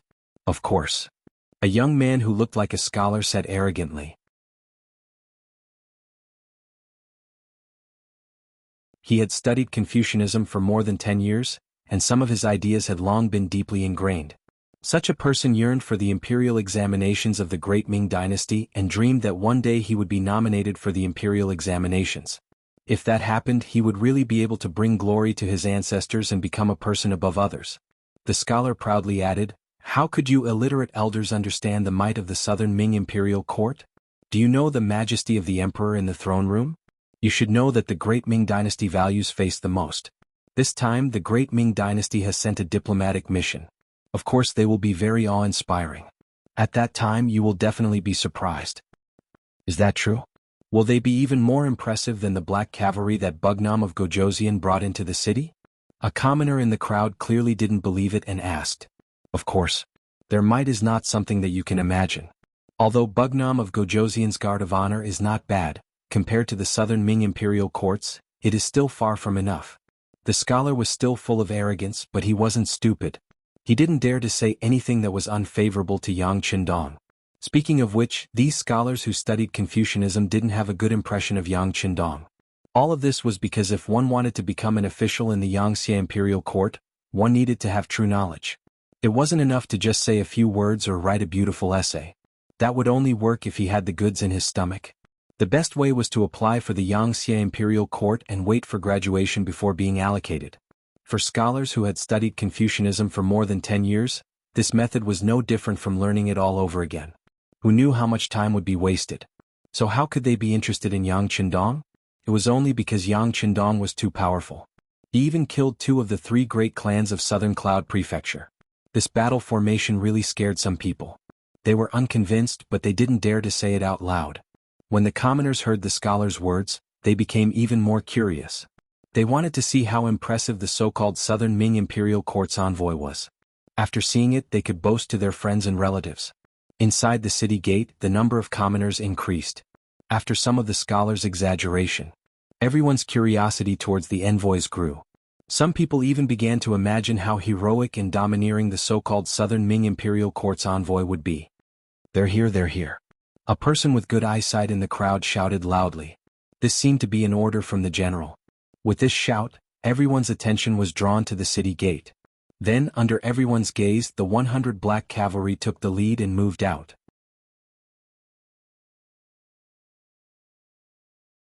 Wow. A group of black cavalry, indeed impressive. Bullshit. Just as someone opened his mouth, he was immediately criticized by others. Open your eyes and take a look. That's Bugnam of Gojoseon's black cavalry. They must have gone out of the city to welcome the envoy. After this explanation, the person who shouted previously had an awkward expression. Fortunately, at this moment, another person spoke. Look, the Southern Ming Imperial Court's envoy is here. They. That person really couldn't continue talking about how they were. Because the domineering and awe-inspiring Southern Ming Imperial Court didn't appear. Instead, a group of people with dusty faces and disheveled clothes suddenly appeared. It was as if they had lost a battle and had no formation. Following behind the black cavalry was indeed the Southern Ming Imperial Court's envoy. Originally they were still very dignified. But first they were baptized by dust and sand. Then they ran for a while. Each of them was covered in sweat. Some people couldn't take it anymore and simply unbuttoned their clothes. Only then did they feel cooler. Because of this, from afar they didn't look like an envoy at all. On the contrary, they were in an extremely sorry state. To put it bluntly, they weren't much better than the fleeing commoners. This is the awe-inspiring and domineering Southern Ming Imperial Court's envoy? In the crowd, there were commoners who couldn't help but ask. That's right, I can't see how impressive they are. They aren't much better than us commoners. That's right. That's right, who was the one who said that the Southern Ming Imperial Court's envoy represents the face of the Southern Ming Imperial Court and is very mighty? The commoners were all talking one after another. At this moment, the scholars in the crowd had already lowered their heads with a look of shame. If there was a crack in the ground right now, they would have directly burrowed into it. The commoners were stunned. It was obvious that the appearance of the Southern Ming Imperial Court's envoy this time was very unsuccessful. It could even be described as a failure. Zhou Xiang, who was in the sedan, wasn't much better. He had just spat out the dust in his mouth, but there was still sand floating on his face. It could be said that he was in an extremely sorry state. He also knew that now that they had entered the city, according to his previous intention, the procession had to stop. Then he would get down from the sedan and give a speech. In order to gain everyone's support, he had already obtained the imperial decree, and that was to announce that the scholars from Yunnan and Guizhou could go to Nanjing City at any time to take the exam. Because of Zhu Huihua, they would even receive a certain amount of preferential treatment. Zhou Xiang believed that once these words were spoken, he would quickly obtain the support of these scholars. As a result, Yang Qindong's position in the Southern Cloud Manor would be greatly shaken. At that time he wouldn't be in the mood to think about solving the problem of Guangxi, and that would be the best time for him to negotiate. But all of this was disrupted by Ba Daojiang's welcoming ceremony. Right now he absolutely couldn't get down from the sedan. Otherwise, wouldn't it be a disgrace? With no intention of getting down from the sedan, the envoy group quickly followed behind the 100 black cavalry. The other members of the envoy group also lowered their heads as much as they could. Clearly, they also knew that their current image was not good and it was best not to see people. Ba Daojiang rode on his horse and looked at the reactions of the commoners and the envoy group. He nodded in satisfaction.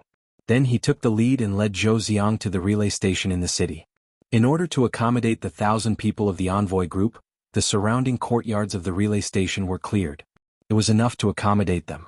Seeing that many 5-star army soldiers were leaving the clean courtyards, Ba Daojiang cupped his hands and said to Zhou Xiang, "This is the relay station.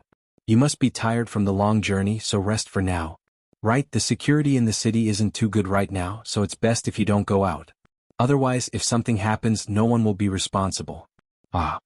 After saying this, without waiting for Zhou Xiang to ask anything, Ba Daojiang spurred his horse and led the black cavalry into the distance. Zhou Xiang opened his mouth, but in the end, he had no choice but to swallow the words he wanted to say back into his stomach. Originally, Zhou Xiang wanted to ask when he would be able to see Bugnam of Gojoseon, but after thinking about it, since he was already here, why would he be afraid of not being able to see Bugnam of Gojoseon? Thus he decided to take a good rest first. The most important thing was to wash up properly. Speaking of which, his body was currently covered in sand and dust, which was very uncomfortable. After leaving the relay station, Ba Daojiang returned to the Three Provinces King's mansion and reported to Yang Qindong. And you did well. Have the other matters been arranged? Yang Qindong had already heard about Ba Daojiang's actions. When he thought of the southern Ming kingdom's envoy group's disheveled appearance, he couldn't help but feel a burst of laughter. Young master, everything has been arranged. Some of the veterans disguised as commoners are strolling outside the relay station. As long as these people dare to come out, they will definitely be taught a lesson. Ba Daojiang chuckled. Those veterans were masters who killed without batting an eyelid. If the southern Ming kingdom's envoy group really didn't listen, then a few people would really die. You're tuning in to the Han Li's Wuxia Adventures YouTube channel. We're so grateful for your support, and don't forget to subscribe to join us on this incredible journey through captivating stories. Your generosity through donations truly makes a world of difference, as it's the primary source of revenue that allows me to expand and enhance this channel for you. Thank you from the bottom of my heart for being a part of this adventure.